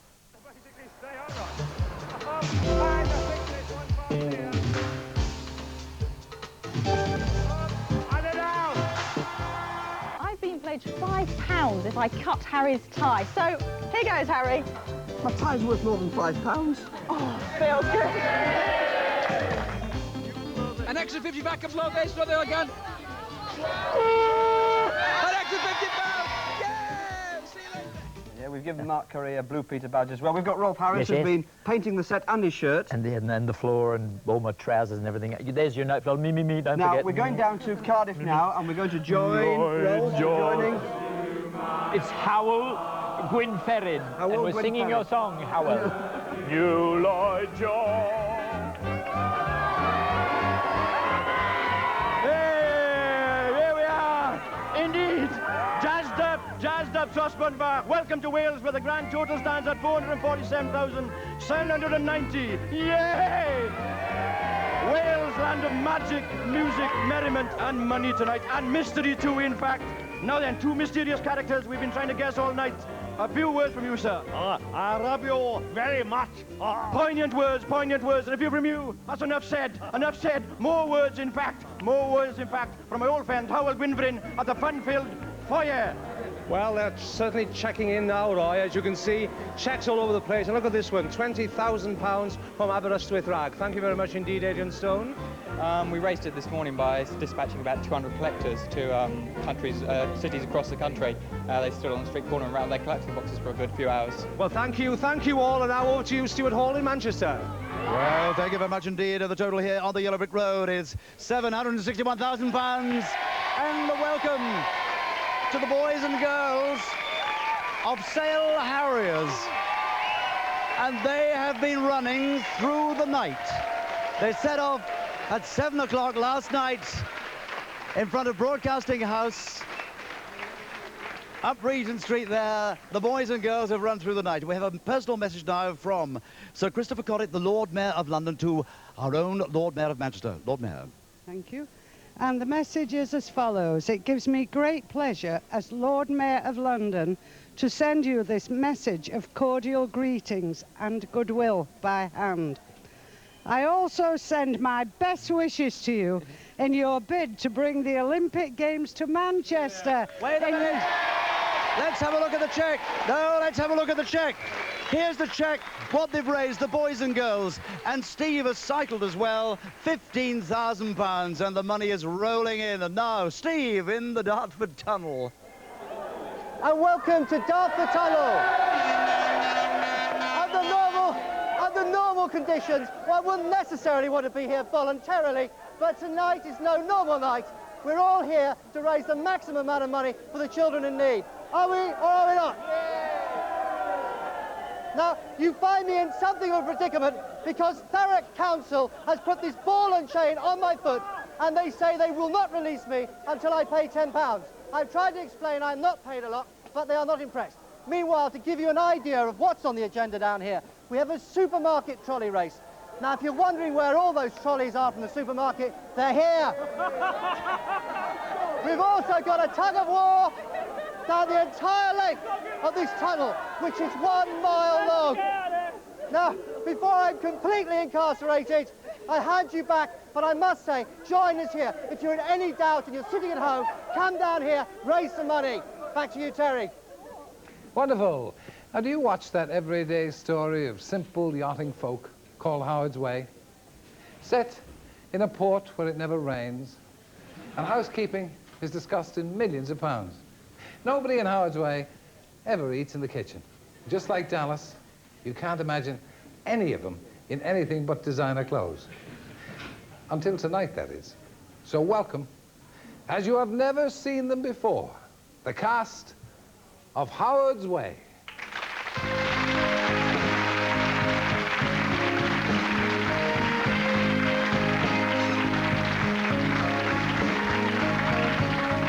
I'm telling you, Leo, I'm worried. They've renewed your contract for the next series? No, it's not next series I'm worried about. It's Jack. He hasn't been himself lately. He hasn't been himself. I'll tell you, Leo, he needs looking after. Why, what's wrong? Hello, you two. How are you? I've been looking... Oh, thank you. Hey, listen. Hey, listen, I've been looking for you two in the Jolly Sailor. Oh, yeah? Yeah. Well, the Jolly Sailor's been looking for you, Jack. Oh, really? Never since you changed your taste in clothes. Hey, speaking of clothes, how about a spot of lunch? Yeah, right then. Well, Okay. give us a hand, will you, Leo? Right. Come on. Get it round here, lads. That's true. Good lad. Hold your hand up, there's a good lad. Yeah, there you go. There you go. Hey, what are you staring at? Well, it's you, Jack. It's your appearance. Yes, well, I'm a bit tired this morning, you see. I mean, I didn't even have time to shave my legs. Do you know, I mean, I've been working all night on those new designs. Well, I hope it's for the America's Cup boats for Charlie Freer. Yeah, Him and Gerald Urquhart should be There here you any go. minute now. Really? Faster, Gerald, faster, faster! I'm trying, Charles, I'm trying. Mother! What are you doing? Well, if you can't beat them, join them. Oh, we've got a meeting, remember? No, Charlie, what are you doing in that car? Well, I've sold the chauffeur to raise some capital. Oh, you're not going on about this stock exchange again, are you? No, I'm not. I am here this evening to raise money for children in need. Oh. So, keep those phones ringing. I say, I don't think I've seen you in that dress before there, Jack. Oh, I'm glad you like it, yes. I'm looking for inspiration. Yeah, the trouble is you never seem to find it. Sounds like this writer. Now, listen, I'm designing. You are, are you? Yeah. I'm glad to hear it. Have you and Tom Howard come up with anything for the America's Cup? Oh, never mind the America's Cup. What about the new boat for my bath? The new boat for your bath? Yes. Oh, come on. I mean, what are you talking about? The new boat for your bath? Goodness me, dear, oh dear. Hey, now, listen. I'm going to tell you something now, right? I'm going to tell you something now. I am going into fashion, right? Jan Howard, right? I'm going to take over from her, right? And I'm going to show you my latest collection, which is completely exclusive, right? Yeah, would you lot like to see it? Yeah, right. Oh, no, you wouldn't.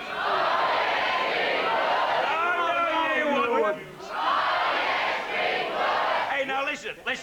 May I introduce, right, my daughter, Avril Rolfe, and Sarah Foster, who are wearing sensational haute couture numbers, right? Even for the most discriminating boat builder, right?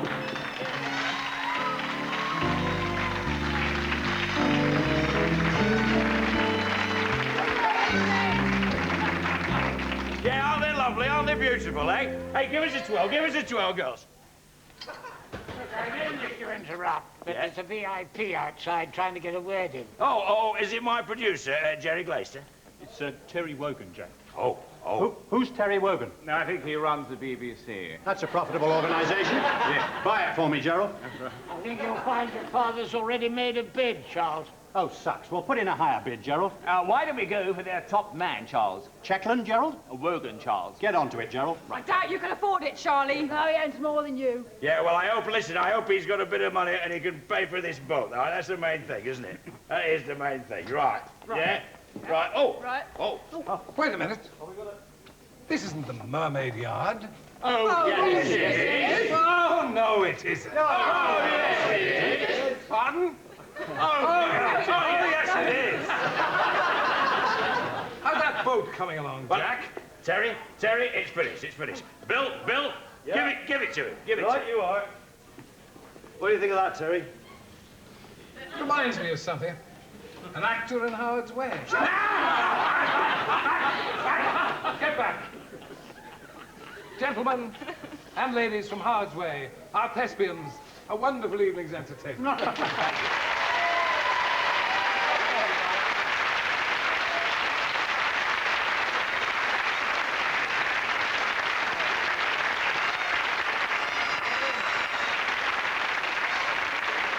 very sporting night and excellently done. That was really terrific. You were made for that, weren't you? Thanks. So, and thank you, Howard's Way. And, excuse me, can you tuck that away, please? Sue? Hey there. Yes, right. So Joe and I were just discussing what we're going to say next. I think We've just missed something really exciting. For the past 12 months, the most... When Mr. Wogan leaves me alone. For the past 12 months, listen, this is an exciting story. For the past 12 months, I don't know what that says, there's been a fantastic Roddy the Road Scout from the AA. He's been riding round and he's been drumming up support from all his colleagues, everybody to do with the AA, and he's been sort of hijacking them and making them empty their pockets, and he's been collecting money. And he arrived here tonight, and he is a phantom, and he remains a phantom. We don't have his name.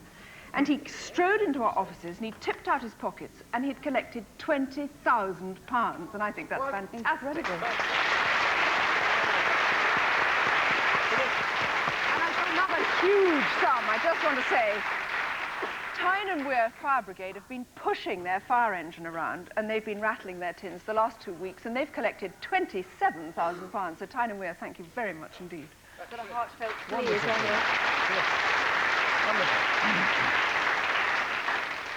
Right, I've got a heartfelt plea. Not just people on foot, but 4 men have raised over £1,000 by cycling from Wallingford in Oxfordshire to Shepherd's Bush. That's about 60 miles. But one of them lost a false tooth on the A4. Oh. So if anybody finds a false tooth on the A4, please let us know. And if anybody out there will triple the money raised, they'll cycle the 60 miles back as well and lose another false tooth on the way. Offers, please. Now, Rob, what else is happening in the marquee? Well, I've been joined by a rather distinguished guest. It's rather frightening. It's the boss, Sir Marmaduke Hussey. What do I call you? Oh, Marmaduke, Duke, Chairman, anything you like, really. No, really. Thank you. And this is your lovely wife, Lady Susan. How do you do? Good evening. Good evening. Nice of you to come in. What do you think of it so far? Well, it's marvellous, isn't it, really? I mean, you think of everyone on the BBC joining together like this, and so many thousands, hundreds of thousands of people all around the country. Excuse me, sir. Can I interest you in... Yes, we're selling food to raise money for children in need. What's it cost? Everything's £1, but if you'd like to pay more, we'll willingly Children take in need, we'll pay double. Well done. Can you tell everybody else to, please? Robert, it's cheaper. We need all the money we can get. Thank you very much. Can I ask you chaps where are you from? I can't. I know it's a very famous building at the end of a road called the Mall, isn't it? Yes, it is. Is that right? And you've been preparing this food and selling it where? Well, we've prepared outside work, and we've been selling it here since we arrived, and hopefully as soon as we get off we'll keep selling. Great, thank you very much indeed. Well, we're going to go out to Simon Groom at the moment, who's in the cold. Simon. Yes, I'm out here with a lady with a large carriage and pair and her colleagues from a well-known brewery. She's Sally Maycock. She manages the Bull at Otford, and she and her colleagues have raised an incredible £200,000. Sally, how did you do it? Let's have a look at your check. Here's one we made earlier from the Carriage Managed House Estate. Can you tell me how the money was raised? Every possible way you can think of. We've had parachute jumps, we've had people having their hair shaved, we've had raffles, barbecue. Billy here cycled from Land's End, from John O'Groats to Land's End. How sore are you, if it isn't too delicate a question? Well, maybe I Sandy. She's keep me in trim. Not sore at all. It was good. It was good. Took 12 days. OK, let's take your cheque. Thank you very much. We have a young soldier down here serving in Northern Ireland. What is your name, sir? Driver Leonard. How much money have you raised? £500. Smashing. Thank you very much indeed. Back to Terry. Ha! He's here. Thank you. Slick as always. The thing is going like clockwork now. Incidentally, young farmers at Stanfordham divided a field into plots, sold them.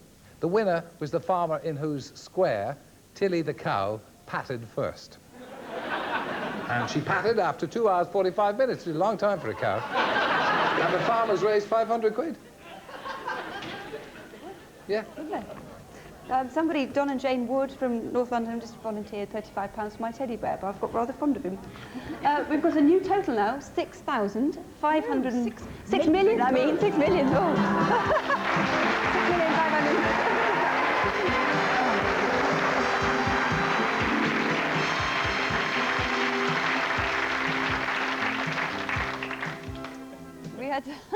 We had 8.2 or so million, didn't we, at the end of the evening last year? So we're well on target to make the same We've only again. got 2 hours to go. We've got to get a couple of a million in 2 hours. Can I show you something here? Yeah. I've got a sweet little envelope which says Blue Ribbon Company, £115 pledged, and they'll double it if Joanna reads this, and I've just read it. And I've also found some serious wonga in here, so thanks very much indeed. Great.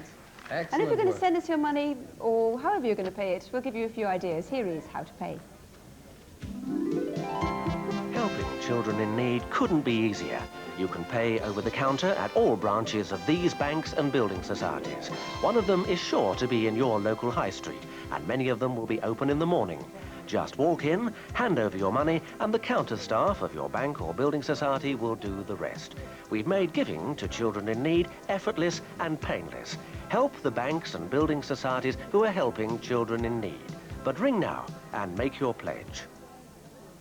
And as you can see, here in the Northwest, our total now stands at a staggering £792,941.95.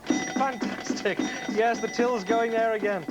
Part of that, £176 worth of it, was raised this morning at a bring and buy sale by Northern County Primary School, Basely Road, Northern. Thank you very much to you. On the Isle of Man, the number is Douglas 74323. They've been doing all sorts of things over there. 1 or 2 unusual events to raise money for us, including turning manpower into horsepower.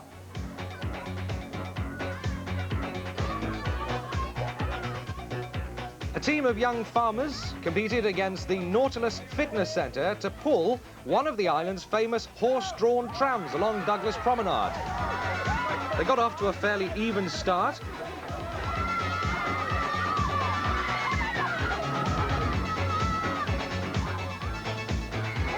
But eventually it was the young farmers who were first past the post.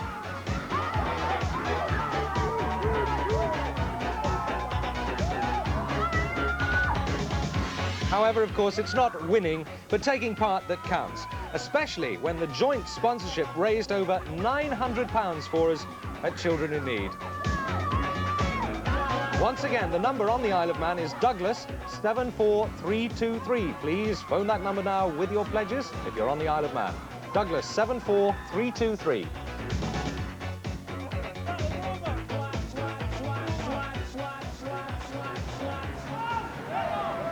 It's absolutely amazing what some people will do for children in need. Here we've got a team from the Sandcastle in Blackpool pulling an 11-ton tram called the Hill of Haworth as far as they can along the streets of Blackpool. It's 11 tons and they're going absolutely berserk down here. Come on, lads, faster! And now they've warmed themselves up completely.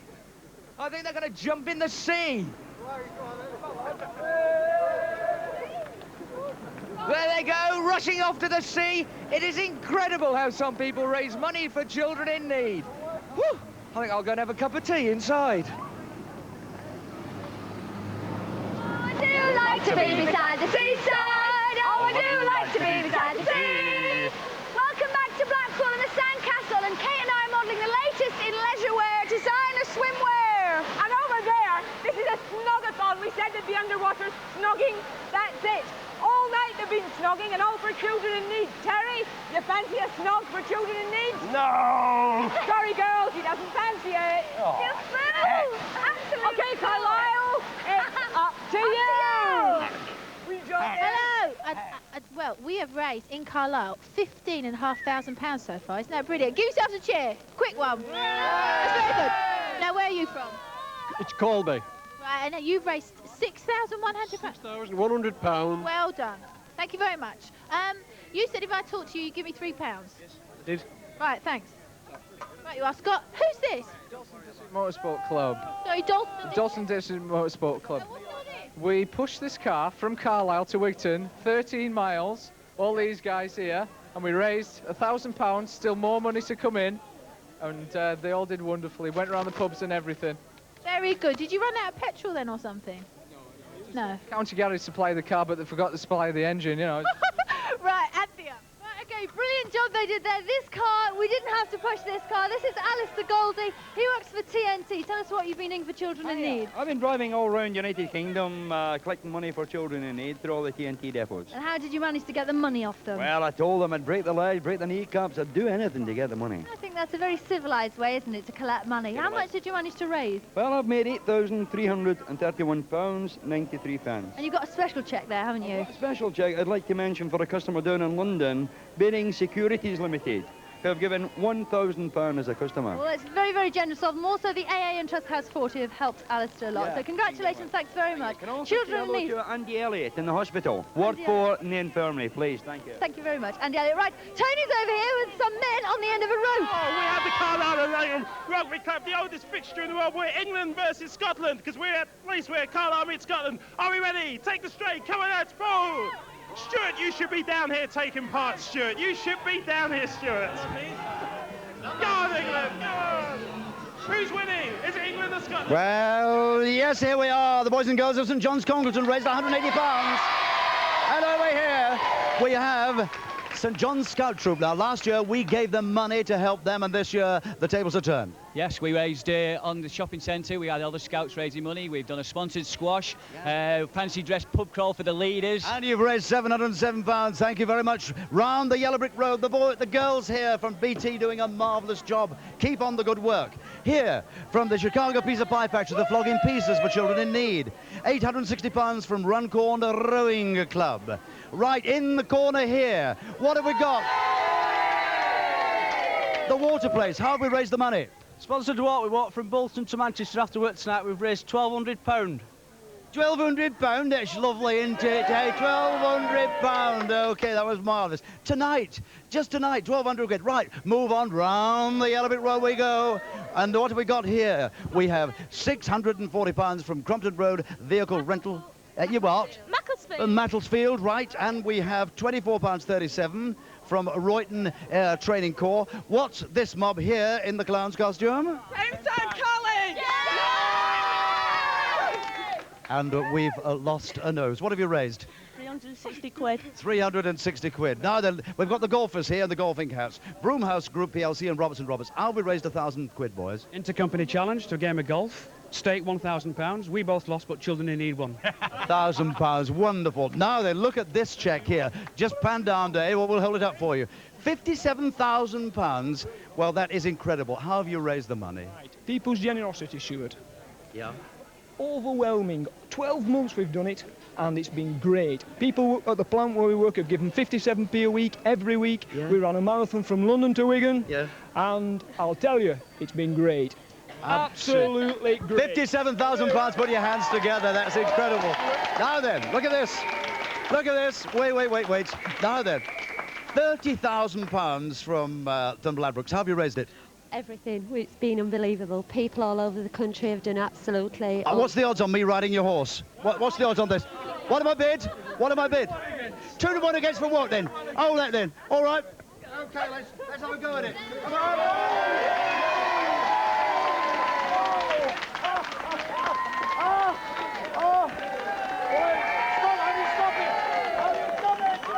I think it's fair.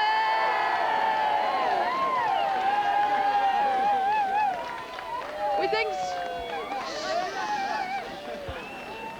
Stuart's finally flipped over there in Manchester. We've raised... OK.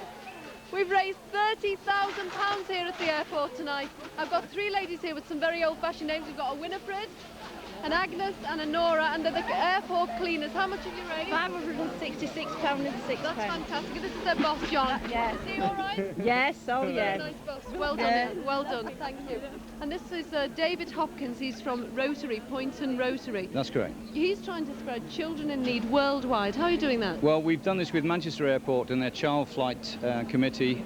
We are an international organisation, 23,000 clubs, more than 1 million members. And what we try to do is take, through our own network, children in need abroad. We've been to America today, we've been to Munich, we've been all over the place. All our members are coming back, the others from America coming back tomorrow. And we are now hoping that what has been successful in the UK over the years will be successful in other parts Well, of I the world. hope you're right. We've got another international traveller here. Who's this? We have got a very important guest who's flown in all the way from Transylvania, Count Duckula. Count Duckula, I hope your flight wasn't delayed. Now, it must be very difficult being a vegetarian vampire. Do you find food to eat on these planes? We've raised £30,000 here at the airport this evening. We've got some cheques here. How did you raise your money? We played Game for a Laugh at St Mary's Sixth Form in Astley all over dinner hour, and we managed to raise £165, so it's a big thanks to all the... Well, now we're going to have a first on British television. Count Duckula is going to give his first ever live piano recital. I've got a request. Could it be Swan Lake? Here we go. Just listen to this. This is music at its best. With that wonderful contribution, John, it's all yours. I don't believe that was Count Duckula playing. I think it was Stuart Hall in the background, actually, because he plays rather like that. Children from the Wyche Nursery School in Nantwich were held ransom until mothers paid to get them back. Surprisingly, some of them did and raised £38. Radcliffe Round Table got their hands on a black silk stocking from a low star Vicky Michelle. Goodness knows how. But anyway, they raised a few eyebrows and added to a final total of £1,540. Our total in the region now stands at an amazing £823,401.58. BBC Children in Need, Gyrobank, P.O. Box 200, Liverpool, L69, 3HW. Hey, and welcome back to the Fun Factory here. Studio 3, get out of here. How dare you interrupt me? This is my show. Shut up. I have with me, as you can readily see on the other side, you're joining us here at the London studio. I have with me Herr Flick of the Gestapo, who has played a lovely tune for us, Lily Marlene on the fiddle, to the delight of everybody, and is now going to persuade people into giving some money to children in need. If you don't give some money, I will play again. Okay, Herr Flick. You have been warned. Let's go. I have here... You will kiss me. I quite enjoyed that. Come on, some of you, I can see, you've got money, I can see it. Look at the way you're dressed. Come on, that's not nearly enough. That'll do. Are you making fun of me over there in the black? You, I hope you're going to put in a lot. Yes, that was a lot. And where did you get that from? You haven't just done a post office, have you?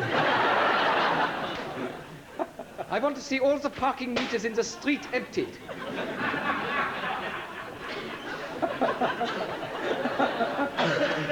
Come on, pay up. Nobody leaves until this bucket is full.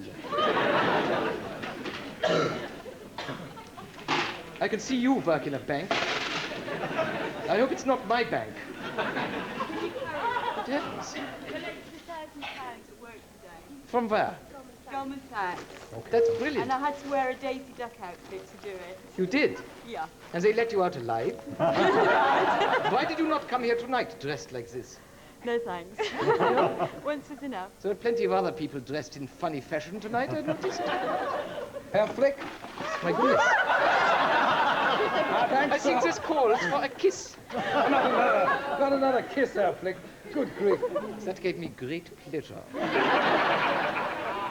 Okay, thank you to Herr Flick of the Gestapo and all the good work that he does.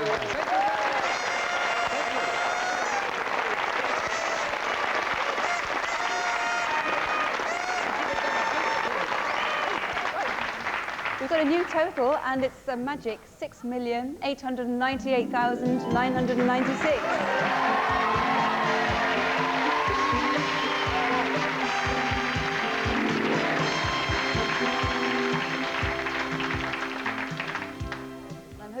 take Ruger on the other side and persuade a few other people to pay as well. Meanwhile, here is how to pay. A few ways anyway. With a credit card, you can pay now. Children in Need will accept Access, American Express, Diners Club, MasterCard, Style, Switch and Visa cards. All you've got to do is quote your card number, the amount you want to give, and we'll do the rest. Ring now and make your pledge. Okay, thank you. I've just been among the audience myself, and eventually I'll get to talk to some of the people on this side of the clouds, and there's a couple... Yes, there they go again. There's a couple of ladies from Holland up there as well, who... The children are staying up late to see them, so I think we have to get over there. Just have a quick look at these ladies, because, really, that's them up there, ladies and gentlemen. Hello, Holland. We'll just say hello to them. All right, what's your names? Jill. Yeah. Jan. Catherine. And they're watching the kids. Yes, and you've got to wear this before you can have your money. 5 minutes. Okay. Get into the clogs. Okay, no, I'll never get one. Okay, will somebody mind the shoes? And I'll be seeing you gentlemen later, all right? Greetings and thanks. Okay.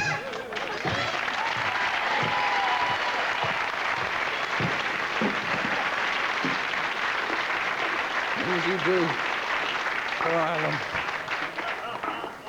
Mother told me there'd be nights like this.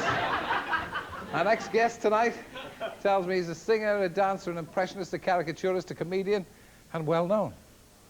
Despite all that, he's modest as well. And now he's turned his fevered mind to puzzles. It's always a great pleasure to see Gary Wilmot.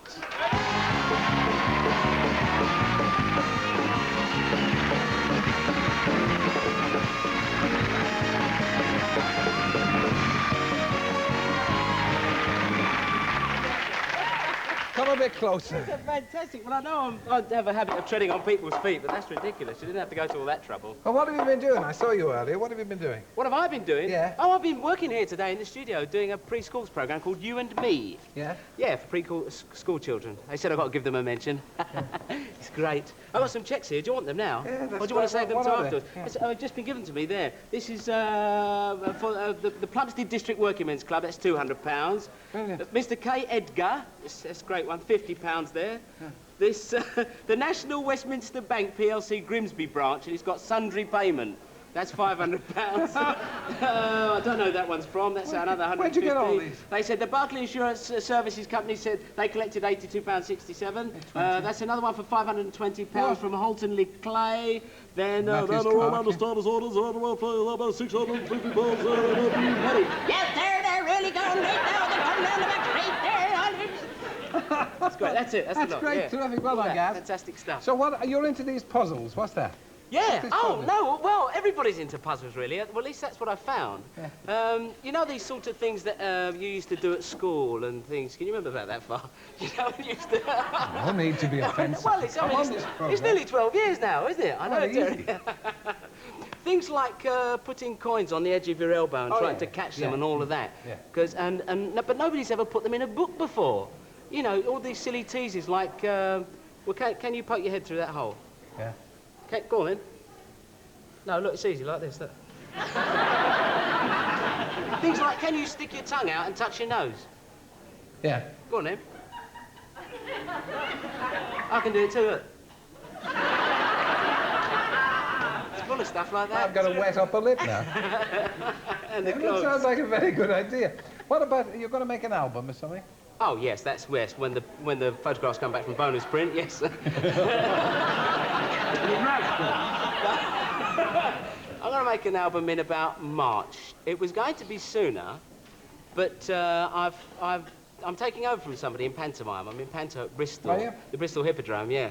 That was for... Les Dawson was going to be doing it, but he's been taking a little bit ill. Well, actually, you know, he's just been advised to rest. Yeah, he's fine. He's okay now. He's great, yes. But, you know, what that blankety blank's like, you know, it's a very tiring job, isn't it, Terry? Doing blankety blank. It's okay.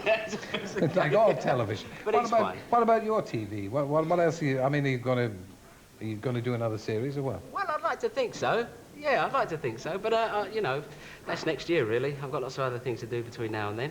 Yeah. But with the book and the album and everything. And all those impersonations, is it true that you once shaved your chest to sing Randy Crawford?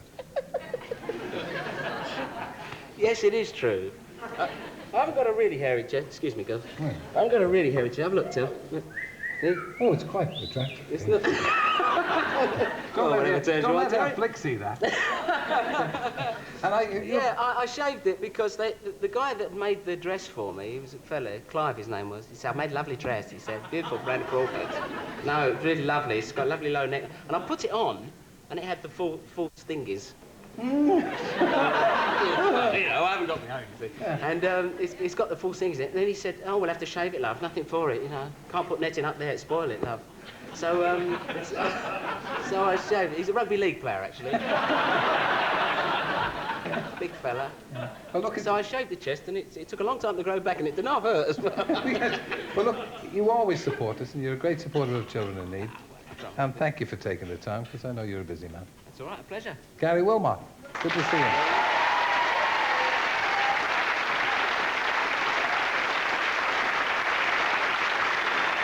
I can't let this year's Children in Need go by without paying tribute to one of the many celebrities who've given so much of their time to help us. Roy Kinnear.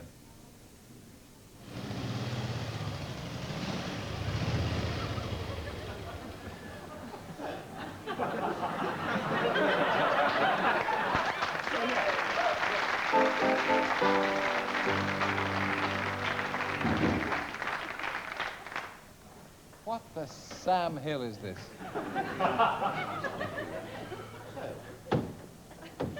What have we got there, Roy?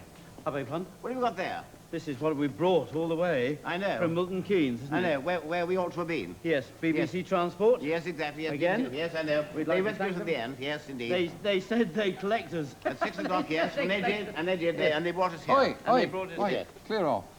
Oh, good evening. Clear off. Good evening. What are you doing? Is that God? This is the Children in Need. Oh. This is my show. What are you doing? And what child in need are you? I'm in need of a couple of quid service, all the same to you, sir. And a stiff drink. What a good idea. And as for you, Is this the who only are show? you anyway? I'm fine, thanks. Who are you? Not many. Is this the only show you do? Not if I can help it. We don't have want to here. thank this We Congress, have eh? here. I've just taken it out, Patrick. Thanks. There's nothing left, I Yes. think. Stars at night.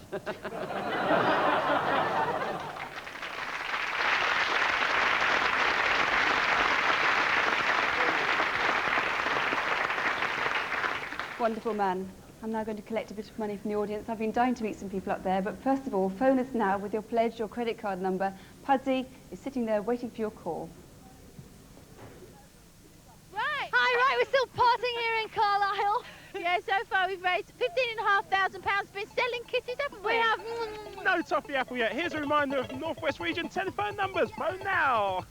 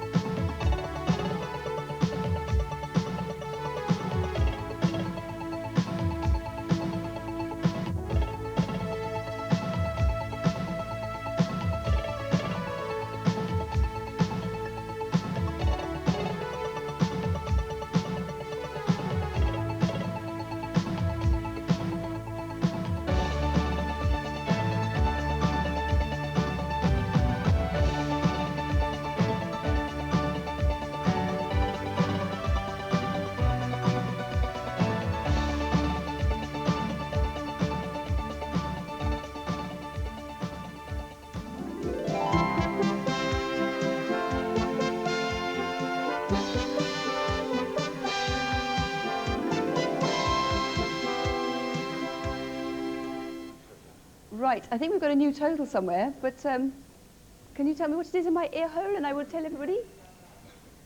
Okay, here we come. Here's the 6,898,996 pounds.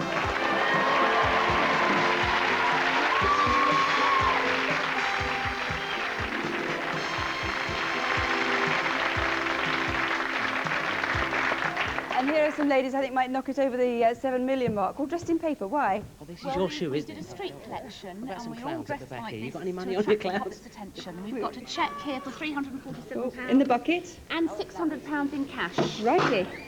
How did you do that? We covered letters with children in need on the floor, and we covered them with money. Gosh. Impressive. Look at all this. I'm never going to carry that. I think I need a trolley. Quick, Terry. Right. It really is heavy. Oh, I was going to go and see these people. I'll just put it down here a minute and walk up here. Gary's talking some... These people I wanted to see, they're getting badges and everything here. It's fantastic. You're a bunch of clowns, you lot, you know that. How much have you collected in your clog? I've learnt about, there's got to be at least, yeah, a toe full there. I haven't got a bucket anymore. Badges. Well, look. Here, don't put it all in now. Save some for later. Someone else will be around in a minute. I have to go back and get a proper bucket. Where are you all from? Redford. He's legless, if he doesn't know. Fell off his glacier mint, I think. Right, let's go further to the back. Oh, we got him here. Yes. Hello, sir. Hello, girls. We're from RAF Hereford, and we've got £2,000 to give you. Wonderful, thank you very much. How did you get that? And there's a little sticker as well. Oh, right, thank you. It's from the students who have passed through the Airman's Command School on their way to become NCOs in the Royal Air Force. They say it's hard training, but they paid dearly for that, haven't they, this have time? indeed. They're very generous. Thank you. Thank you. Right. Well, every year, children help to raise money for children in need, and in Birmingham tonight, there are 3,000 Solihull school children holding a concert to help our appeal in the presence of the Royal Highness, the Duchess of Gloucester. So let's see them.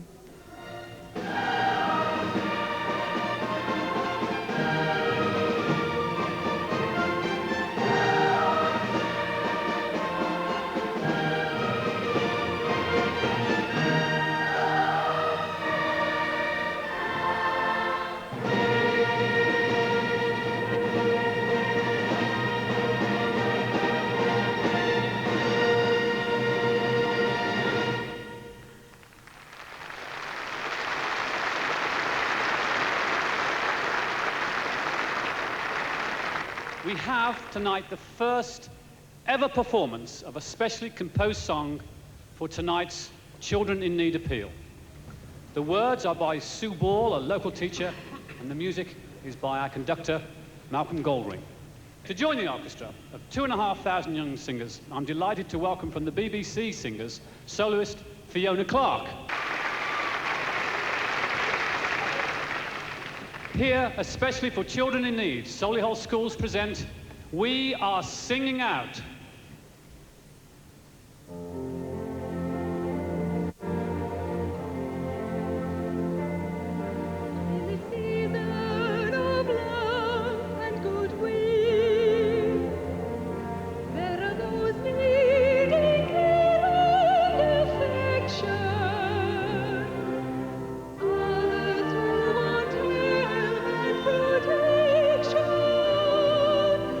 There to give them all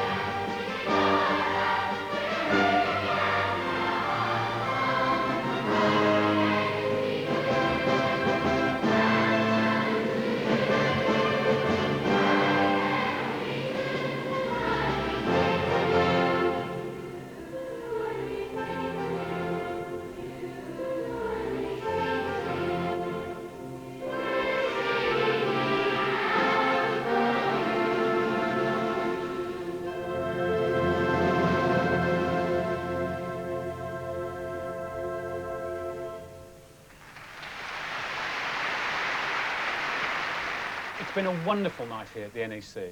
Very emotional. 2,500 children singing and playing their hearts out. And someone you didn't see is Roy Castle, who's here. He was narrating Wind in the Willows, and he's here because we have a record breaker at the NEC. Tell him about it. That's right, we've got the heaviest Pudsey bear.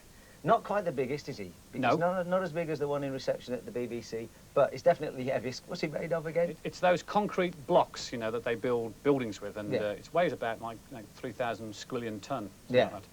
It's an ideal paperweight. If anybody wants to send in an offer for a paperweight, you'll have to come and fetch it, though. That's the only thing. Yeah, we don't deliver. It's a great night, though. Very emotional, as you said. And yeah, I had trouble keeping the tears back there when they did that hymn, Let There Be Peace. I was nearly cracking up, you know. And like we've raised well over £75,000 for children in need. Great. And we haven't counted the buckets yet. No. And it's great because it's children helping children, and that was the theme of the show. Yeah. Fantastic. Thanks to Roy and Jasper. And we've got a new, exciting total for you. It's getting perilously near to what we achieved last year.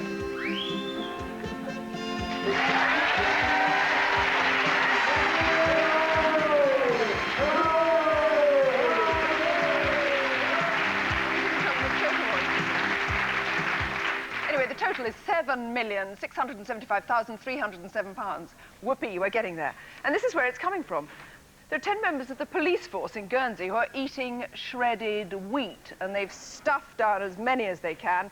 Latest reports say they're still tucking in, but helpers are standing by with buckets. And while we're on rather foul stories, there's a little animal sanctuary in Worcestershire, of which I am a patron. And two of my sponsored animals are a piggy called Miss Petitoes and a little sheep called Jessica. And I'm going to get £100 from Maureen Lawless if I greet them in the appropriate manner. So for Miss Petitoes, the pig, and for Jessica, the sheep, thanks. £100 from Toby Jelliot for Terry to dress up as a can-can girl. Well, I think I make it 105 if he doesn't, quite frankly. And this is a very nice little story, and I've got to read this to you because it's important. An inspector at a planning inquiry in Harrogate got so bored with the proceedings that he asked for an adjournment and then suggested a whip round, and everybody coughed up, and then they went on with the proceedings. They got £118. Now listen, if you want to send money, and please do, here's how to pay. You can pay over the counter at any post office through Gyrobank. Just quote Transcash FreePay 1066, or you post a cheque or postal order to BBC Children in Need, Gyrobank, P.O. Box 200, Liverpool L69 3HW. But ring now and make your pledge. And back in the northwest, our total is now £847,405.74. Pretty spectacular. We're on... Thank you, Sound. We're on target for that million mark, so please keep the phone calls coming. A pair of Barry McGuigan's boxing gloves are up for auction. Radio Lancashire are handling the auction and won't take less than £100, so please ring 0254 675 711, which is Radio Lancashire's number. Pupils and staff at Albany High School in Chorley raised nearly £4,000 when they spent the night at Chingle Hall, reputedly Britain's most haunted house. Congratulations to you for doing that, and very brave too. Staff at Northern Counties Housing Association in Manchester washed 150 cars in 2 hours and came up with £585. That's absolutely fantastic. Our magnificent total has been made possible by the marvellous work being done at all our local radio stations and, of course, our outside broadcasts. Our BBC local radio stations, you'll know, are at radios Cumbria and Furness, in Carlisle and Barrow. Radio Lancashire is in Blackburn. Radio Merseyside, of course, in Liverpool, and GMR here in Manchester. We have outside broadcasts in the Town Hall Square at Carlisle, the Sandcastle Centre at Blackpool, Preston Guildhall, in Liverpool at Radio Merseyside Studios, another one there at Manchester Airport's main concourse, and our studio here in Manchester.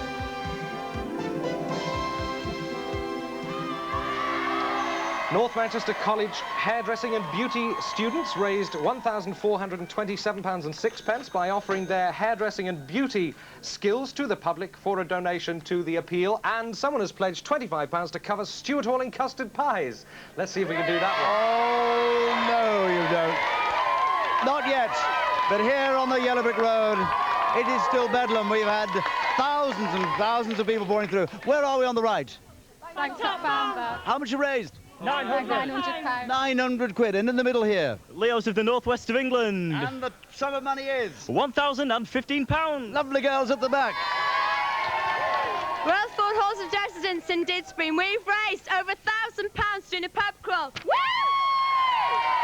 Coming further down the fishnet tights, what have we?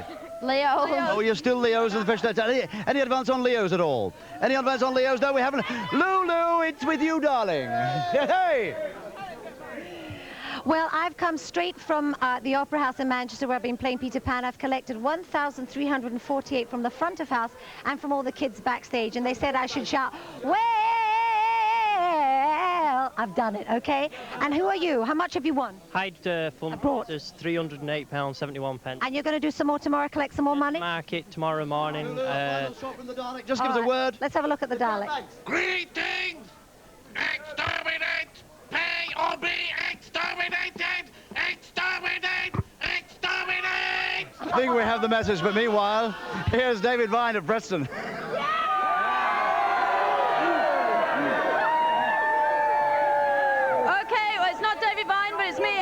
And I brought a cheque for £13,000 from a tennis marathon at Match Point today. These boys here from Bury, and believe it or not, they've lifted 450 tons today for children in need. But I'm strong enough to carry him. He ain't heavy, he's my brother. So, Mike, tell us, how much have you made for us? £2,500. Absolutely brilliant. Tell me, how long did it take you to lift this? Just under 1 hour. Brilliant. And anybody got any bruises? No bruises. We're just really pleased that we could do something for this worthwhile appeal. Great. Well done. And over here we have Cy Chadwick from Emmerdale Farm. I believe you've been driving a car around Lancashire, is that right? Yeah, I've been driving a TVR sports car all around Lancashire, and Wimpy Burgers have said to us, if you get as many photographs as you can, then we'll give you £100. We got £700. Great, £700, thank you very much. And over to John Mundy. Thank you, Anne. Well, our total now, it's creeping up all the time. It's £855,732.74. Thank you very much. Mrs. Williams of Walcott Place, Goose Green, Wigan, will give the contents of her daughter's money box, which is approximately £8, for my badge here. Does your daughter know, Mrs. Williams? That's very kind of you, but I think you should tell her first. From Sale, 94-year-old Nan Blundell may have arthritis, but it hasn't stopped her making a crocheted blanket, and she's raised £16.50 for us. And we're going over to the On the Waterfront team, who, of course, are at Blackpool Sandcastle Centre. Landladies, take a look at this. Wonderful, aren't they? Now, you know the kissing contest? Oh, I do like to be beside the seaside. Oh, I do like to be beside the sea. Oh, I do like to stroll along the from where the brass bands play tiddly-om-bom-bom. Oh, I do like to be beside the seaside. I live beside with glee. And there's lots of girls beside, I should like to be beside. Absolutely brilliant, isn't it? Now, as you can imagine, all the shows in Blackpool have closed down at this time of year, but the Blackpool landladies all got together to bring us that little bit of entertainment. Well done, girls! Yay! Obviously, couldn't let them do it during the season because people would have probably left in droves, but never mind, we enjoyed it.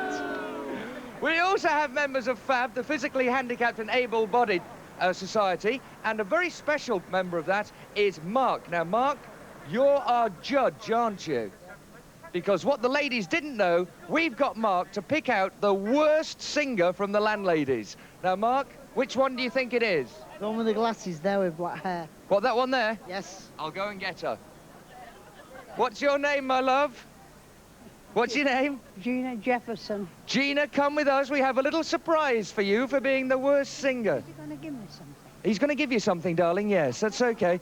Feed yourself in, because also with us here on the front is Chaos. We have the world-famous custard pie maker, the one and only Charlie Caroli! Yay!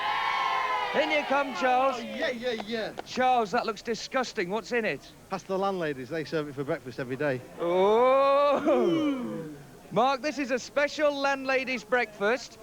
And Gina, you're going to get it right in the mush for being the worst singer. 1, 2, 3! Well done, Mark!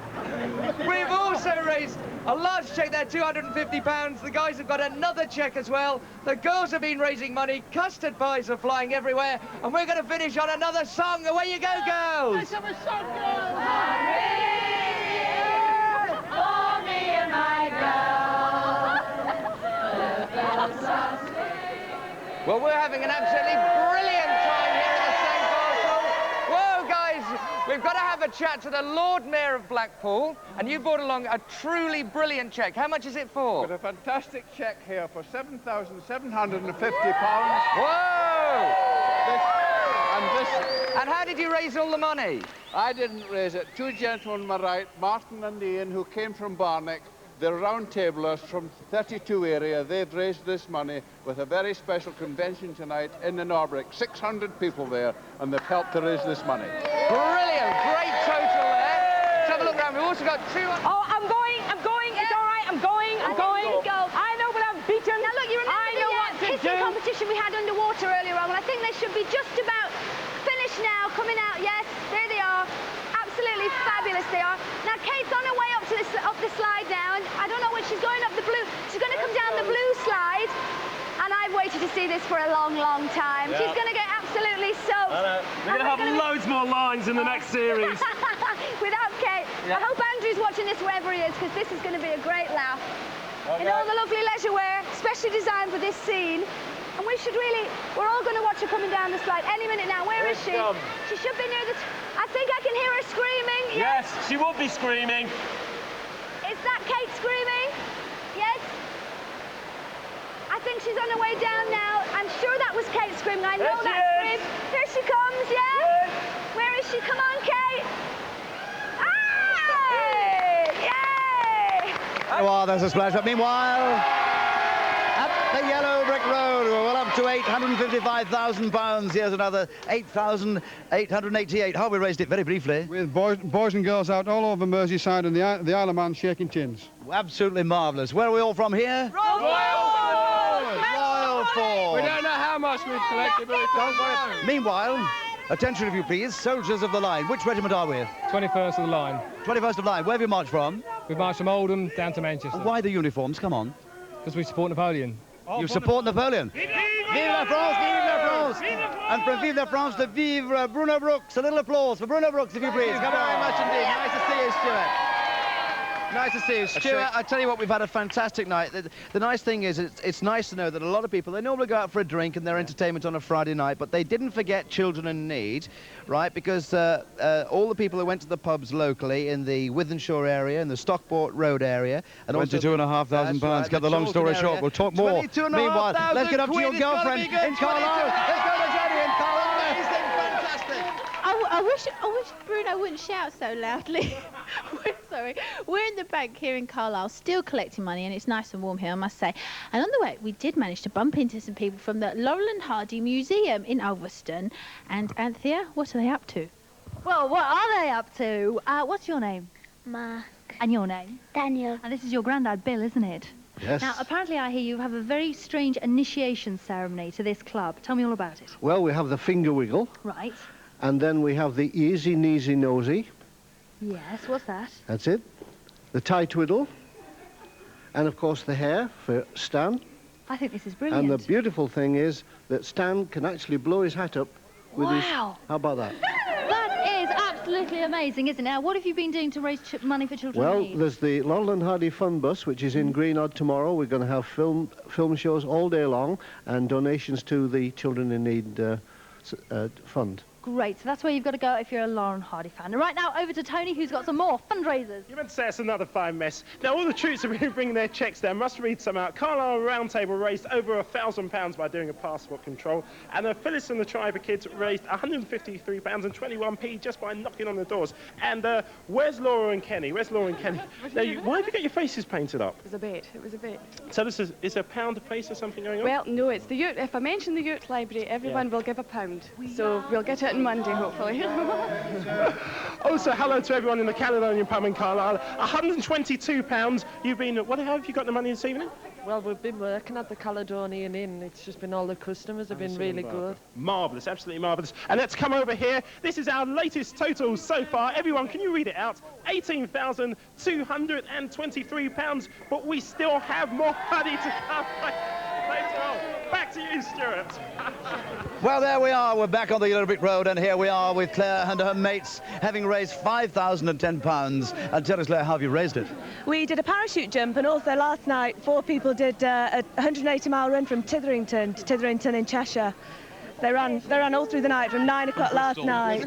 So the Cheshire Yuppies have turned up traps yet again. Certainly have. Oh, what ho, yuppie ho. Bruno, what have we got over there? I've got a great guy here. His name is Roger Stubbs. Hello, Roger. Hello. Now, you've been travelling from France on the Beaujolais run. What exactly have you been doing to raise money? Well, what we decided to do was to charge 20p for people to guess the mileage that we were going to do. Right. From Blasteray-on-Beaujolais and return back to the Red Lion pub in Pickmere. And the mileage we did was 778 miles. That was one way, which is 1,500, etc., both ways. So how much have you raised altogether? We've raised £500. Here's the cheque here, £500. There we are, £500, ladies and gentlemen. There we are, the Beaujolais run. Fantastic. Blow the bugles. Terrific. To Manchester Airport.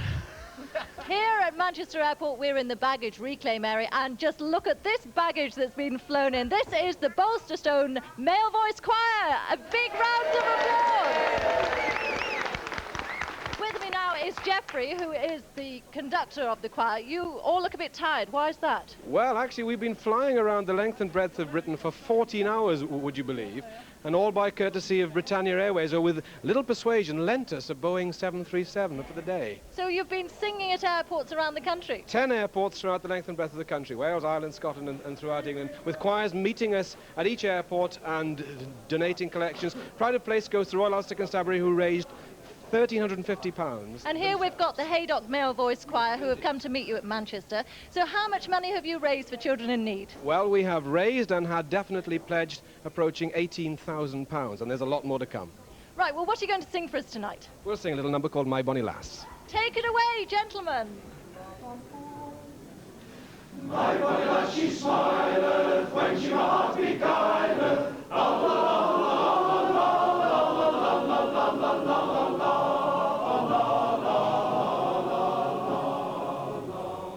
My bonny lass, she smileth when she my heart beguileth. La la la la la la la la la la la.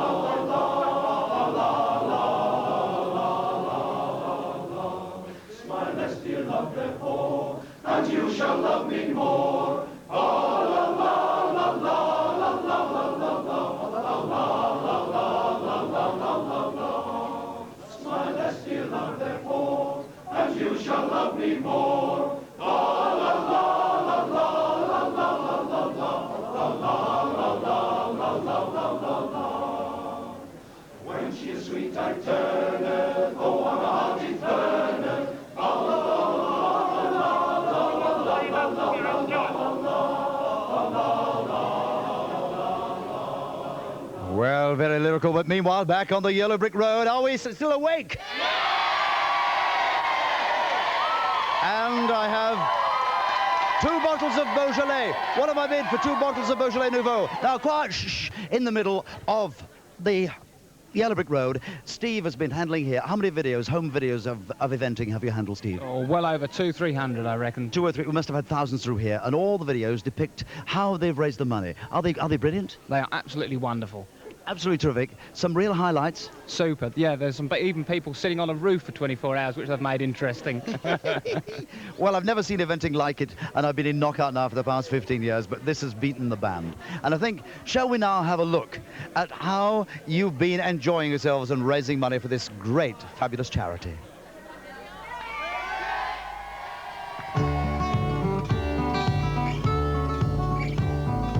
Give them a penny or maybe a pound. Do all you can to get this show off the ground tonight.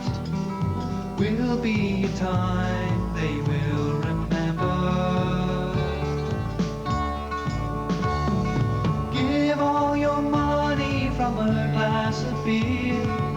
It may not seem much, but it brings others cheer, and that's the reason we're all here to try and help.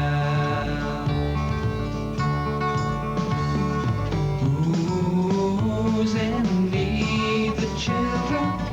Who's in need? Who's in need? The children.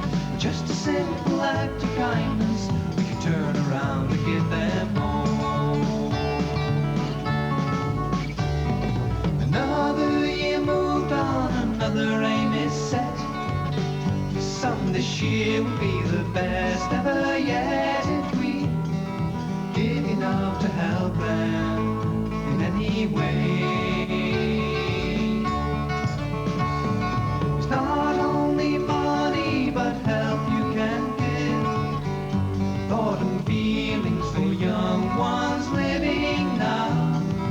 Give them a reason to be alive.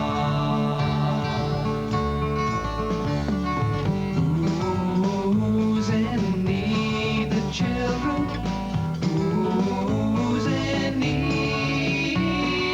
Who's in need? The children. Just a simple act of kindness, we can turn around and give them home.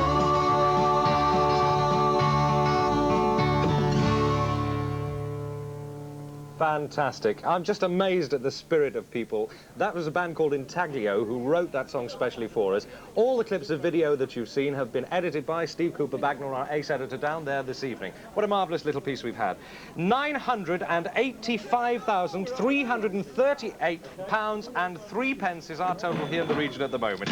Customers at the Cemetery Hotel in Darwin have been up to all sorts of tricks. Yvonne Harrison is sitting in a bath of custard for 24 hours. A record is being set eating baked beans with cocktail sticks. And Bill Hutchinson, for his sins, has eaten 4 hard-boiled eggs in 1 minute 8 seconds and drunk a yard of ale in 55 seconds. Naked Flames have been banned within a 10-mile radius, I'm told. Over to David Vine in Preston.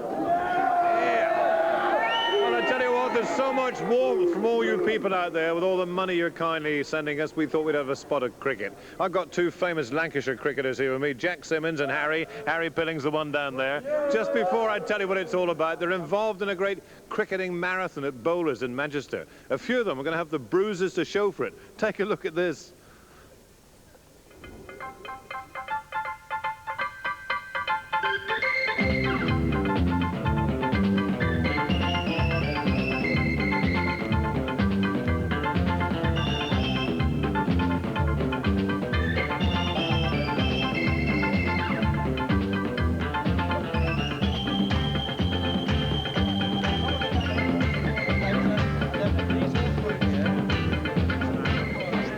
Jack, I didn't spot you in there. I would have thought the marathon would have been quite good, you know. Well, it'll do me a power of good once I get into it, I think, David. But these lads are a lot fitter than I am, and I think they'll be used to it. But I don't know how they'll look after 48 hours doing it. Well, there's you and Harry, the 2 lads over there, are going to play for 48 hours. You're raising money. How much have you got? How much do you expect to get? Well, there's 54 teams competing, and out of that, we're hoping for £10,000, in excess of £10,000. 10,000 you think you'll get? Yes. Terrific. And across here we've got some more money. The Scarborough Walkers. What have you been up to? We've been walking from Scarborough to Chorley near the appeal, 150 miles, and we managed to raise over £4,000 en route. £4,000 for them. There's money over there as well. We've got money coming in. There's more to go. These fellas will walk all the way to Merseyside if you like. Let's go there.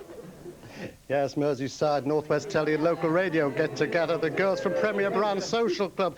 I was going to speak to Maureen, but to tell me she's got such a big mouth, I've got to talk to Sarah. £7,000. How long did that take you? It took us a year. What did you have to do? We've been working hard. We've had raffles and collections, and we've had a big gala day, and we've got a 24-hour snooker match on tonight. What you got? Where's that? That's in Premier Brand Until when? Social Club. That's until, what, it'll be 9 o'clock tomorrow night. Got the chalk with you, Maureen? Yes. Good. I said she'd be on cue. Now then, well done, girls. £7,000. £8,946 and 95 pence there from the Halifax estate agents. Can we get to your mouth, sir? I think you can, yes. How long has it taken you to raise all this? Well, basically, the last week or so. Really? Doing what? We ourselves have been involved in a cycle ride today. They say things come in cycles, yes? Yep, 102 miles, but across our 70 offices we've had other fundraising events, raffles, Father Christmas, Tremendous. You know, that kind Will of you be thing. doing it all next year? Oh, certainly. Yes? Yeah. Good. Yeah. This is obviously the chain gang. Now then, the children need Croton and District Collection, 1023. Your name? Is Jeanette. I'll not hold that against you, Jeanette. How did you raise all that? With the dances, prize bingo and plenty of donations. I believe your hubby had a lot to do with it as well. Yes, he did. Well, we all did. And what's that? Swear box. A swear box! I don't know what you like at swearing. I know you're great at raising money. What do you like at singing? Teddy, come on, take it away. This is the mum of Jean Bott, you know. Nellie Boswell from Bread. Come on now. You're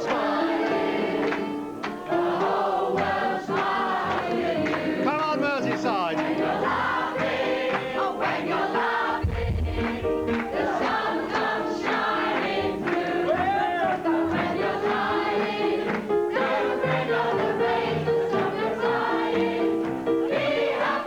Well, there's been an awful lot of smiling and laughing in the Northwest tonight. We've added all the money that you've just seen on our various outside broadcasts there into our grand total, and we now have £987,111 and 3 pence.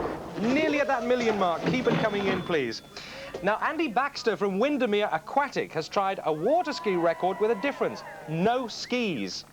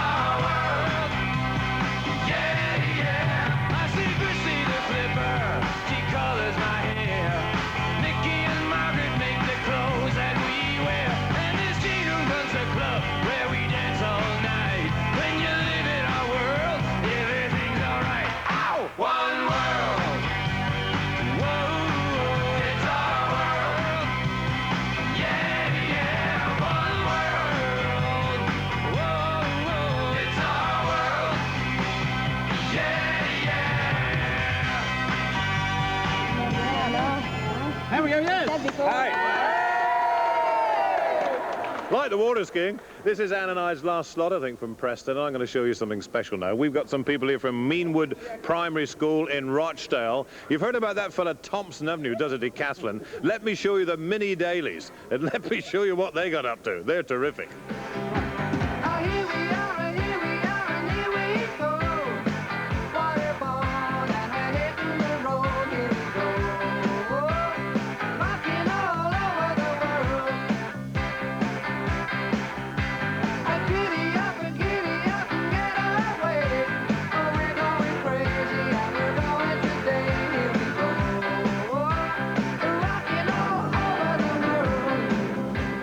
They They were really rocking, the best decathlon in the business. Because of that, they've raised a fabulous sum of money for children in need. Here they are. Oh, what is it? Tell me how much it is. £1,050. £1,050 from the kids at Meanwood Primary School. That's terrific. Thanks ever so much. Thank the kids for us, won't you?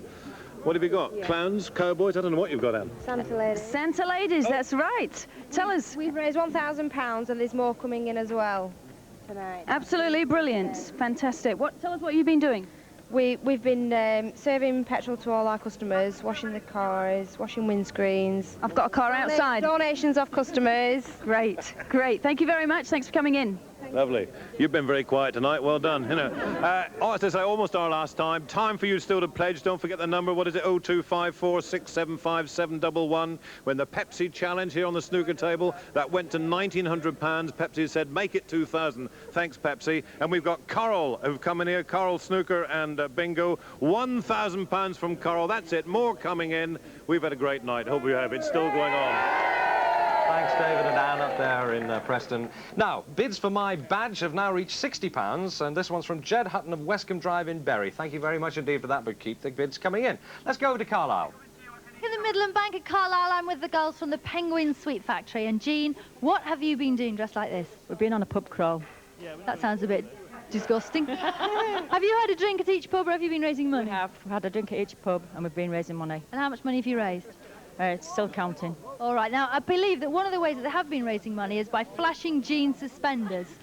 So Glynis, we're going to have a free flash now. Now that has cost people in pubs all around Carlisle £1, and the money's still coming in here at the Midland Bank, Jenny. That's right. And talking of bankers, there have been 24 bank staff working here all night, very hard. And I'd just like to say thank you. Give a quick wave, and thank you. Right, that's it. And thank you very much to everybody in Carlisle, because you've been very generous. £500 of Reeves. Ignore that. The final score, £19,293 from myself, Jenny and Anthea. Well, bye-bye. Thank you, everyone in Carlisle. You have been brilliant. Absolutely brilliant. Good night. Well, here I am outside of the BBC, inside the van, 18 ladies and 2 men, and the men are looking rather tired. It's been driven? No, it hasn't, has it? All the way from Rochester. How's it got here? Tell me how it's got here, chaps. All these guys of Lucas have pulled it, and they've even got a resident doctor in case they fainted on the way here. Lads, what have you raised? We raised £2,325. And a sack full of swag. And a sack full of swag. Absolutely marvellous. Over on my left now then, what have we got here? What's happening? Tell me the story. We're Adlington St Paul's Charity Group. Yes. We've come all the way from Adlington in Lancashire. Yeah. We've covered a distance of 20.1 miles. Aye. With the ball, and we just about made it. And the ball is at the back. It's a great big snowball, and they've towed the snowball all the way from Adlington. Now then, over here, we have Thomas the Tank Engine, but we'll see that later on. Our final group. Who is this? We've no time. We've run out of time. John, it's with you. There'll be plenty of time later, I'm sure. A little story here. The landlord of the Merry England pub in Great Harwood near Blackburn will raise £600 when he has his head shaved later on tonight. Emily Deans from Flixton says her mum is so good to her that she's donated £100 pocket money. Oh, Emily. Now, we're going back to London in a few moments from now. We will be back in about half an hour when we'll give you full details of all the phone numbers, because we still want your money. It's marvellous. The total stands at the moment at £994,045.95. Here's the address.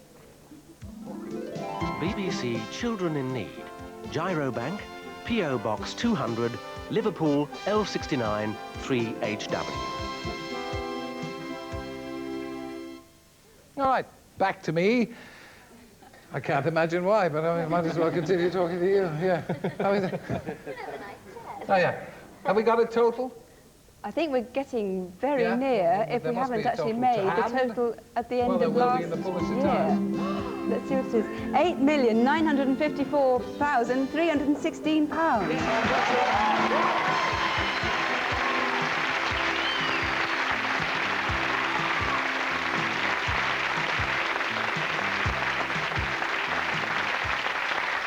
Wonderful. That is already well over the total we had at 1:20 last year, so we've got to see how many more millions we can make, well, thousands, well, hundreds, by the end of the programme. And Howard Stapleford is at British Telecom headquarters, where they've been doing sterling work for us all day, keeping the lines going. Howard. Thanks, Sue. Yes, welcome back to the London Network Management Centre, where these guys have been monitoring the situation around the exchanges around the country all evening, and quite frankly, we're not impressed. Manchester, Birmingham, and now London, thank goodness, are all doing quite well, but there's still more capacity to get your phone calls through to those children in need lines. Simon Wood, exactly what is the situation at the moment? Well, we're aware that nationally there are some answering points that are not as busy as they ought to be, Howard. We want to keep those operators answering the calls there. We don't want to give them a moment's peace. Their phones should be ringing the moment they put them down. Absolutely. This is your chance to get back at British Telecom. I can see over here people in York, Nottingham, Peterborough. What are you doing? Swansea and Cardiff. Get on those phones now and you'll get through to those children in need numbers. Very quickly, we've got more money coming in here from Jeff Spain. And these are the lads and guys, the girls around here. £184 to add to the £700 we got here earlier on. That's fabulous. Thank you to everybody here for raising that money. And now, back to the studio. Right. They haven't got the camera. Hello. Right, we'll just put some more checks in here. Wonderful. We're pouring in some more money. Pour. And it almost seems superfluous now to say to people, here's a few ideas for how to pay, but anyway, here are a few ideas on how to pay. It's doing quite nicely. Helping children in need couldn't be easier. You can pay over the counter at all branches of these banks and building societies. One of them is sure to be in your local high street, and many of them will be open in the morning. Just walk in, hand over your money, and the counter staff of your bank or building society will do the rest. We've made giving to children in need effortless and painless. Help the banks and building societies who are helping children in need. But ring now and make your pledge. Right, Terry, you see that bottle of stuff with a worm in it? Yeah, there? yeah. Right, if you take the top of that and drink it, Yeah. Colin Closier says he will give us £500 if you drink it. It'll have to be a bit more than that, Well, Colin. yeah. There's a dead worm in this. You can spit the worm out, but you've got to drink the... What do you mean you can spit the worm? The worm may have other ideas. How do I don't know how this worm can behave once it gets... It's £500. Yeah, but I might be able to speak for the rest of my life. Well, take the top off, and we're going to do one of our regional bounces, and when we come back, we hope you'll be bouncing too. Get out of here. We'll start off this time in Manchester. Well, here we are, away from the Yellow Brick Road, on the back lot of the BBC. It's a dark, sharp night, and here's a cheque for you, £68,253 from Garstanker District Roundtable. Lads, how have you raised the money? Well, we've done a national motorway service station appeal. Yeah? Involving roundtables throughout the country. 56 service stations, over 107 roundtables. How long did it take you? Well, we've been on the road 36 hours. Oh, well done. Well, little cheer for Garstanker Roundtable, come on. Come on, Dave. And now then, Alsager 603, Thomas the Tank Engine. Where's it come from? We've driven him from Covent Garden in London all the way to Manchester for the Children in Need appeal. And on the way, collected money. Crowds of people who gathered around to see Thomas. And we've raised between 15 and 20,000 It's a diesel, though. It's a diesel, isn't it? Hey, what's it worth? No, it's Thomas the Tank, and it's worth about £50,000. Jerry, we've got a present for you, and we have 5 seconds. It's for the pottiest idea of children in need. What do you think about that? Now then, here's Sue in Salisbury.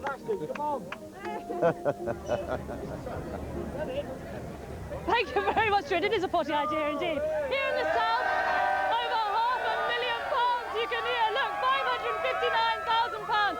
And it's going to be added to now, I hope, by the Ringwood Roundtablers, who last year were the biggest single donation at £125,000. This year, £151,000 over that. Fantastic, Neil. How do you feel? Fantastic. 480 people have broke out of jail today, and this is the amount they've raised. They've been all over the world. America, Canada, Russia, China, you name it, they've been there. So what's the furthest place they've been to? Alcatraz. In San Francisco Bay. You're joking. Absolutely. And they've raised £151,000. Unbelievable. I think it's fantastic. And we can add that to our total, which takes us way over the £500,000. What about that, Mike Neville in Newcastle? Thank you. Well, with us here in Newcastle, presenting the country's 1,250 round table groups, is Carl Les. Last year they raised £1.25 million for children in need. How's it gone this year, Les? Very Carl, I beg your pardon. Very well, Mike, thanks. We were the largest single contributors to Children in Need last year, and we certainly think that we're going to be the same this year. Our main method of collection is rattling tins and buckets around the pubs and the high streets. In this part of the world, we've just heard that Saltburn have just rung in with £800, which is about an average sort of figure. Yarm have been holding up a nightclub down in their part of the world, and they should be raising about 2,000. Peterlee have been having a dinner dance on the passenger ferry on the River Tyne. So money's going to be raised at least as well as last year. At least as well as... Carl. Now, thanks to all the round-tablers who do such a marvellous job. And we go back now to another hard worker, Simon Bates in Birmingham. To be honest with you, I haven't been working hard at all. I've been dancing. We've been doing the Bungara because we made our total in this area just after midnight, 1,108,025. So we're thrilled about that. That's why we're looking hot and sweaty. I have Doug Cross with me. Doug Cross is the district organiser for Lions. You've got some good news as well, Doug. Yes, we've been collecting across the whole of the United Kingdom and Northern Ireland, and at the moment our count is £150,000. Well, congratulations. So that's super, really. That's marvellous. £150,000 to add to the national total, but in the Midlands we're rather pleased. Terry, I'm sweaty. It's you. Oh, okay. You should be wearing your Lions badge.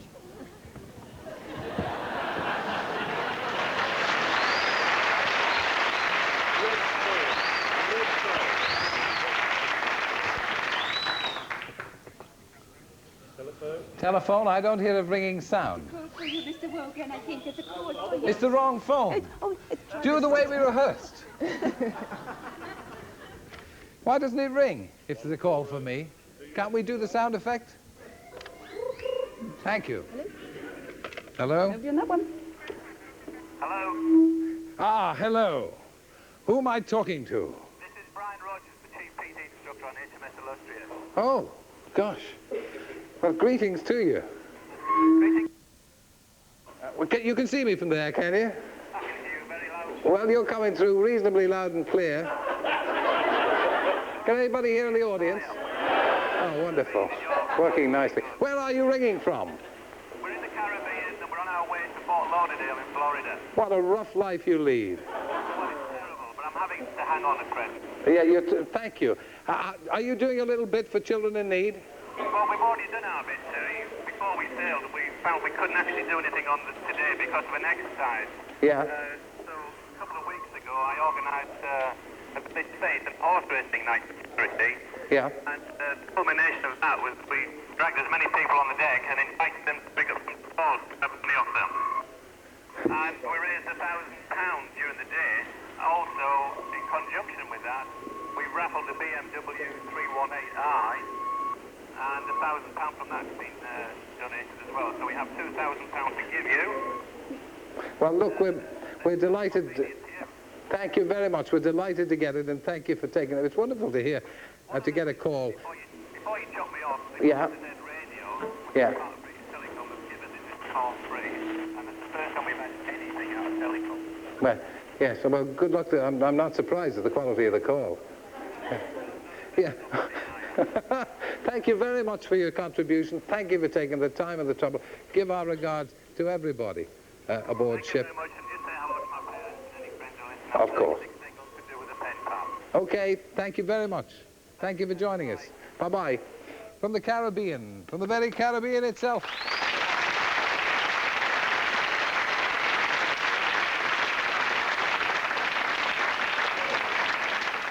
You may wonder why I was a little late for that phone call. I was trying to prize some money out of the audience up here. I'll get to you. Don't let those people leave. The way they're dressed, they'd be arrested if they left anyway. Now, down at the Apollo Theatre, all the actors think they're trained. And they race around the theatre on roller skates. Yes, with 200,000 performances, Starlight Express must be written by Andrew Lloyd Webber.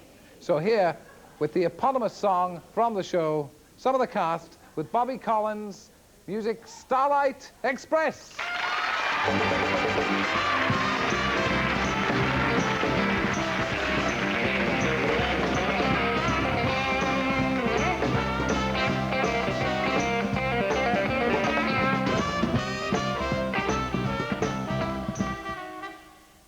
Hey.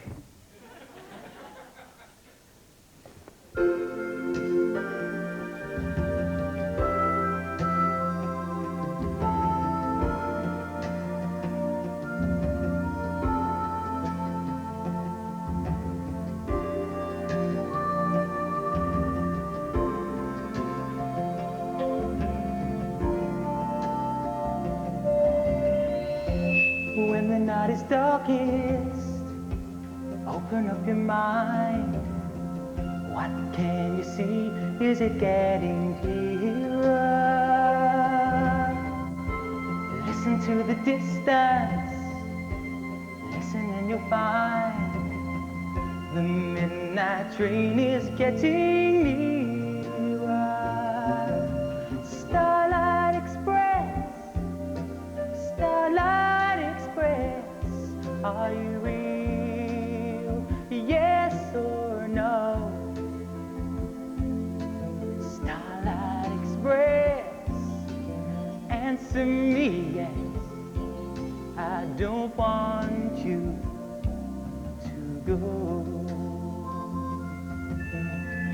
Show me all the places that I have never seen, but bring me home safely before I wake up.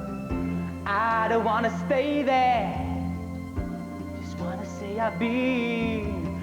Take me with you through the night, but get me back before daylight. Starlight Express, Starlight Express, are you real? Yes or no? Starlight Express, answer me yes. I don't want you to go.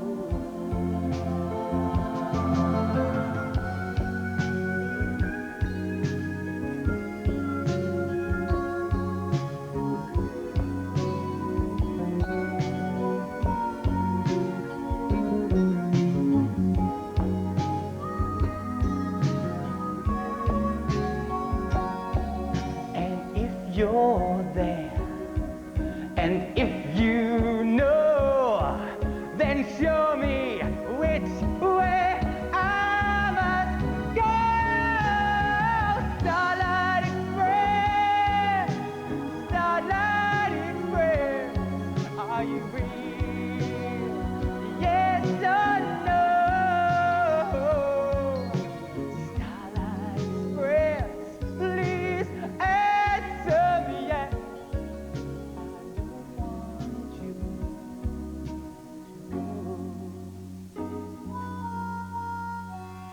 Starlight Express, Starlight Express, are you real?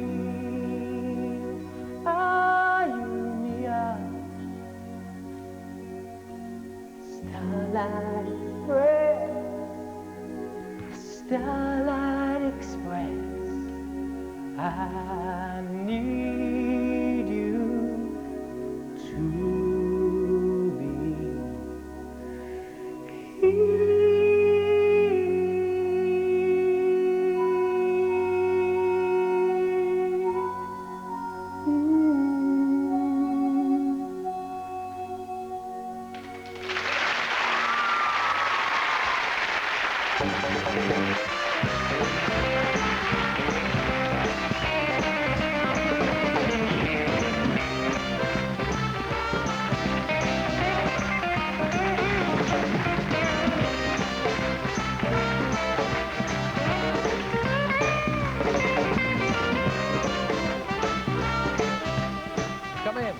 Come in and join us, please, if you can, in the roller skates and all the rest of it. Mind the phone there.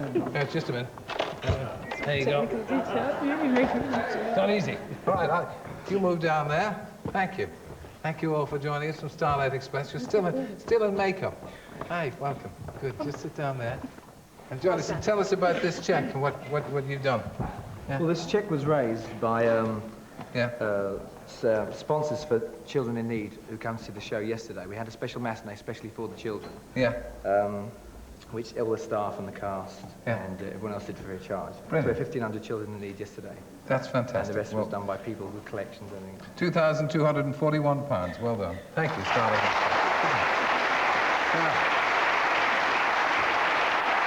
So, tell me about the show. How many pairs of roller skates have you worn out in the pursuit of this role? Me? Yeah. This is my second pair. Yeah.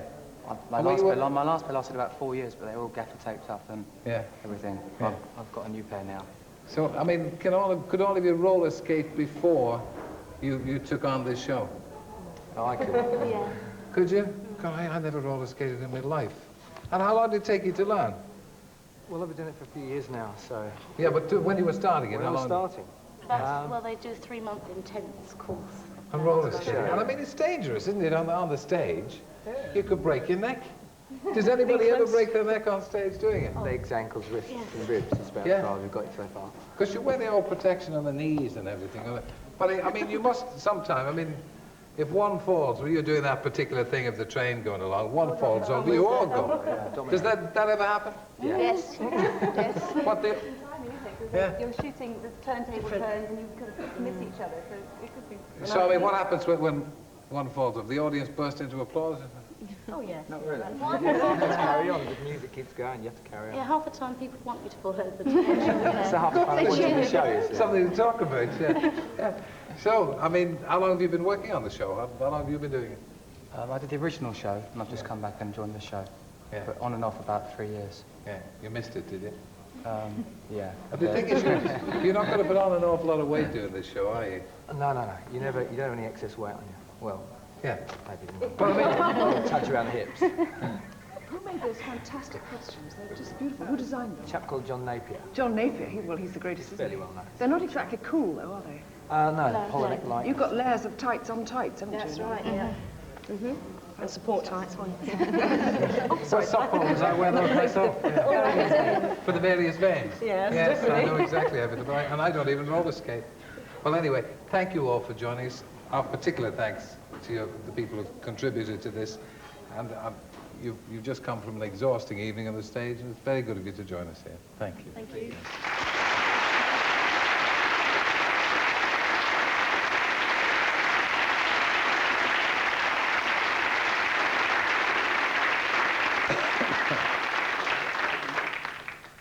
Okay? Right, now, No Children in Need is complete without Renee and the cast from Allo Allo. In fact, they're in New Zealand this year, but this hasn't put us off. Welcome the cast with Renee and also Gordon Kay. Hello, Terry. Can you hear us? I can hear you loud and clear, Gordon, yes. Great. Welcome to Christchurch, Terry. As you can see,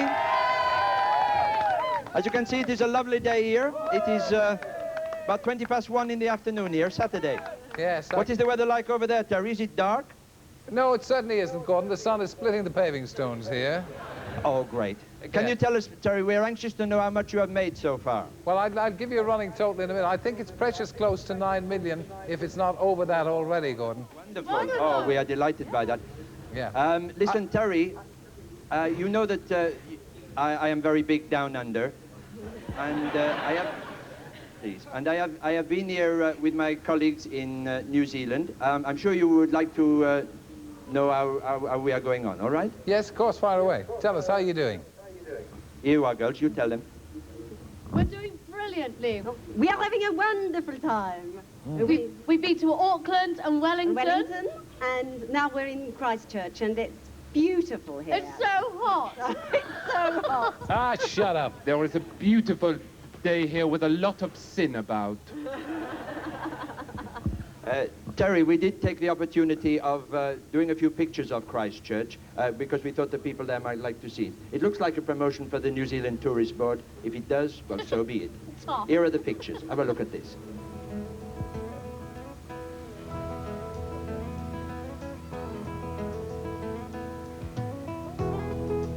I'm going to come back.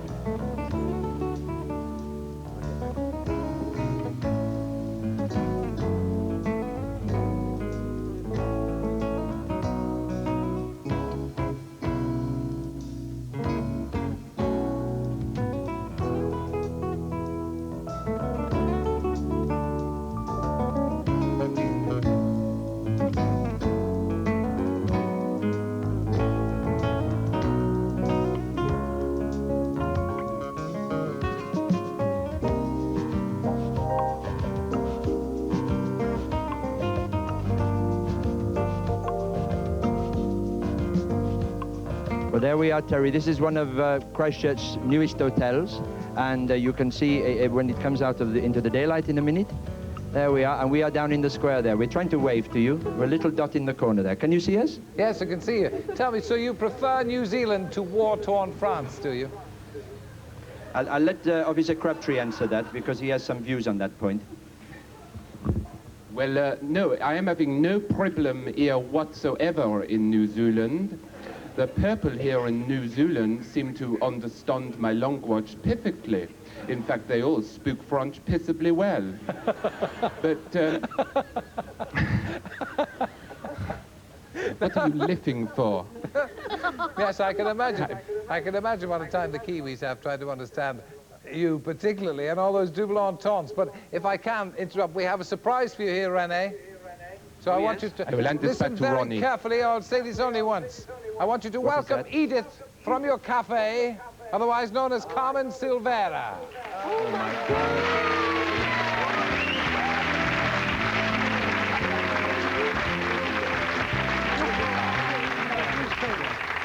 Well, this side, because they can hear you and see you better if you sit there.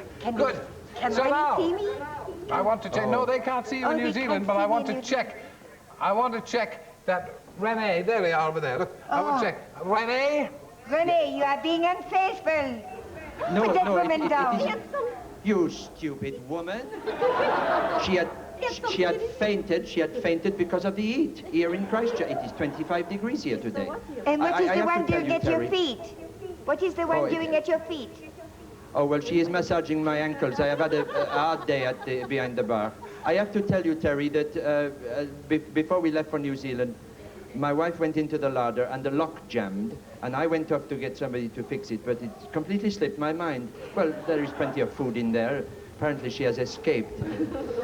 Yes. Well, have you missed him? Have you missed René? Well, of course.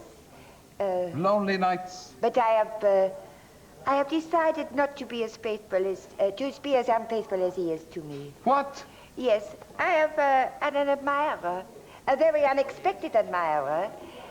Oh, here he comes. René, it's a pity you're not here to see this. René, it's Herr Flick. Herr Flick of the Gestapo is Edith's admirer. I have decided to come and fiddle with you. Terry. What? I have decided to come and fiddle with you. Would you like this? Are you going to, well, this is so sudden, Flick. Just a minute. René, are you listening to this? Yes, I am listening. Yes, I cannot believe what I am hearing, Terry, but she does love people in leather, you know. Are you going he always to looks fiddle as if with he your is wearing gloves his on? wallet. He is going to fiddle with her. With his gloves on. So it's all Is she right. going to sing for you tonight, Terry, or have you escaped that pleasure? Don't let us sing. No, he is going to fiddle with Edith, with his gloves on. Yes. Oh, dear. My God, what is going on? I wish we could see this, Terry. This would make good television. It's just as well you couldn't. It would upset you. Yes. Where is Captain Bertorelli? Where was he? Oh. Hey, Captain Bertorelli. Come hold me tight. Kiss me, my darling. Here is my other admirer. He has got one cornetto. I have the one here. Come and sit down here, Captain Bertorelli. Can I just ask him about these medals, Terry? Please. I have the ice cream now. I am having the ice cream. I tell us also have this for, I am a hero. This for service in North Africa. This for service in Abyssinia. What is this one for? It's for service in Fiat. I was in the motor pool. I understand. I should never have asked. Mr. Terry, you must always realize that it is Christmas over here very soon, as well as it is in England. They have it at the same time, but it is very hot over here. Oh, yeah. A little bit earlier on, Monsieur Leclerc found some Christmas decorations. You may like to see this, a rather disgusting Santa Claus.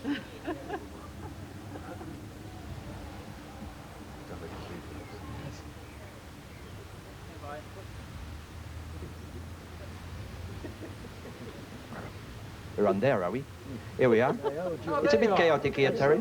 Yes, no, you'll be pleased to know, René, that I'm sitting between Herr Flick and Edith, and I intend to do so until you come back from New Zealand. Isn't it a good thing you're tied up? We are we are going to be back in about 2 weeks' time because we are opening a branch of Café René at the London Palladium. Yeah, I see. Just before Christmas. And so what's the first thing you and Edith do when you return to France? Don't be filthy. Monsieur Leclerc is making suggestions in my left ear. But, oh, I think I will have a little present for her. And I hope all will be forgiven. Enough, don't you? Yes. Now, Flick says 2 weeks should be enough. And thank you very much, Gordon, and all the cast. Now, thanks to TV New Zealand for their help. You're very welcome. Bye-bye.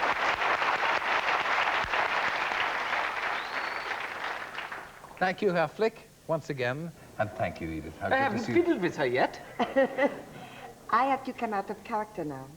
I have to do some acting in English because tonight I have come from playing in Time in the Conways at the Churchill Theatre, Bromley.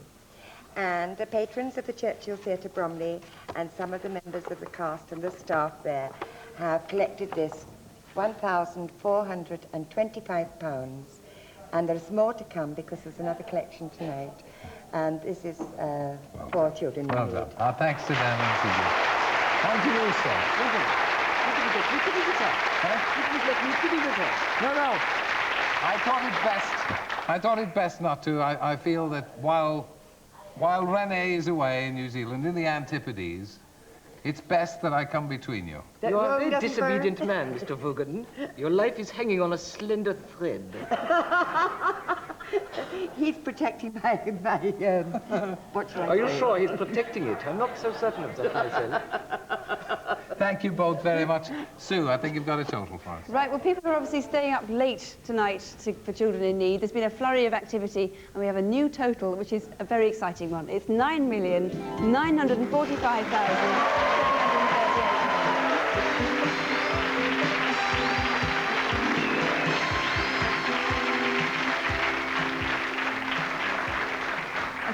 All-time record so far. Incidentally, the Round Table, who do a lot of work for children in need, and bless you all, they've organised a jailbreak in Hampshire. 130 people took part, and the idea was to travel as far as possible all over the world in 12 hours. Well, teams have arrived in Lapland, where they say they've captured Santa Claus, California and the Gambia so far. A staggering 115,000 they've raised, and the total is still going up. That's terrific, thank you. And we'll go to see what Rob is doing in the marquee at the moment. Thank you, Sue. Yes, there we are in the marquee. And we've managed to capture a Coast Guard in the middle of London, which is highly extraordinary. Paul Harris is Mr. Coast Guard.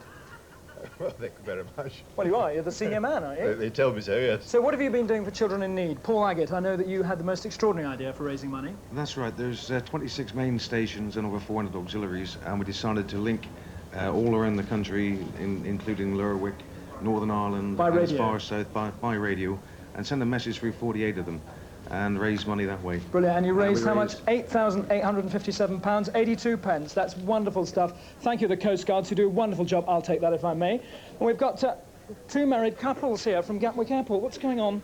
No, we just done a mock wedding in Gatwick Airport, raising money, and we've also had 2 tickets donated by AUK for a first-class trip to Scotland. That's wonderful. How much did you manage to raise? About £1,200. Terrific. Thank you very much indeed. Now, some nurses here. Now, don't tell me that you've actually been able to afford to put money into this. Well, we finished work at 9:15 and we just collected this money in the hospital. Wonderful. You're from Luton and Dunstable, and from... Well done, girls. How much did you manage to raise between you? £200. 200. Well done. Thank you very much. And down here, former world judo champion, Neil Adams. What exactly has been going on? You haven't actually raised a penny yet, have you? Well, not yet. No, we're hoping for everybody else to raise the money for us. We've actually got the largest martial arts demonstration. It's at the Albert Hall next weekend, isn't it? Thank you very much indeed, Neil. Back to the studio, Sue. Right, and it's all go in the Channel Islands tonight as well, where a woman has joined the jet set to support children in need. A local airline has been flying Pavla Scrimshaw on a series of flights around Jersey, Guernsey and Alderney. And living the high life, she's notched up 19 flights so far and £12,000 for children in need. And if you'd like to send us some money, here's how to pay. With a credit card, you can pay now. Children in Need will accept Access, American Express, Diners Club, MasterCard, Style, Switch and Visa cards. All you've got to do is quote your card number, the amount you want to give, and we'll do the rest. Ring now and make your pledge. And here at Merseyside, We've raised £82,000! So if you want to pledge money, this is the number to ring.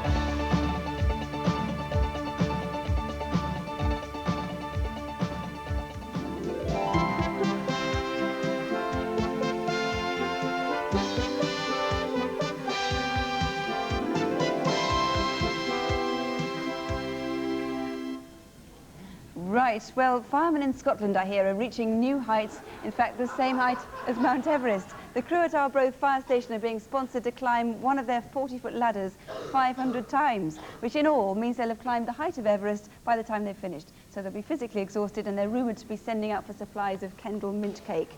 So we're going to go into one of our regional bounces now, still in Scotland.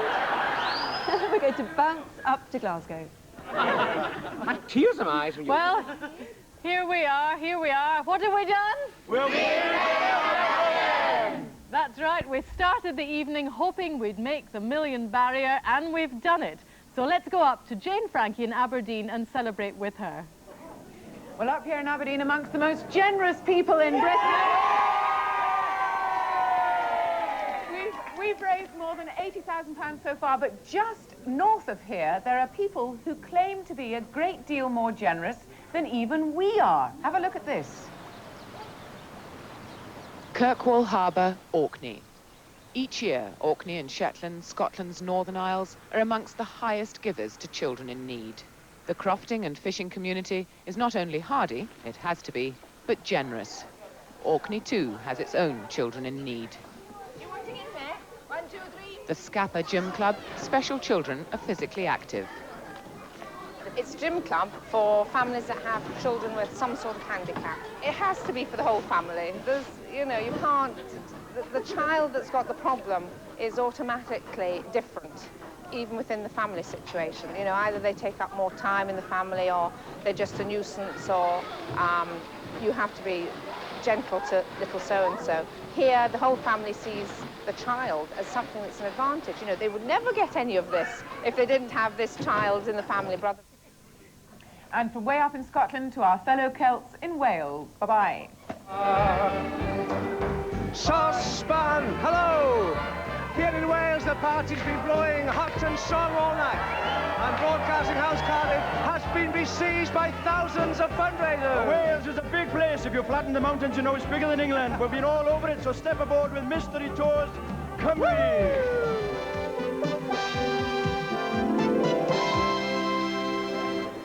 Well, here in Merthyr there's a brand new ski slope, causing a lot of excitement, as it is all over the country, of course. And the man who started the revival in skiing, Eddie Edwards, is with us now. Eddie, who are these people with you? Well, Emma, Lara and Andy are just about to start on a nationwide project. They're going to ski around 87, all of the 87 artificial ski slopes around Britain. For children in need? For children in need. Oh, it's hey. going to be great. With a leader like this, children in need have got to be winners. Thanks, Ed. Thank you. Good luck to you.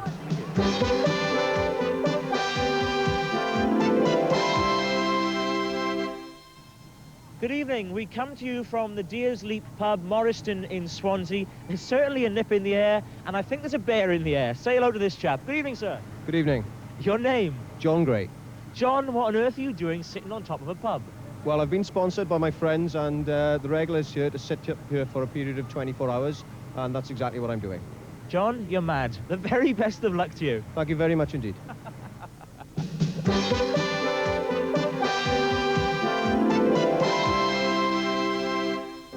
You've got something to say to the children in need donors, haven't you? What is it? Thank you for the motorbike. Thank you very much for the motorbike. Yeah. Special motorbike, isn't it? You like tub baths, don't you? That's it, yeah. Do you want a tub bath with me? Yeah. Let's have a toompa then. Come on now. Toompa. If you want to give a bike to somebody like Carwyn, get on that phone.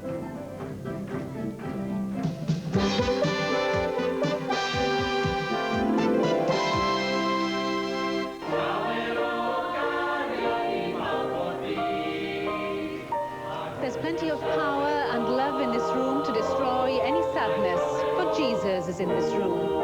So says the verse performed in song and signed by students from Gwynedd Technical College. This is an excerpt from a concert entitled Children's Needs, held in aid of children in need. Nostal Bangor.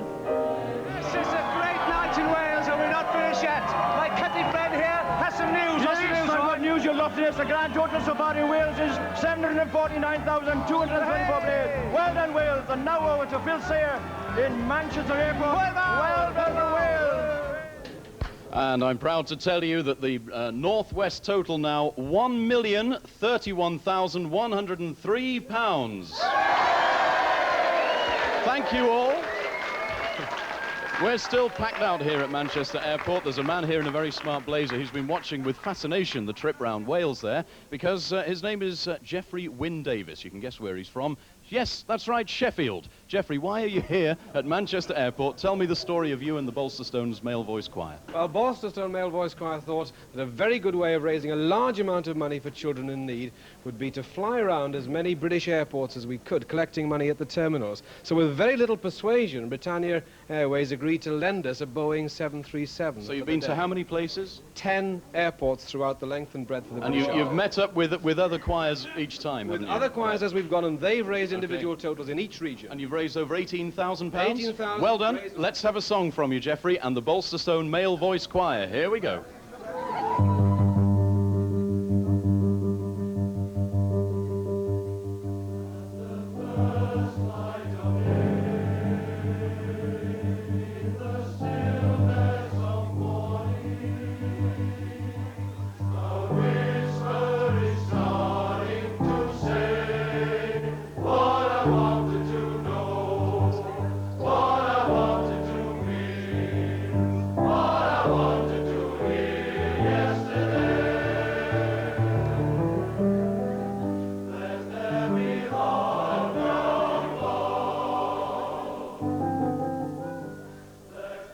Well, it's quite extraordinary. I mean, it's, what, 22 minutes away from 1 o'clock in the morning, and people are still crowded here at Pebble Mill. You've got the sum total for the Midlands. Yeah, we are close to the mark of £1.25 million, and there's much more money coming in. £1.25 million from the Midlands, as you can see, as Toya said. Still more money coming in from children in need. The bloke has just given me a card. If I'll say, come on, you Wolves, I'll do it, but they're still in the second division. Let's hand over now to Steve Gardner in the Dartford Tunnel. Welcome back to the Dartford Tunnel for the very last time. And the tug-of-war contest is just about to start. Essex here, Kent on the other side, and they're all placed to raise money. Let's start, lads. Let's go. Well, can I just, whilst they get on with that, just remind you of some of the money that we've already raised. BBC Essex has raised £130,000. BBC Radio Kent, £197,000. Kent Fire Brigade has raised over £3,000 in its treasure hunt. And just to remind, Gemma, Kerry, Nicole and Charlotte, your parents are now pledged for all their pocket money to go to their field. We've got a tremendous amount down here, but I would just like to bring these two in here. You've done the treasure hunt for the Kent Fire Brigade. What do you do, love? How much do you raise? We've raised just over £3,000 today. We've been taking pledges at the Canterbury studio for the Climax treasure players. Right. Anyway, let the motorist return. Back to you, Terry. Dressing room, and I couldn't find it. Strange things happen at night. After you've worked for about 6 hours, they suddenly come to you. Now, every night at the Prince of Wales Theatre, you can hear some of the loveliest songs ever written. Happy Talk, Bally High, There is Nothing Like a Dame, Younger Than Springtime. Meet the star of South Pacific, Emile Belcourt, with Some Enchanted Evening.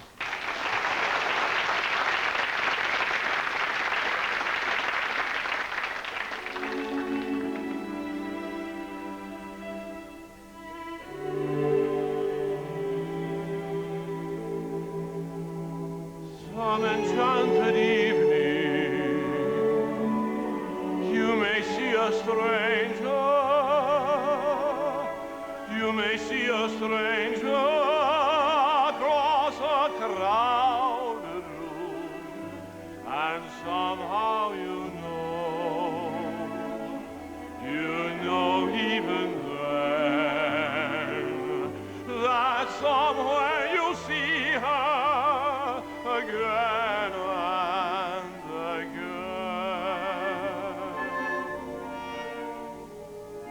Some enchanted evening, someone may be laughing. You may hear her laughing across a crowded room, and night after night, as strange as it seems, the sound of her laughter will sing in your dreams.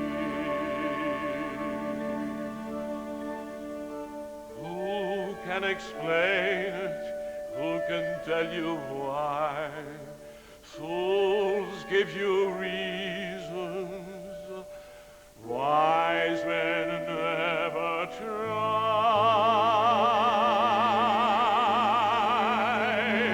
Some enchanted evening, when you find your true love, when you feel her call you across a crowded room, then fly to her side and make her your own. All through your life you may dream all alone.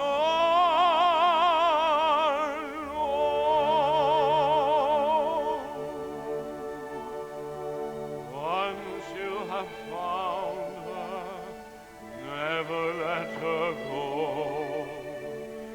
Once you have found her, never let her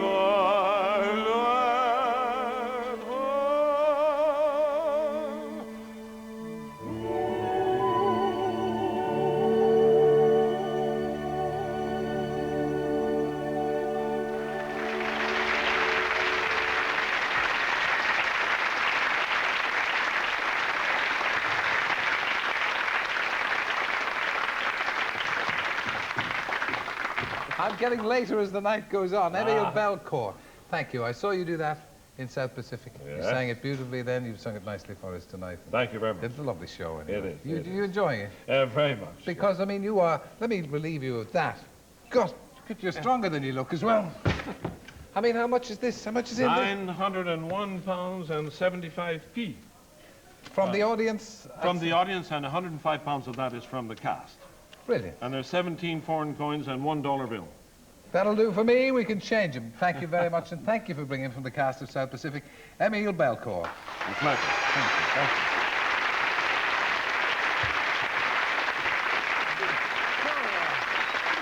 Very excitingly, we've passed the 10 million mark on our total. It is 10,603,734.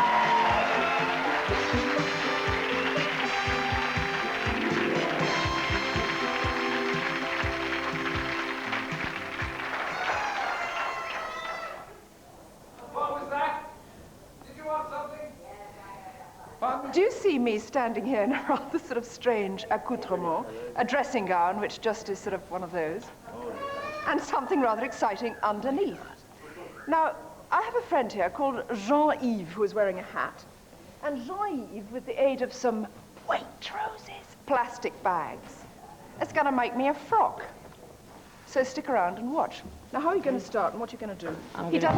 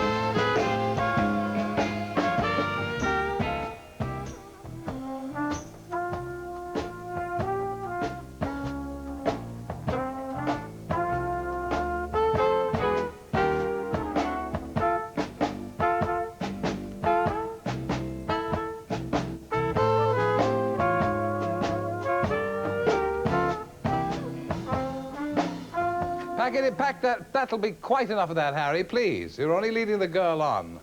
We'll go back and see what happens as quickly as possible. But in the meantime, I'm amongst them all up here. What have we got here, chaps? What? Oh, God, I nearly lost me. Excuse me.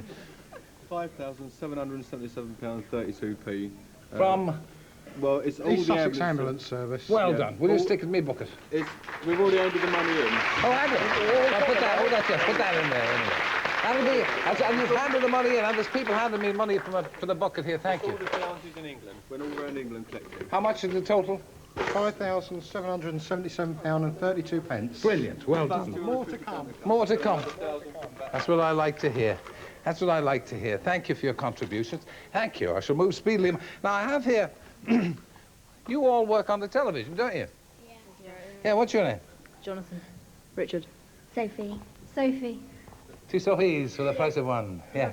You've been in The Lion, the Witch, and the Wardrobe. Yeah. Was that good? Yeah. Brilliant, yeah. Yeah, it was good. I saw it. Terrific. Did you enjoy doing it? Yeah. And have you got any money? Yeah. We've got £393 from all the children at Claremont Fancourt School. Brilliant. And Thank you. my school, John Henry Newman School in Stevenage, has raised £1,000 from a non-uniform day. That is terrific. It's wonderful to hear these things. And well done, children. It's good to see you. Hi, Gav. Guy. Can I push in past you here? I lean here on young, handsome... I hate him. Guy Mitchell-Moore. I knew his father. And his mother. And where's this all from? This is from the goodness of your heart. Sue, in Sussex, we did a sponsored swim this one of mine. Oh, you're terrific. Well done. These are tremendous contributions. And we also have a cheque down here from a tremendous collection of clowns. Where are you all from? Retford, not. Retford, yeah. I mean, it must be warm in those outfits. You're the Retford Rebel Rousers and you're Razors. I beg your pardon, you can't. Nobody's perfect. Give us a tootle on your bootle there. Wonderful. Okay. How much have you got? 2,820 from the Retford Rebel Razors. Well, I've been sponsored £350 to give you a kiss. Oh, right, here you go. Thank you. Sue? Worth its weight in gold, that worth its weight in gold. Talking of gold, we've got some gentlemen and ladies dressed in gold. Where are you from? We're from Hammersmith, Bedlington, Northumberland. Odd. From Bedlington and Northumberland. Right, and you got a cheque for £4,115. How did you raise that?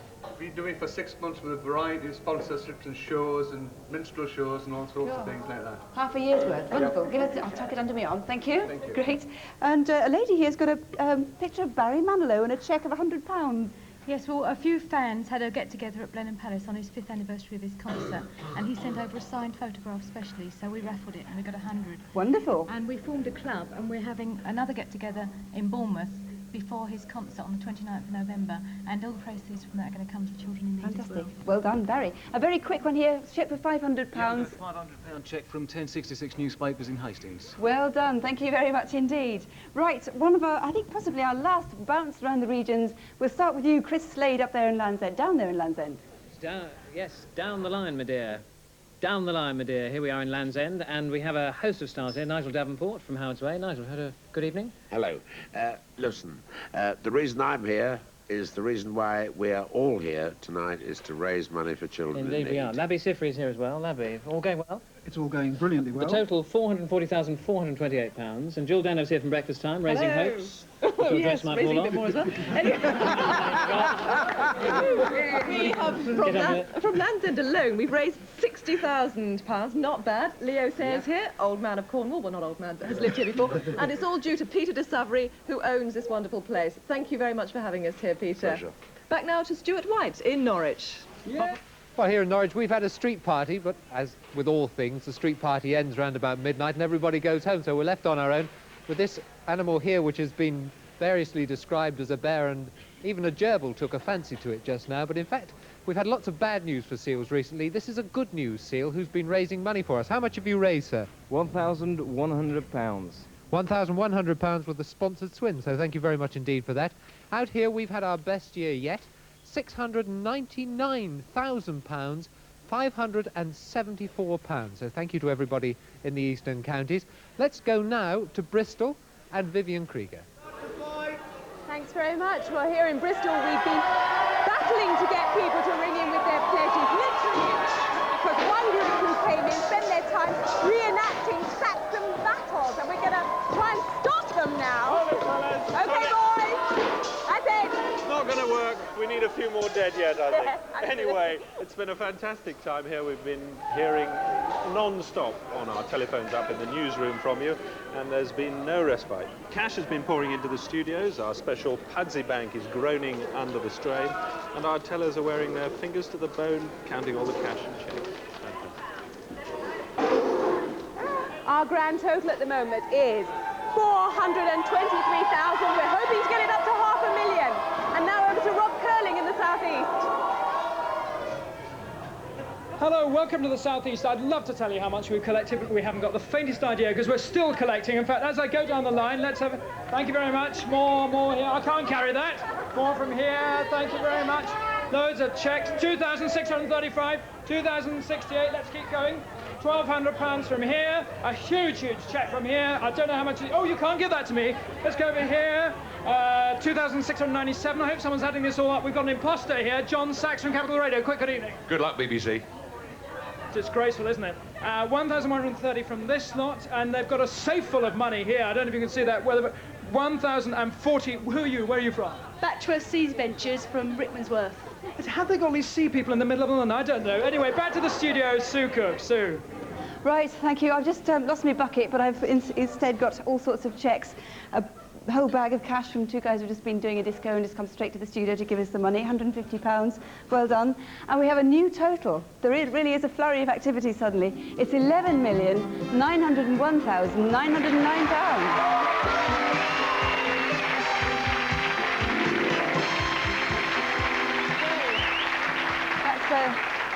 Well, about 30% more than we got this time last year. So here's a bit more about how to pay. A few more ideas, anyway.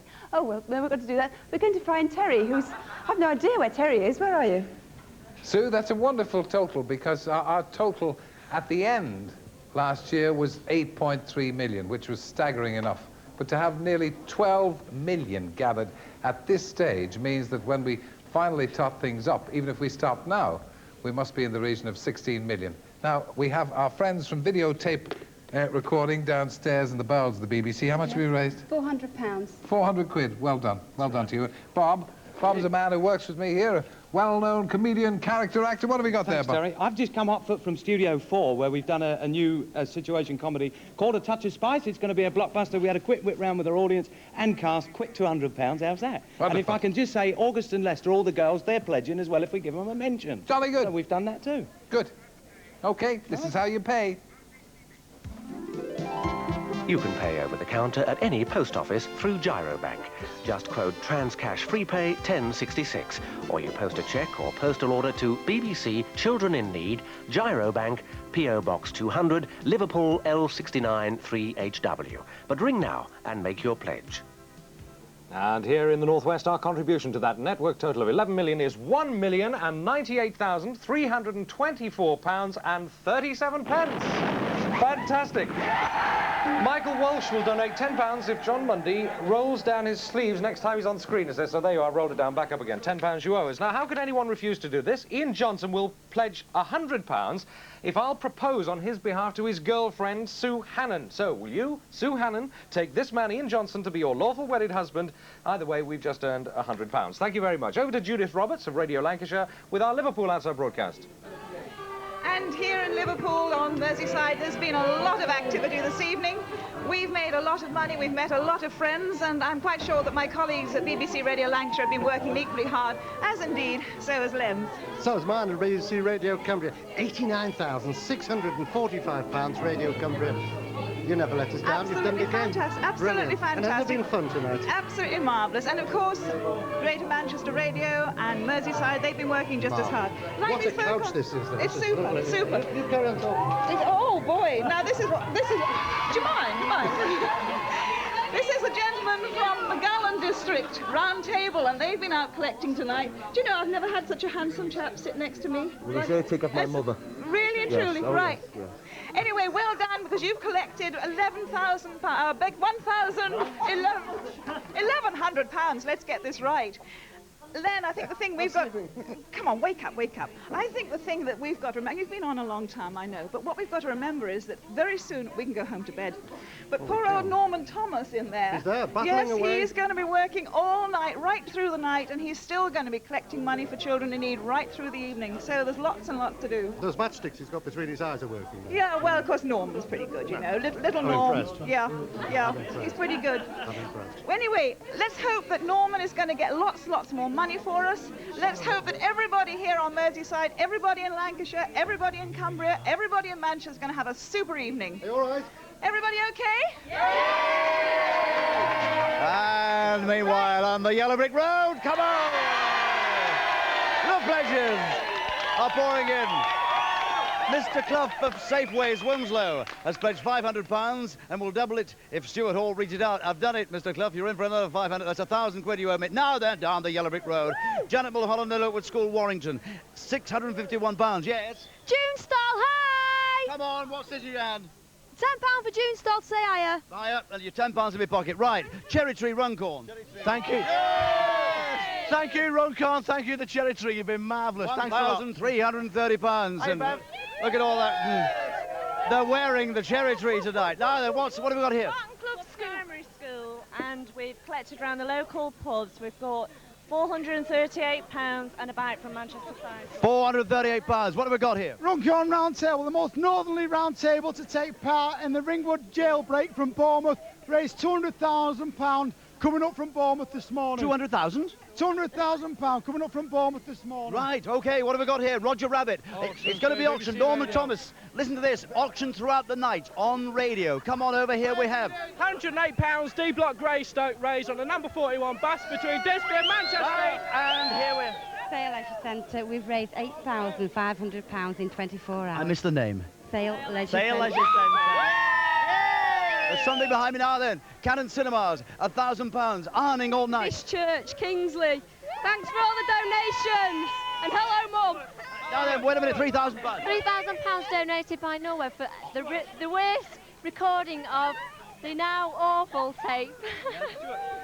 £250 raised by Manchester Valdy Sea Cadets tonight in 2 hours, plus £25 from Norman Duckyfield and £25 from Stockfish. Right, Come on, okay. Trafalgar! That's enough, right? Right. £100 Arms, Tottington Road. Raised £100 for stripping. And a look at the girls before we go here. They're working like mad. And now let's go off to the airport.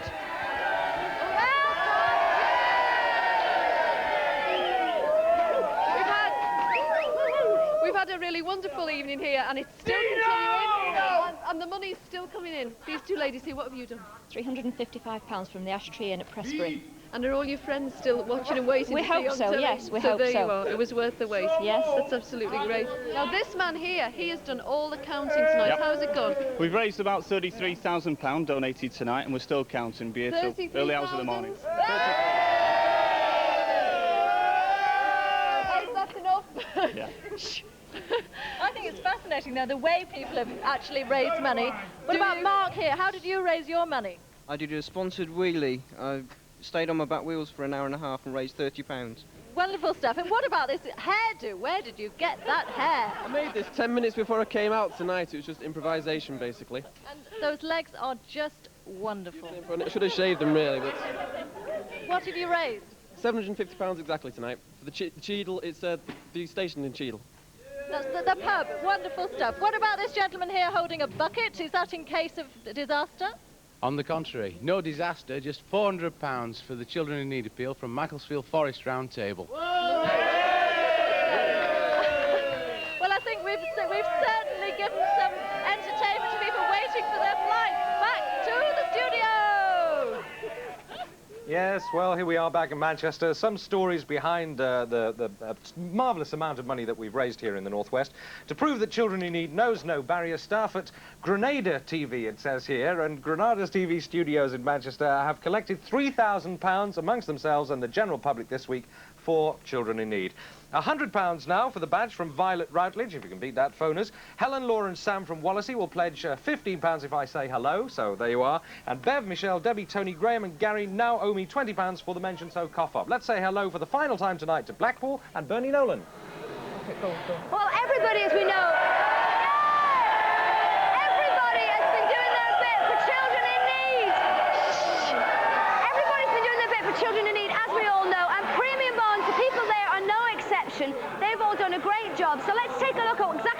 coming up to raise money?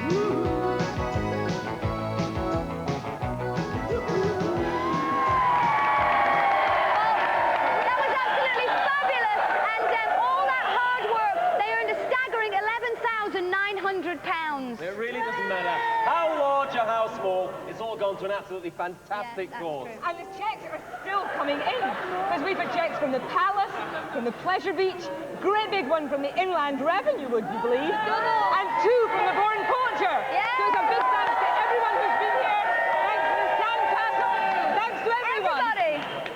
The floating ball! That was great! You can't believe this. We're outside and it's 1:05 and the McGowanettes have been dancing all night. Look at them, they're absolutely fantastic. Little tiny tots at the back here. Now then, let's find out why and how they've been dancing. Follow me, Dave. He's been with me all night. Where have you been dancing? We've been dancing all around Middleton and collecting money around Middleton to bring up tonight. How much you've collected? £372.46. Yahoo! Now then, come over here. Gosforth, what have we got here? A cheque for 938 quid. How have you done it? We collected money from all the pubs in our area and then we've driven the 130 miles down here. Well, you're very welcome and his nose is red. Give him a cup of tea if you please. Now then, what have we got? Langlow Library Girls, £370. Great stuff. Now then, what have we? Norwest. £1,000. 10-mile walk. £1,000. What have you got here? The old beefeater, £110. The old beefeater. Wait a minute. The Granada Studios tour. Ah, you shall be arrested for coming to BBC. But now, back to John. Fantastic, as I was telling you before, it just goes to prove there's no ill feeling. It is absolutely fantastic, the effort you have put in. It seems the whole of the Northwest has turned out at one of our outside broadcasts or one of our local radio stations or here in Manchester to bring us their money. We are extremely grateful to you, but please, we can take more. Our total now is £1,100,755.67. Fantastic, thank you very, very much indeed. Finally, here's a reminder of our address.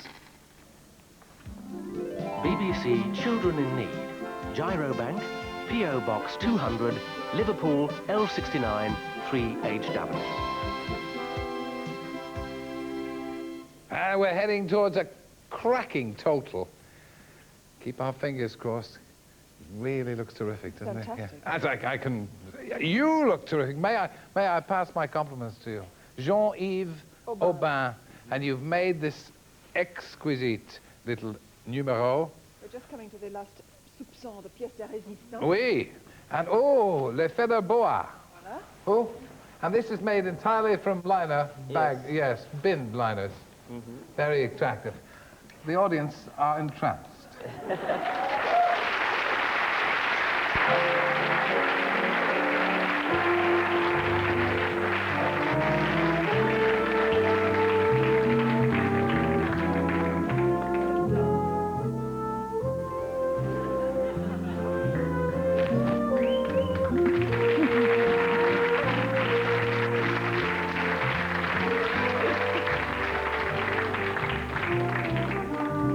Thank you, Jean-Yves. Thank you, my dear. Ah, wonderful. Joe Lumley. The bag lady. In the bag lady. Oh, and congratulations to Stan Hart and Peter Walsh, sustaining the French motif, brought back from France crates of Beaujolais Nouveau for the BBC radio auction. £4,000 has been raised. Now, any of you who watch Wogan will know that as the mist rises from the bog, It's a sure sign that we're going to hear some music. I smell the sewers of Paris. As we, or maybe it's the bin light. No. As we reach the homeward stretch of children in need. Has somebody fallen good? It's only fitting that we welcome the cast of one of the most successful musicals in recent years. Ladies and gentlemen, the tremendous finale of Les Miserables.